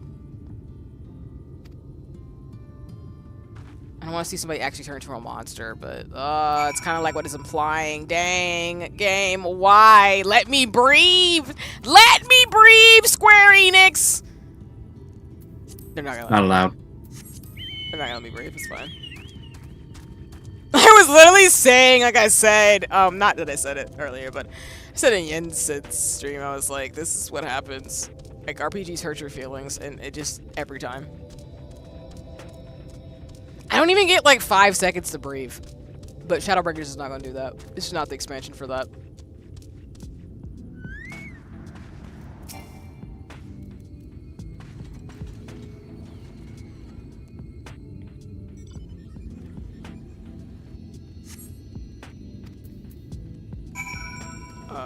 Further west.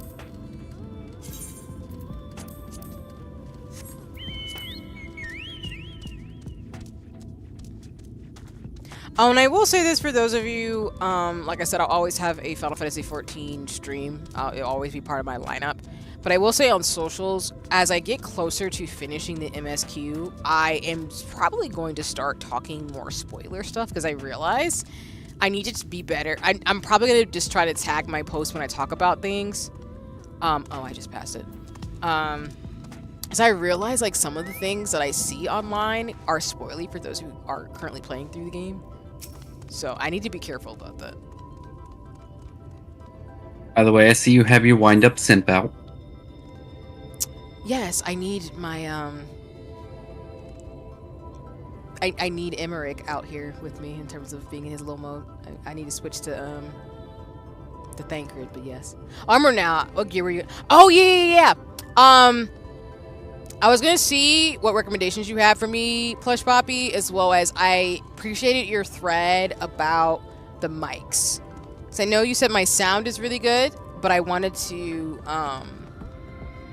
see what gear recommendations you had, as well as I was actually gonna follow up with a consultation with you. I was thinking about it because I always like getting like second opinions from folks and like bouncing off ideas with people. And y'all, just so you know, and this is, Plush Poppy didn't ask me to do this, I'm just gonna do it right now. Like, Plush Poppy has a VGen and offers like consultations if you need support in terms of stream and stuff, so highly recommend. Super dope person, has great recommendations, has helped a lot of people in the streamer space. So, again, run people they coin for doing great things. But yeah, that's what I meant. I was gonna ask about that, as well as some other things I wanted to check in with you about. Of course, you know, going through the proper channels for it, of course. But yeah, so. Oh, okay.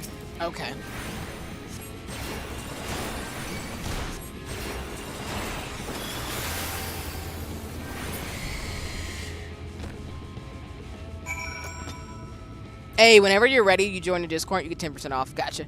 Bet. I'll probably do it within the next, like, probably in the next few weeks when I like examine some stuff, because like I said, I've been talking about a little bit on stream, but I'm definitely like thinking through some of the stuff I need to like fix up. But I got you. I appreciate that tip too. That's what I mean, y'all. And I'm saying, like, I'm so serious, like working behind the scenes and getting my ish together.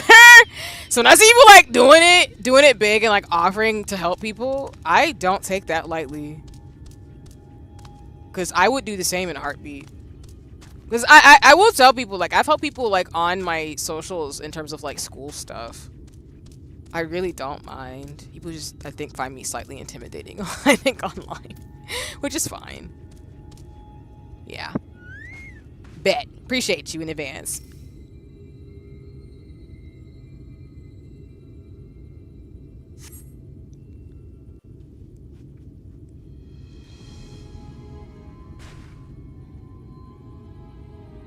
Any sign of him?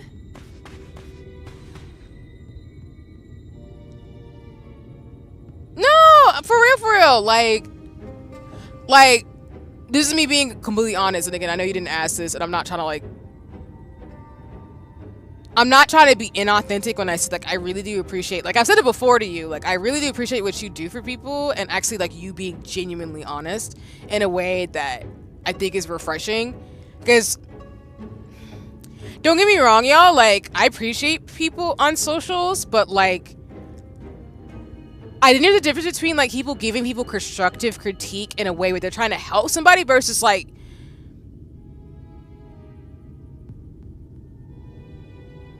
Like, you just doing the most. I don't know how to explain it, but you're not one of those people, like, you just keep it real, and I appreciate that. But again, at least in my life, like, I have people in my life who keep it real with me, even though sometimes, like, I don't want to hear it, but they're honest with me. Because sometimes I can be a dingbat, not in, like, a making fun of me bad way, but, like, I just don't know what I don't know, and sometimes I'm doing something I shouldn't be doing. So I would rather somebody be honest with me and say something.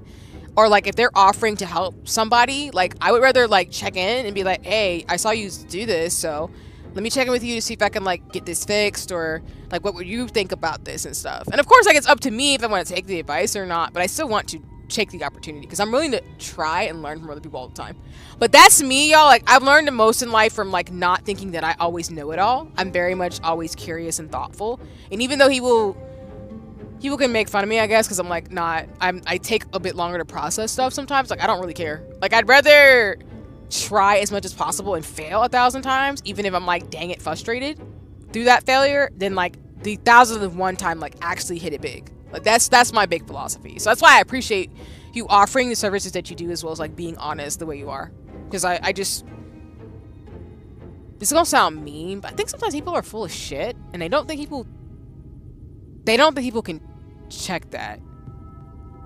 I guess is the way I'm gonna put it. That sounds bad, but I mean, I'm just being honest. Like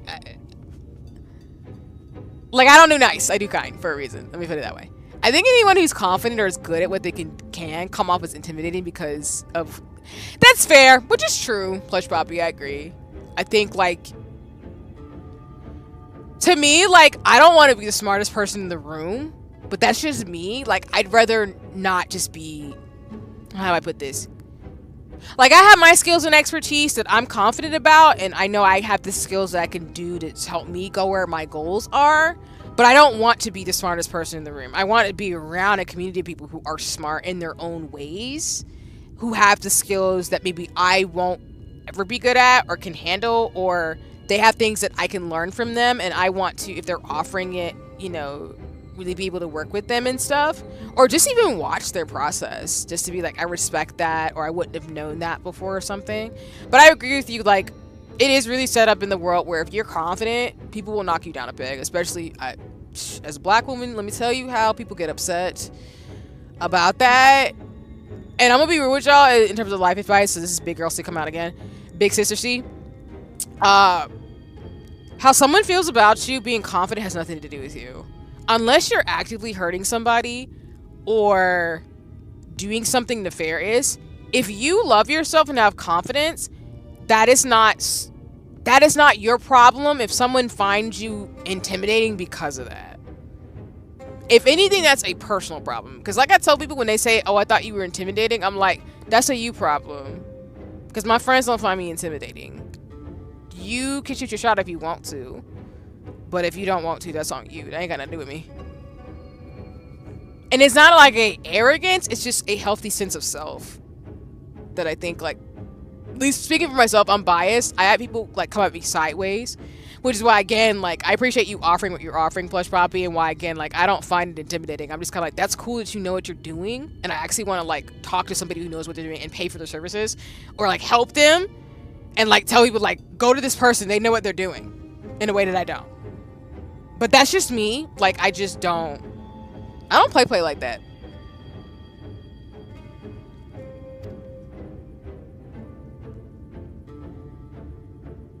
No luck then. But he surely can't have gone far. And don't get me wrong, I have insecurities and things like that too, obviously, and I'm a private person, but I just know I've learned in life, like, people do get upset with you if you have confidence in what you do.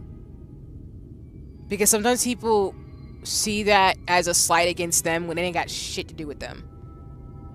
And y'all don't, and then people, like I tell people, like, some people don't know what somebody had to do to get to that level of confidence. So that's why I'm not a fan of people being like, oh, who do they think they are? And I'm like, girl, I don't know, why are you upset about it? It ain't got nothing to do with you.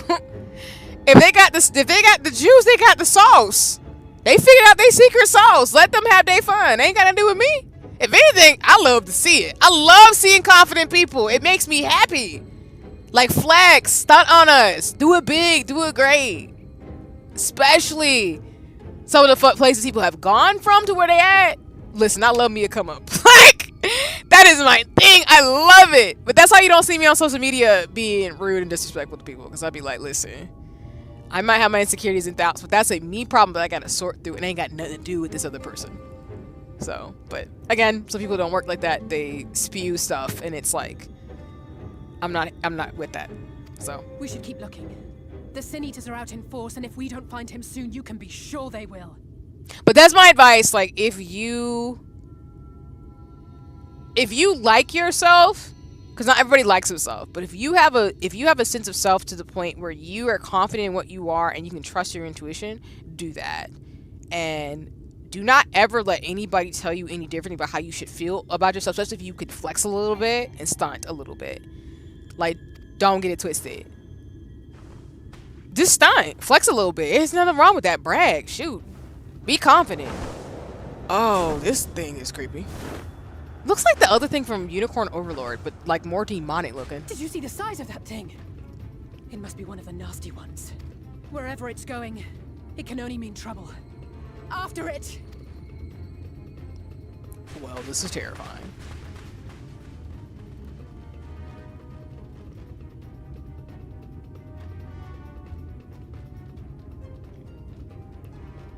Oh. There it is! Is that... Oh no!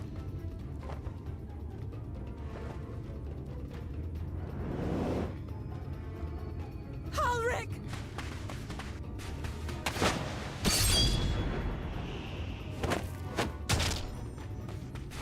We have to run! What do you mean? Tesseline! No!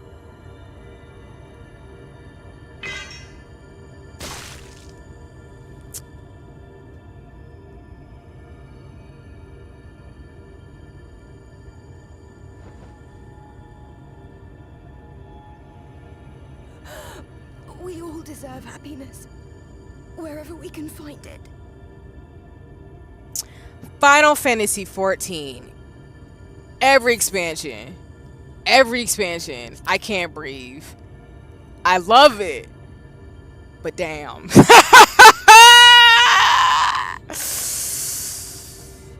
Dang. Ay, Dios mío. Oh my god. To be honest, I get insecurities in general pessimism, but that's always more about audience reaction and not about content. I know my content is good, but it's about whether my people will react well. Like, I never thought the first day my emoticon would go this way. No worries. And that's real. I think that's relatable too. Because like I said, like, I know for me, like, you know, whenever I plan out stuff, for example, too, like, I want things to go well, and you just never know. So that's completely valid. But no, it's all good. I get you. I appreciate what you're saying. Again, not to speak for you, but to be like, I appreciate what you're saying in terms of honesty and transparency, because you're trying to like genuinely know, like, for the people who are following you and who like interact with you, like what is going to work for what you are doing and how you're doing it, because you know your stuff's good, which is awesome. Like, I'm happy to hear that in terms of like, you know, your stuff is good, you know, you're putting out good work, you know, you're doing the damn thing. But it's like you're trying to figure out, you know, like you're saying, your moto dial, I guess, it's gonna go well, and it did, which is awesome. I know the rest of it's gonna go well too, but you put in the work as well, so I appreciate that. I apologize for the sadness in advance, Genki. I'm pausing because I know I should have just got tissues. I knew it. This game is gonna try my life. I knew it. I just...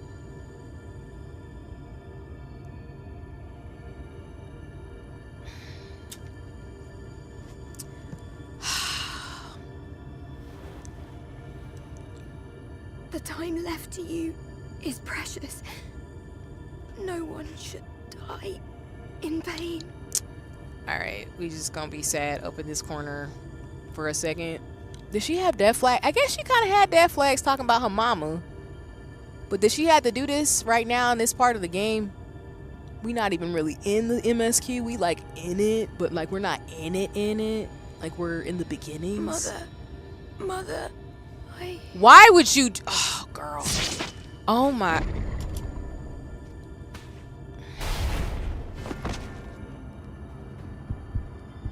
What do you mean?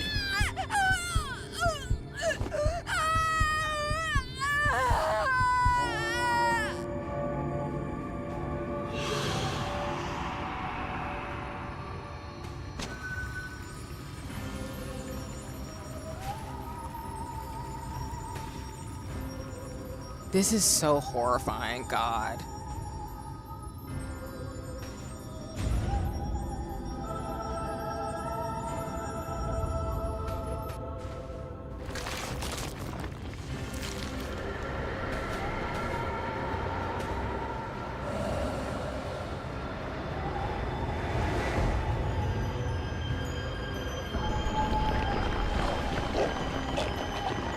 Ah, the noises! Oh! Ugh.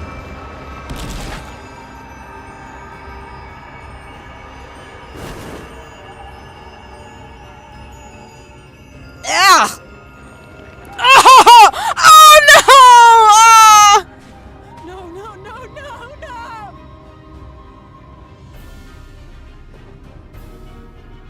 This is actually horrifying, and I'm crying, and I timed this around September, October, around Halloween. This is nightmare inducing. Oh my god. And then like the fact that they put squishy noises, like she's just gagged. Oh! Ah!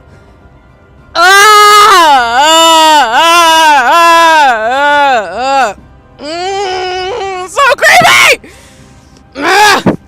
God, it's creepy as hell. Sorry, I'm catching up in the chat. Ew, exactly. Remember when I was like, oh boy, man-made horrors got my comprehension the last time I was playing? This is the same is what I meant. Gingy, you was not wrong! Cause what the what? Ew! Oh hell no. We got to beat this expansion. This is yeah, God. I need to bleach that from my brain. God, that's horrifying. I'm busy all of September from stream, but I'd love to do some kind of collab in October. Yeah, no worries. I'm always open to collabs, Plush Poppy, so just let me know. Happy to talk more details in terms of things. But yeah, I'd be down to do a collab in October. Just let me know. Always happy to do stuff. Big Brother advice. It does remind me of Nina. And if y'all know who I'm talking about, you know who I'm talking about. Oh my god. Good work, Final Fantasy 14 for the creepy, but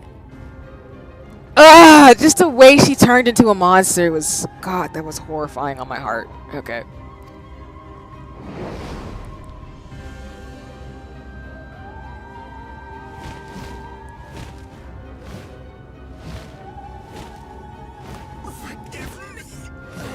Oh, she's talking! Oh my god, oh my god, oh my god. Oh my god, oh my god, that's horrifying.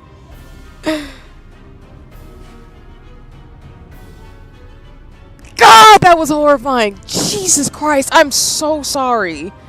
Oh, I just want to give Alice a hug. Oh my god. Oh my god, that was rough. Oh my god. Oh, I'm getting a little emotional. Oh. Oh.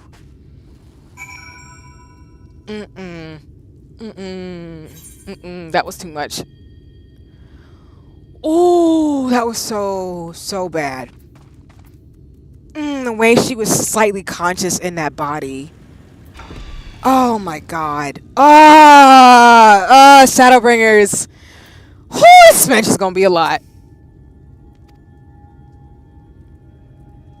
It's okay, girl. Like, you are 16, 17. I'm horrified, and I'm in my 30s. God, that was freaking horrible. Ugh! Girl, it's okay. You too young to be dealing with this shit. Hell, I'm too old to be like, the fuck? What was that? Oh my god. Again, the horror...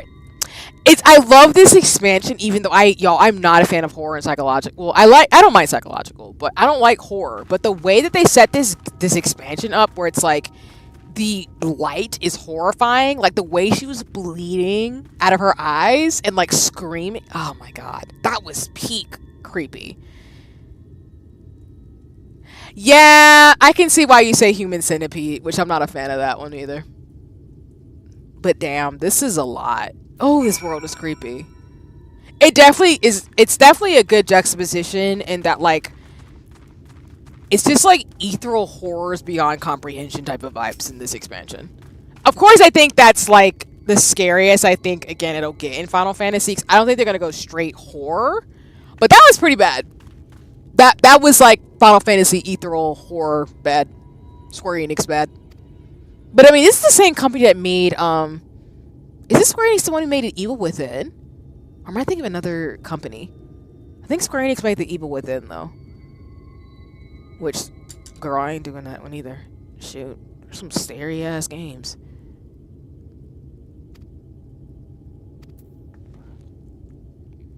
Because I'm guessing when you die, you become one of these monsters. That's so awful.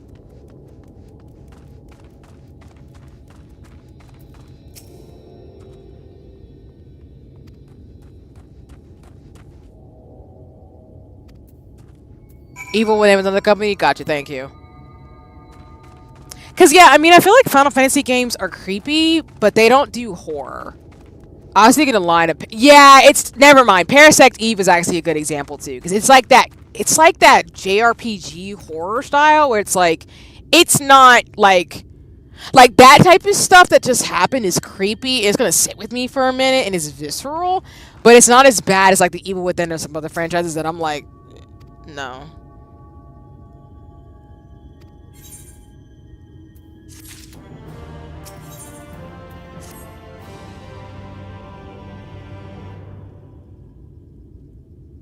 Probably go ahead and tell you there's something worse than that. Oh, shit. Are you kidding? No. Oh, damn. I might have to spoil it off stream then, because if it's worse than that, I might start crying, and I don't want to do that. Because I'm not a fan of body horror. Oh, it's not body horror. Is it something along the same lines as that?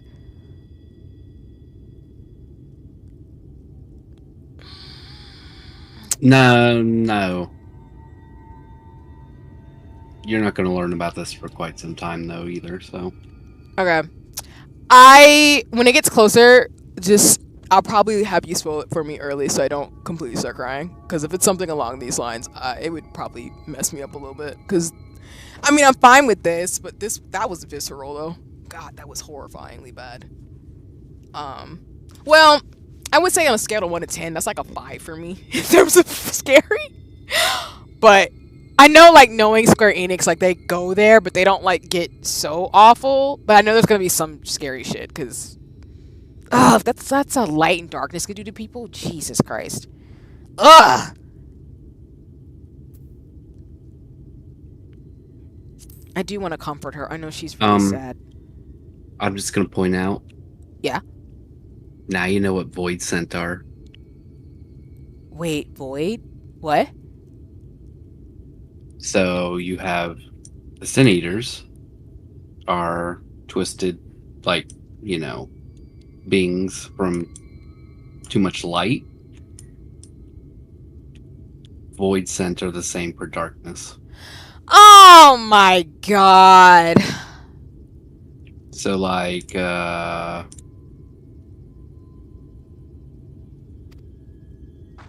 this thing. Oh my god. Square Enix, why? Oh my god. This is horrifying.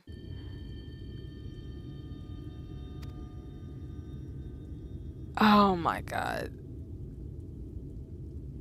This is dark as shit. Jesus.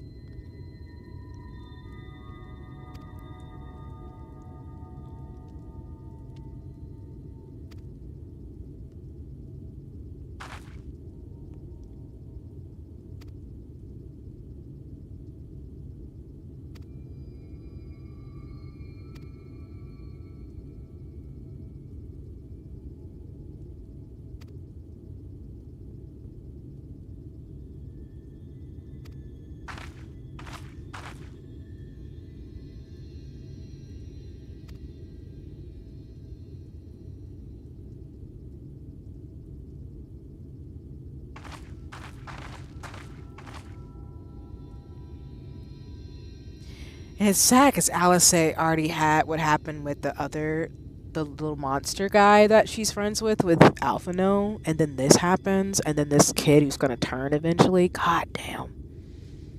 Girl, stay going through it. Whew. Somebody. Good old Gabu. Yeah, that's what I'm saying. Like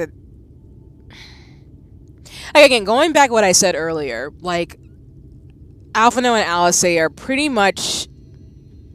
I don't want to say like for you as the warrior of light, like you're learning this stuff too. But I guess to me, at least in my world, I could be wrong, but they're kind of acting as like the foil, not the foil, but they're kind of acting like as the story's innocence dying away. And knowing, for example, like those are what the Voidsent are in our world is terrifying. Like that's just creepy. Like that's dark. So it's like almost like a. It's good with Shadowbringers, but it's almost like the game is trying to tell you that like, yeah, this shit is dark. Like there's a lot more that you don't know that makes this horrifying. Which is why, again, the stage is being set for Endwalker. So that means Endwalker is going to be a lot. And I know I'm going to be crying. But the setup is phenomenal. Because, shit. I'm kind of like, damn. Like, I'm going to have to process this. God.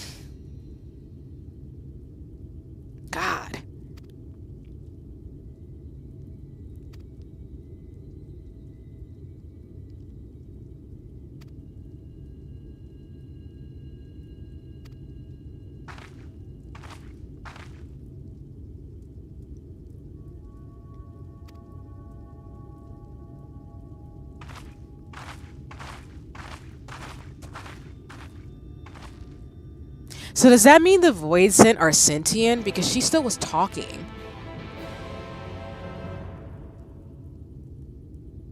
Yeah, some are. You remember doing the Void Arc, right? That's fucked up. That hurts my Yeah, soul a lot. Yeah, Diablos was fully talking to us. I hate that so much. Oh my god. That's a choice. Oh my god.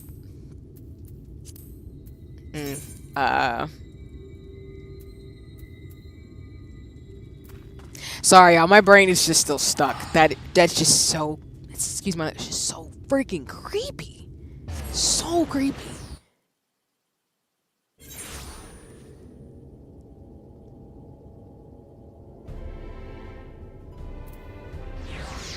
Oh, is it in the airship area? Whoops.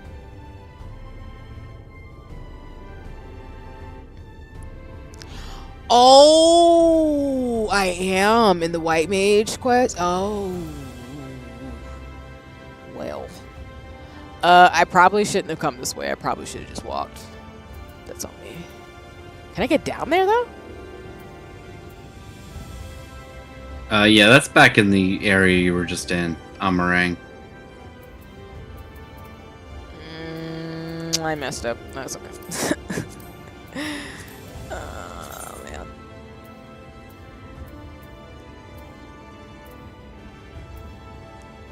That was... Damn, that was just... I don't know, it's just... That was so dark. That was so dark.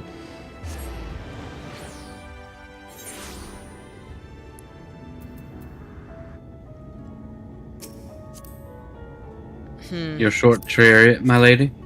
Thank you.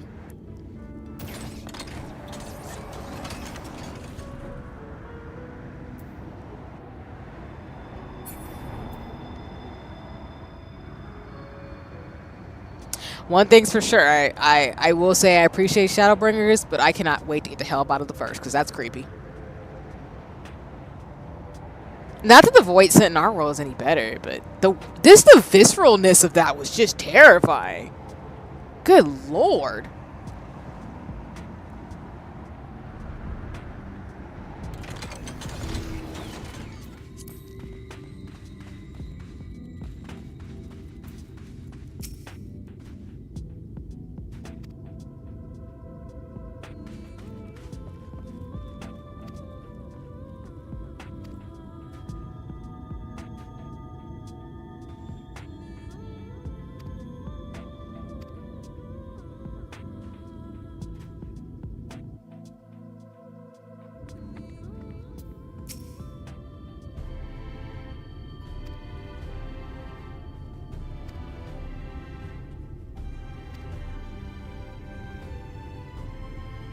In different context, yeah, I'll probably play for about 45 minutes and then we're gonna call it for stream. I'm going a little bit longer than I usually would, but I don't want to go too much longer, and the stuff happening in this expansion, I definitely think I need to, like, process over time. Holy crap. Even the white, oh, sorry, I already read that, sorry. Let's make sure I check everything in the chat, but that, God.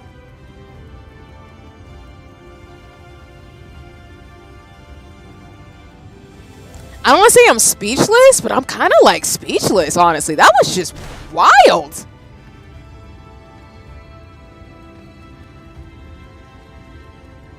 And then Square Enix just said, nah, we like that. Keep that in there. Oh my god.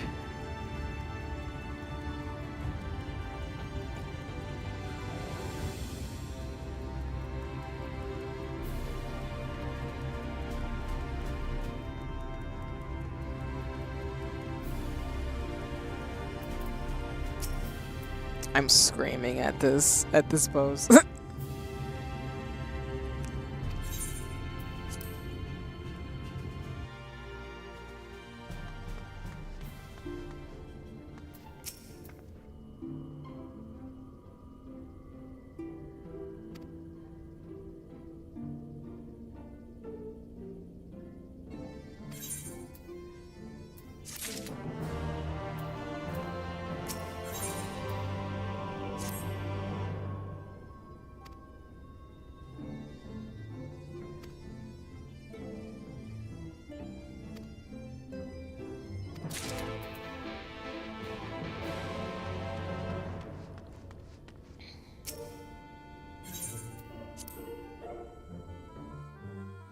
And I think this, I could be wrong, but I feel like this expansion's theme is very much grief. Jesus. And confronting your shadows. Well, I mean, it's in a title, but it's definitely giving that arc. Because I feel like, Heaven's Ward was...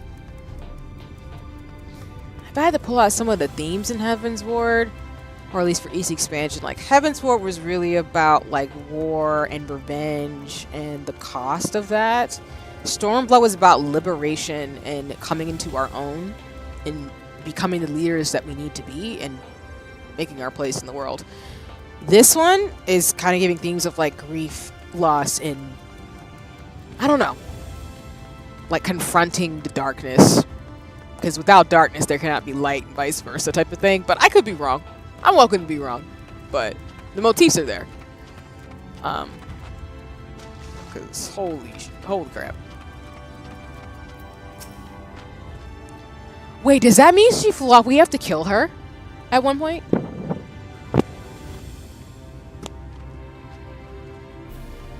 I will neither confirm nor deny that. Oh shit! I was afraid you were gonna say it that way. That's fine.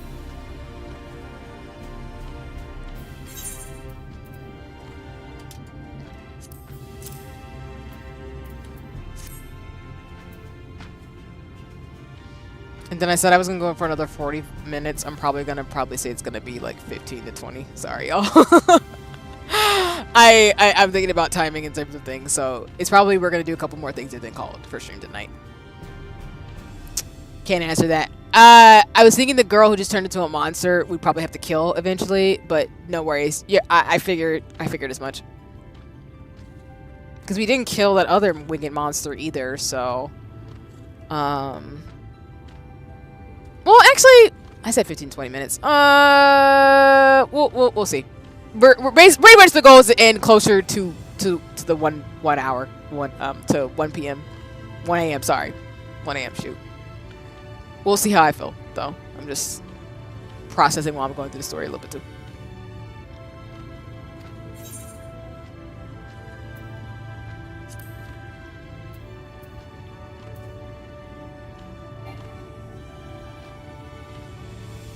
Oh, I saw it was a monster. I'm crying.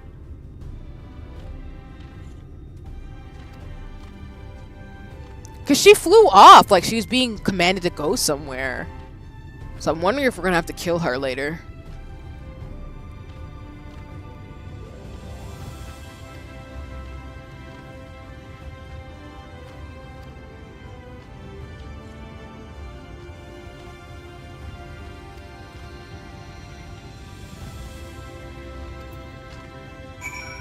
Oh,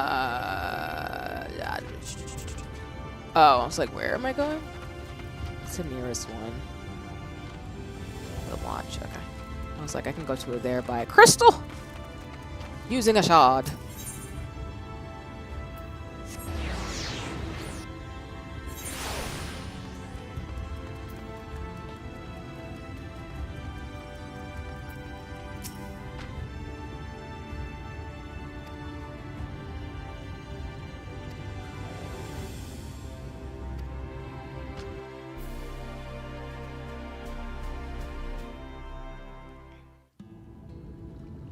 The whistling breeze, mute. The pounding surf, frozen. Time itself takes a breath. At light's edge, all is perfectly still. The world captured in a painting, locked in a moment. Music, faint and fleeting, drifts coastward on the lifeless air. And in the distance, beyond the broken earth, a city beckons.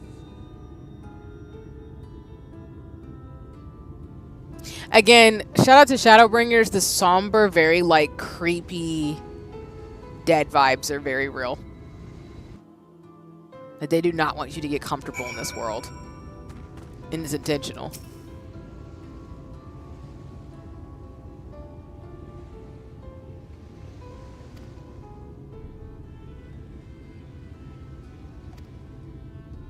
The people you should be wary of. It's kind of giving, what's that island in Pinocchio? That's what this vibe is giving me.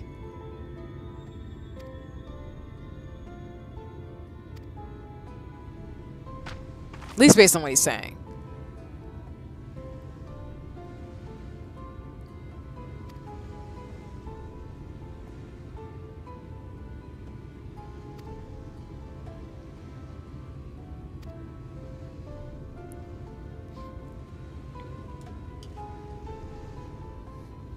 Yeah, I can see it. I don't know why I was thinking of the last Bastion. Gotcha. Yeah, because I mean, to me, it's... I mean... Okay, so some of the themes I'm pulling out I've said a little bit, but it's also giving, like... I haven't even played... That's fair. No worries. Because it's given, like... And, of course, this is me extrapolating, excuse me, from the fact that, like, Thancred... Oh, you meant Hollow Bastion. Yeah, I also see that, too. Oh, yeah, Hollow Bastion. Yeah, I can say that. That makes sense. Because I do know one of the motifs is that Thancred is here with Minfilia, who she's not in our world, but she's here. Or at least a version of her is here, so that's something. But it's kind of given, like the island where Pinocchio was, where... If he did bad, he would turn into a donkey with other kids. So it's given like a fairy tale that's not a good fairy tale vibe. Also in this world too, which is why the fairies and the ethereal things are here. So I could be wrong in terms of the things I'm seeing, but I'm like, okay.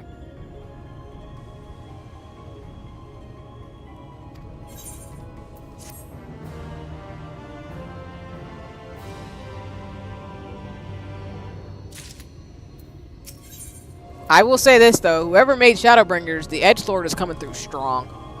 It is very strong up in this expansion.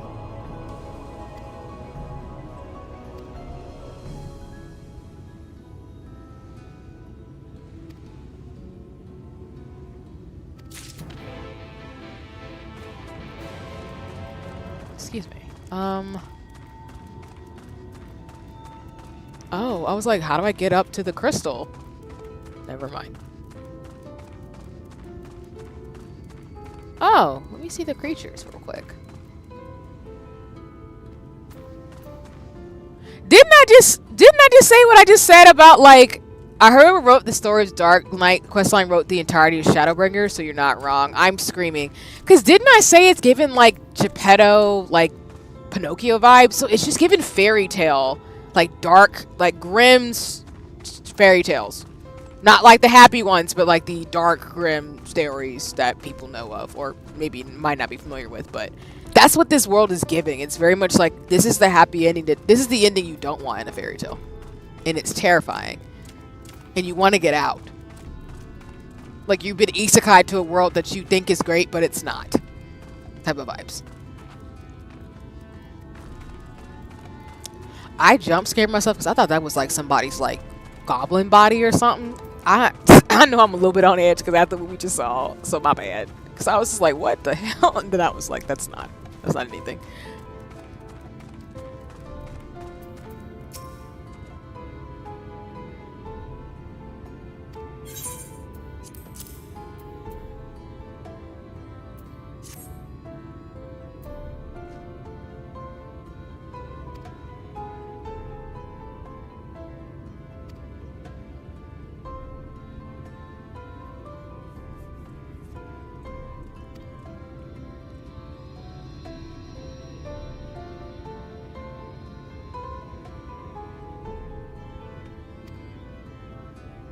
Last time I seen Pinocchio was on VHS. That's fair. It is very much an old movie.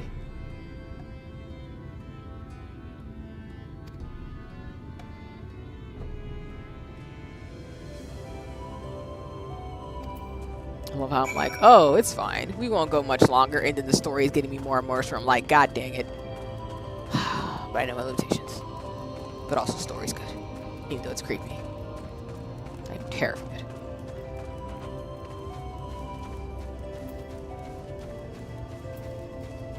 It's also made me wait.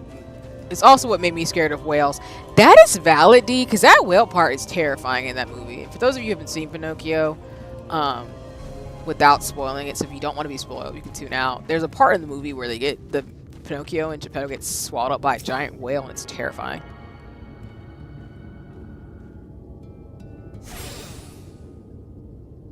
That's up there with like the cat cave used to scare the shit out of me as a kid. I'm not scared of it anymore, but like, it used to scare me when I was a child. The cat cave from Aladdin. The thing was terrifying to me as a kid. I love how y'all are like on top of these things. Can we give a shout out to the mods / my friends here? Like, look at this. Like, on top of the freaking it's lit as hell. I'm just saying.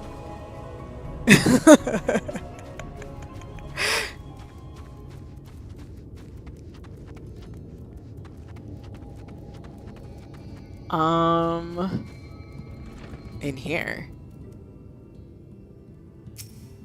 We're not in Kansas anymore, that's for sure.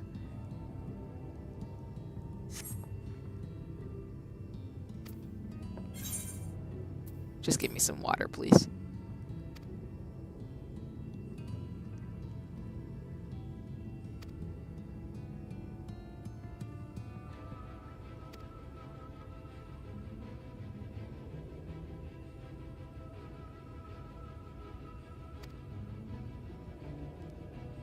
Alice in Wonderland characters creep me out. Even the stoner caterpillar dude. I don't want to see his mad side. Tweedledee and Tweedledum scared me too. Fair. I mean, Alice in Wonderland definitely gives like very creepy psychedelic vibes. Like, you just don't feel completely like in the real world type of thing. This is why, like, again, I do appreciate this franchise even though it is creepy, but American McGee's Alice in Wonderland like concept is really interesting for that very reason. But yeah, this is why, like, even in this, like, Shadowbringers, I can see the Alice in Wonderland, like, you were not in Kansas anymore type of vibes in this game. So, I'm not surprised if those motifs come out too as well. But, yeah, I get what you mean, D, because that's valid. Like, these are in, like, those, like, fantastical, like, stories that are really kind of, like, if you think about them a little too hard, they're a little creepy. So...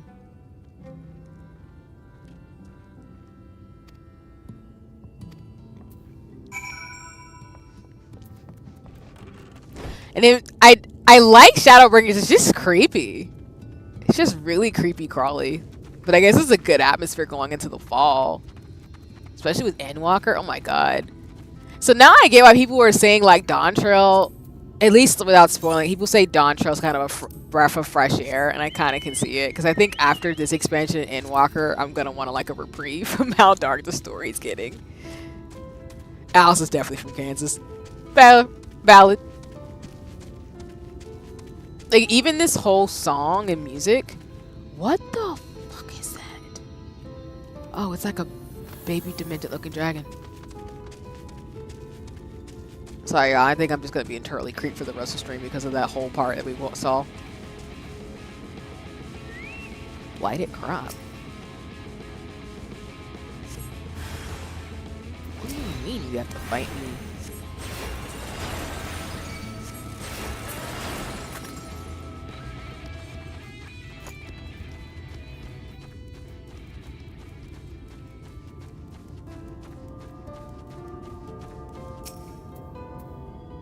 Like, again, the vibes in this world is very much like you don't belong here. You should go home kind of vibes.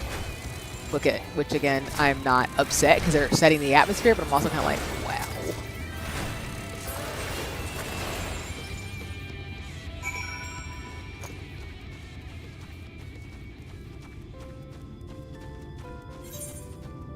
So again, I'm going to enjoy Shadowbringers, but I will be victorious when we get through it and I'm like able to go back home.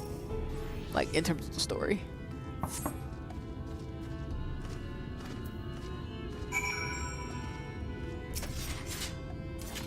Alright, I'm heading out of here. Alright. Well, take care. Thank you so much, Zeno, for coming by. I hope you have a nice evening. You too.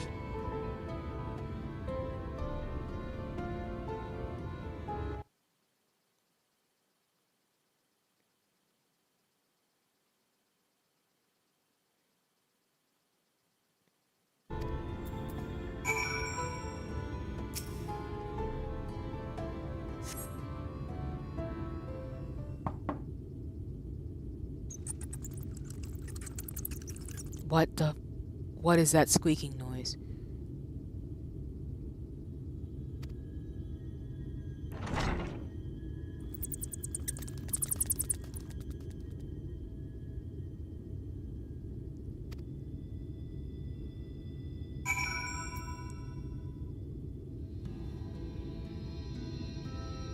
I'm screaming. Not. I can dig it though. I'm not mad. Like, the scuff counter is still ongoing. Sorry, I'm like wiping my eye a little bit.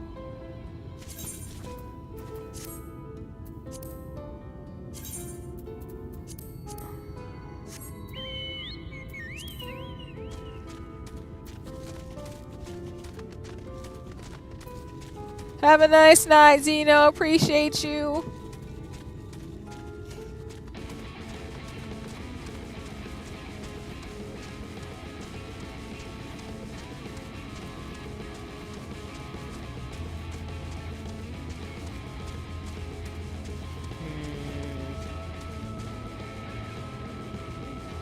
Oh yeah, we have to go back in this bar because that's where the original quest was.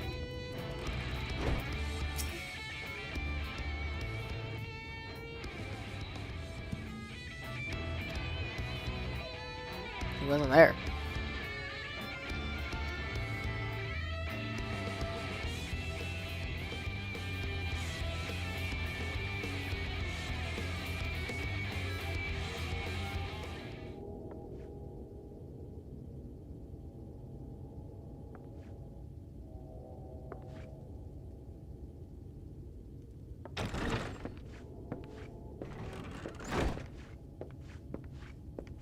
And how is business today, Mistress Theva? Is that Alpha now?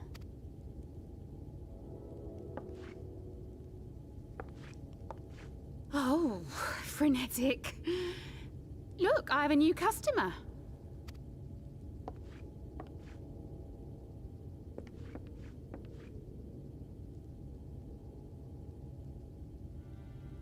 Tis good to see you, my friend.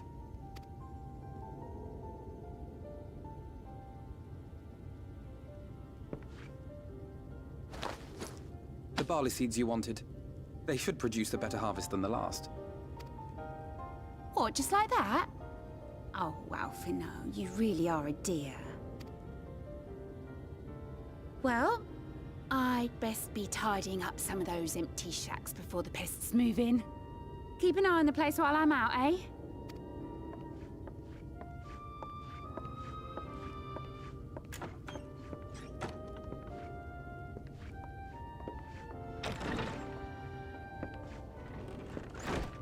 seems an age since last we spoke.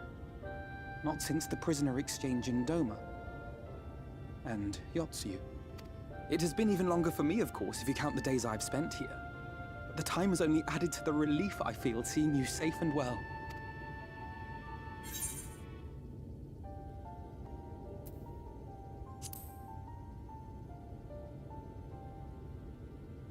Huh.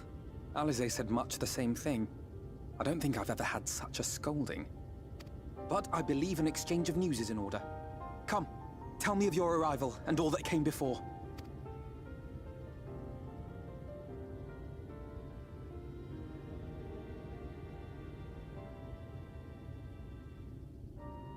Oh, and I forgot their souls are here, not their bodies. I see. Both the Exarch and Alize told me what they knew of events, but I had stubbornly clung on to the hope that all-out war might yet be avoidable. And poor Tataru. She must be sick with worry. We must endeavor to return as soon as we may. I know, and it's wild because, like, they're aged here in soul, but technically their bodies are back, so that's wild. It would be nice to bring her good tidings for a change.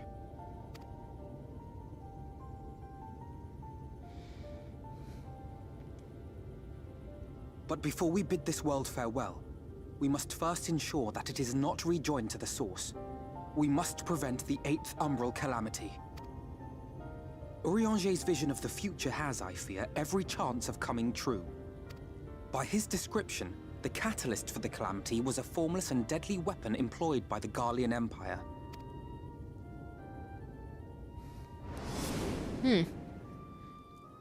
Which can only mean one thing. Black Rose. Gaius was telling you the truth. When we were on the trail of the Ascians, we saw evidence that the gas was being manufactured once more. Oh, so that's gonna be your trigger. Gaius was adamant that the project had been scrapped. But so long as there are wars to be waged, there will always be those determined to win by any means. And thus simply destroying the existing stores of Black Rose would do little to alter fate's course.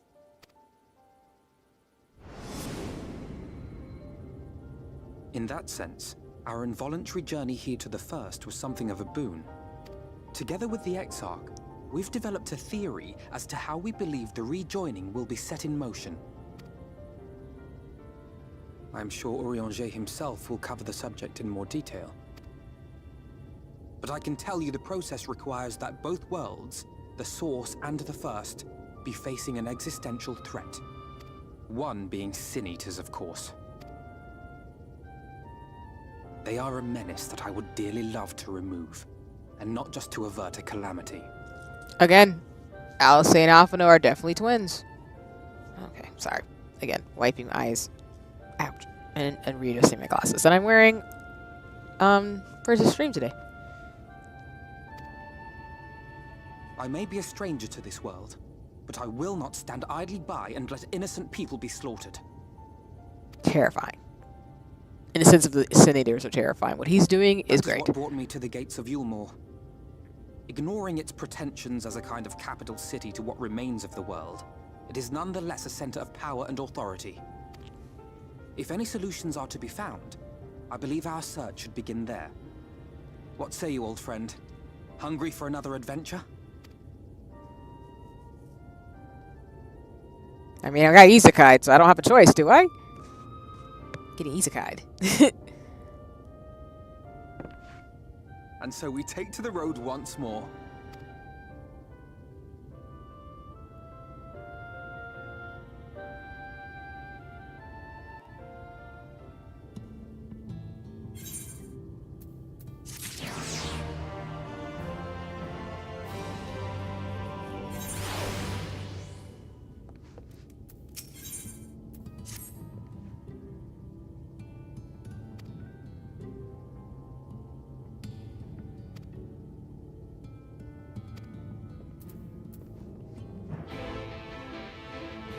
Genki, I just appreciate how you just be posed, like, you just be stunting every time. I appreciate it, friend. I really do.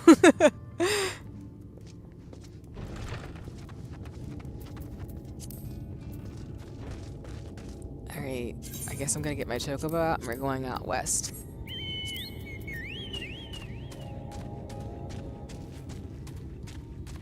You know me. I got that shit on. You do though. You do, and I respect it so much. Like I said, we up.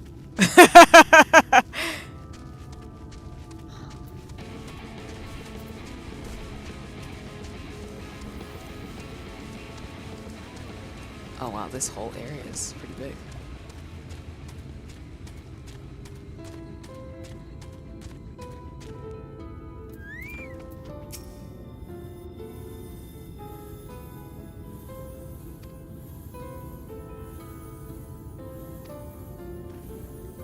Just got back from eating some food with my family like 20 minutes ago. How's the story going? Besides the ethereal abomination that happened earlier that's still visceral in my brain, which is awful, we have met up with Alphino, who is, yeah, a whole lot of horror going on, yeah. We've learned about the Sin Eaters, who are pretty much this was equivalent to the Void Sense folks. We're learning more about the world around us as we met up with Alphino in regards to this very interesting city we're trying to go towards.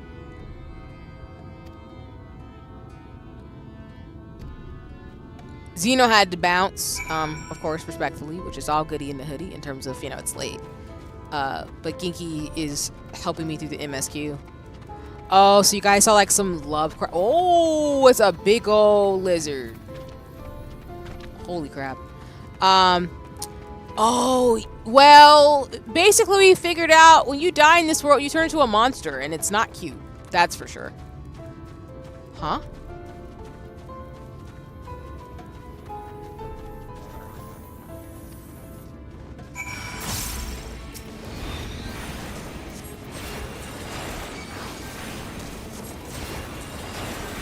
Iguana, I'm screaming. Yeah, definitely a big old iguana.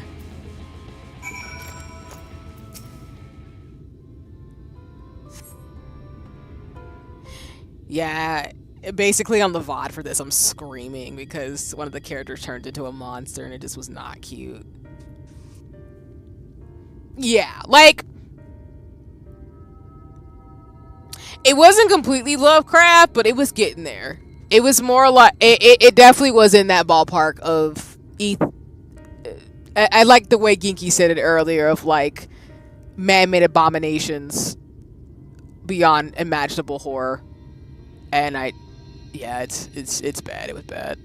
I'm not a fan. It fits the Halloween mood coming, but Jesus, do not recommend.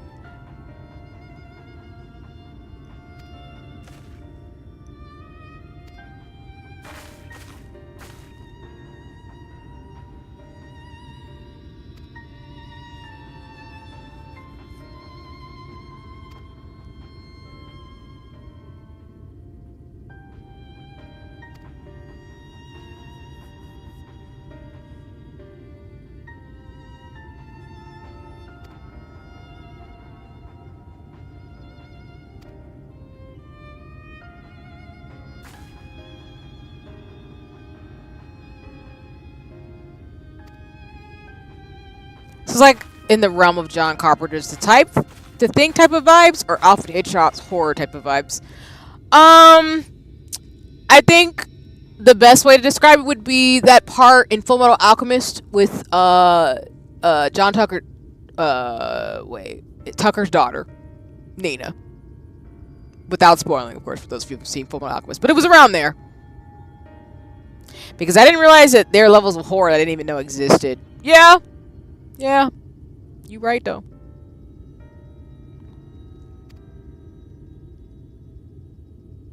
Basically, when the Sin Eaters harm someone, they turn to become Sin Eaters. Nina, no. Oh! Oh, I was screaming fast. I gotcha. Yeah. Again, the beauty of VODs is you can go and see it, but it was bad.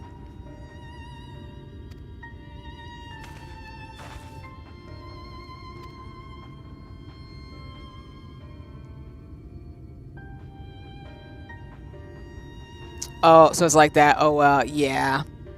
Yeah.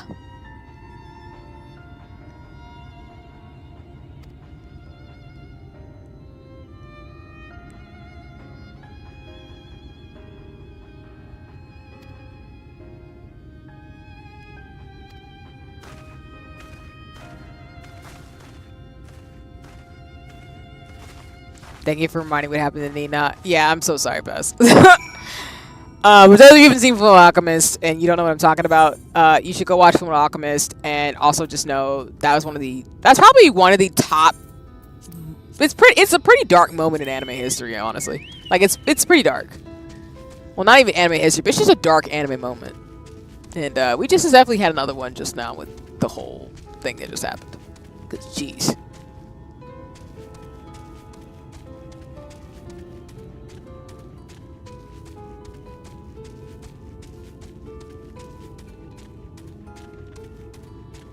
What the fuck is that? What is this?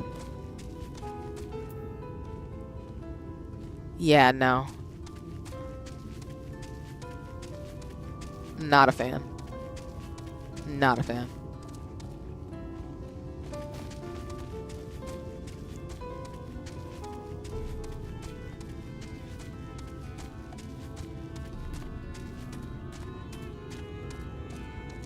Oh yeah, no, Paz, you good? Yeah, that's my stomach after work. I'm crying. No, you good, Paz? You ain't gotta tell me twice. Junjo Ito. Oh yeah, it's a black blob fish. I'm screaming. Junjo Ito up there. That man, I respect his game. That's all I'm gonna say. I respect it. That gate up ahead is known as the Open Arms, and Yulmore itself lies beyond. This, meanwhile, is the aptly named Gate Town, the dwelling place of the many desperate souls who hope to be chosen to live in the city proper.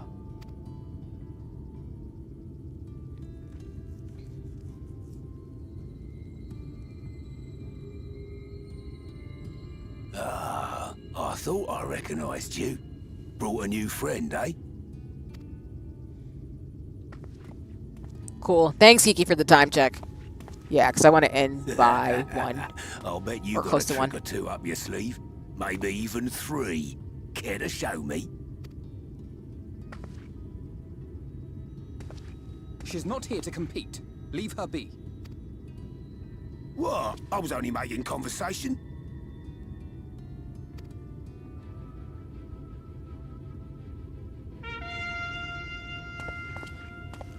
Huh? Ladies and gentlemen, your attention, please!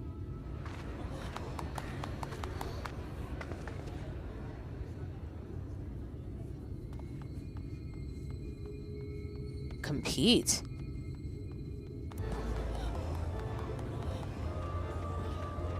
The sinister clown vibes are strong. Greetings to our hopeful petitioners, one and all!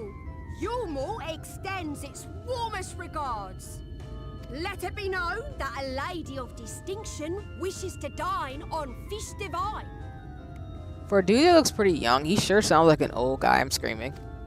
That smug face. We seek a master culinarian who can guarantee seafood perfection.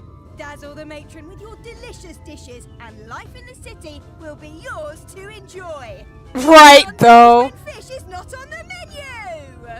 Sorry not to talk over the cutscenes, but yes, it's definitely given. I can see the Harley Quinn reference, or at least get it. Who among you will answer the call? Name yourself or another. We might not at all. Fish, is it? Was there anyone? What about that girl? Do you recall how I said Yulmore was a center of power and authority? Well, that is not the only reason for its fame. It is also known as the City of Final Pleasures. The noble and the wealthy who survived the flood gathered here to live out the rest of their days in decadent abandon. A poor man could sooner pass through the Iron Needle than Yulmore's gates. The only way the common folk can enter this perverted paradise is if they fulfill the whim of one of the privileged. And so they are picked over like market produce. Oh, Jesus.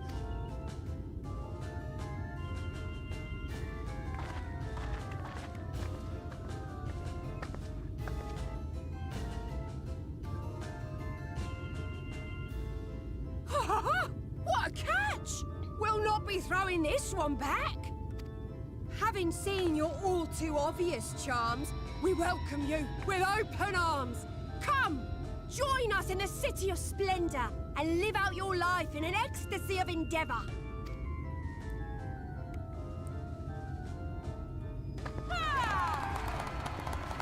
I feel like paradise is a lie, but again, it's given Pinocchio. Look at those expectant faces. What could you possibly be waiting for?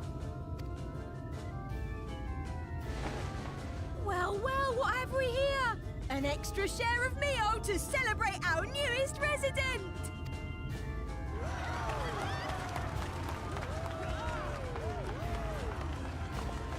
For you. Enjoy. Thank goodness. Meal is a foodstuff which Yulmore routinely doles out to the people of Gatetown, and apparently a staple for its citizens as well. Many here rely on it to survive in these times of scarcity, yet the whole arrangement just seems... well, let's just say it leaves a bad taste in my mouth.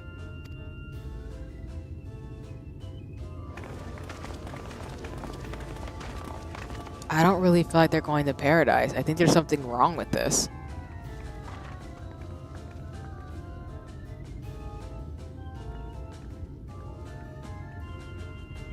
I don't like this at all.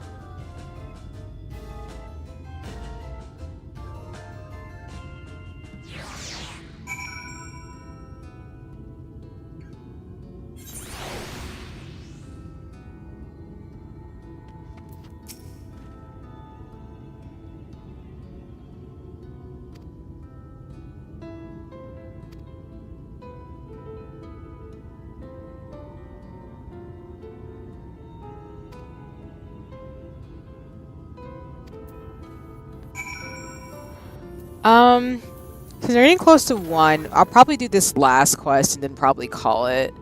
Cause yeah, it's definitely given Paradise vibes. So maybe the Pinocchio like thing I get from this is not far off.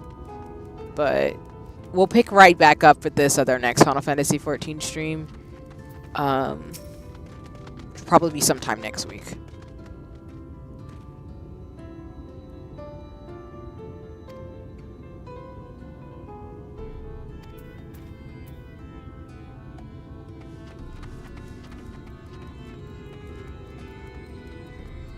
I feel like there's just something sinister about this town, and I'm not a fan of it right now.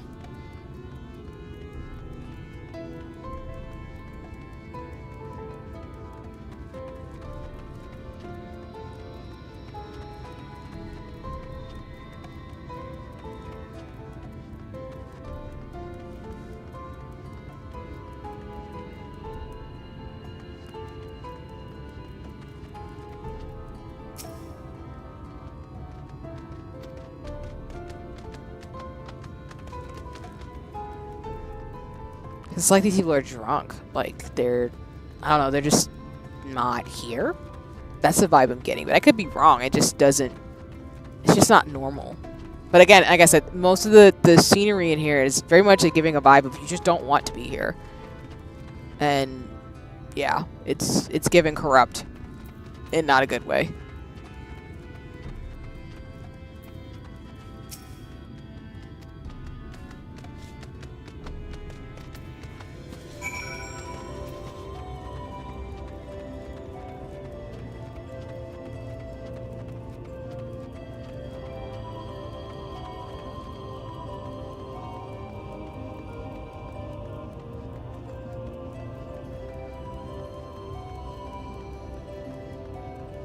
I like want to continue the story. I called this area the Final Fantasy idea of a trailer. I'm screaming, Kinky. Completely screaming.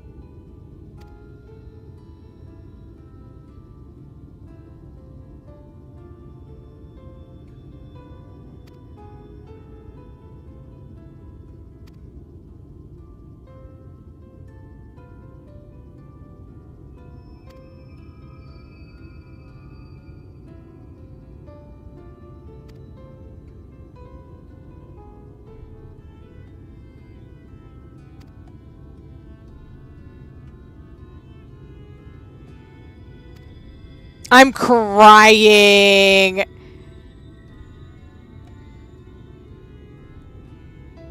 I'm crying that he brought that up because that is true. He did, didn't help our cause.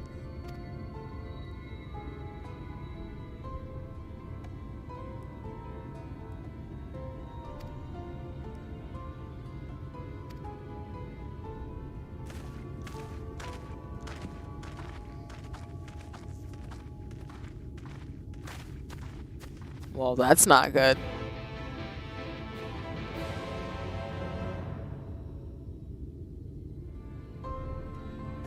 All right. I think this is gonna be where we stop it at. I think this is a good setup for next stream. So let me see. Just to check the quest line real quick. So, just as a pattern of reference at this point for each expansion in Final Fantasy XIV, it starts usually with 2 diverging quest lines that then converge onto one route that you can. And thank you, Ginky. I think you dissolved the party. So we're still in the, so for context, we're like 4% into Shadowbringers, but we're like over halfway through the MSQ that's available. So for the Shadowbringers main MSQ, we are still, to me, I think at the beginnings. Because we're in the 2 diverging quest lines, which is basically Alphino and Alice are kind of the main quest chains. So in search of Alphino, yeah, and then in search of Alice. So, and then we'll get to the main chain after that. So we're still, like I said, in the very beginnings of Shadowbringers. It'll probably be a minute before we get through. It'll be a minute before we get through this, but we're still in the beginnings, basically. So the goal for next stream will be to, which I'll time it with the quest lines I have to do for the jobs that I have, as well as the Astro stuff. We'll probably try to do get to the main quest chain first, do a couple of those, and then we'll probably detour off to do the Astro and White Mage stuff, and then we'll keep going with the main MSQ, because again, we're probably going to be in Shadowbringers and post Shadowbringers for the next month and a half towards the end of the year, and then we'll be getting closer to Endwalker, but we're nowhere near that, so that's kind of just a little bit of a preview, just looking at the MSQ in terms of the story. But alrighty, let me go back to Gridania. We will pick up with Alphino with this deal so we can get our way into the city. Because again, I just feel like something's wrong. Like maybe they're turning people into monsters to make energy or some stuff. I don't trust it. I think it's something really creepy. This expansion is creepy. So, I don't trust it.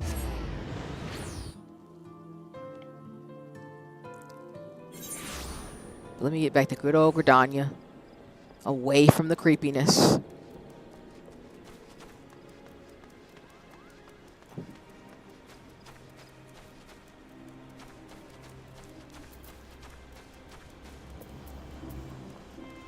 And then in terms of his schedule, again, y'all, as we close up, because I know I'm running late tonight, so thank you all for joining me if you stayed the entire time. But if you didn't, it's all goody. I appreciate folks just stopping by when they can. Let me go to exit game. And then we'll go to the chatting screen. Sorry, I'm switching again because All right, cool. Oh, my captions. Sorry about that. Okay. Where is the chat window?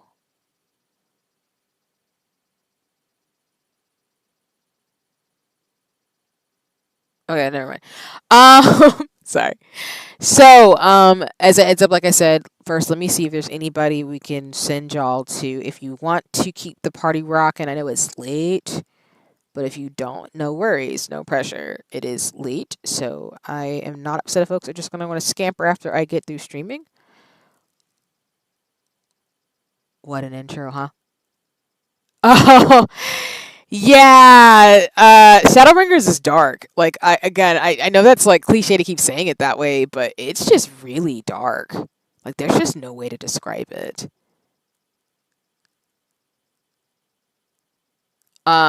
I'm not upset at it being dark. It's just, geez, like you said, it's intro indeed. Lord. Okay, so there's nobody I can really send y'all off to. So as a reminder, y'all, I will be streaming tomorrow night. We're gonna be streaming a little bit later. Kinky, I need to circle back with you, but tomorrow night I'll be playing Secrets of Skyvale. Secrets of Skyvale North American playtest is tomorrow night. So as a creator in the program, shout out to the team again. I'll be streaming tomorrow night some of the alpha test.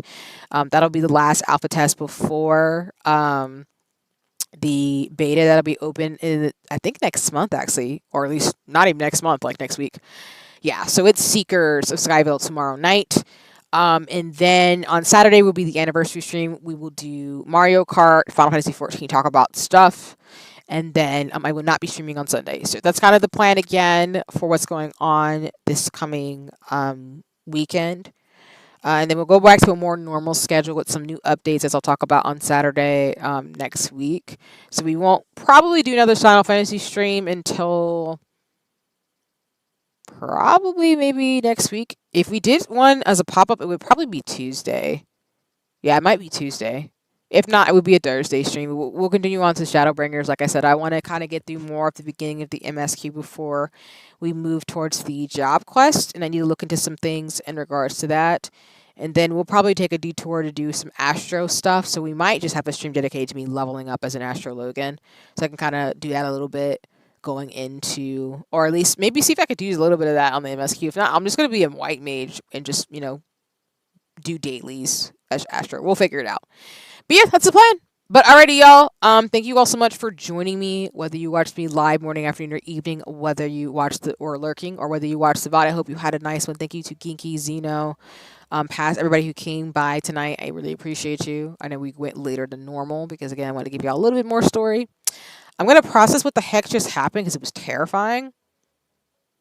Like, I just want to rewatch that part of me screaming a little bit because that was horrible. But it's all good in the hoodie. Like I said, we'll get through Shadowbringers. We'll have a good time. We appreciate Final Fantasy 14. And yeah, this part was dark.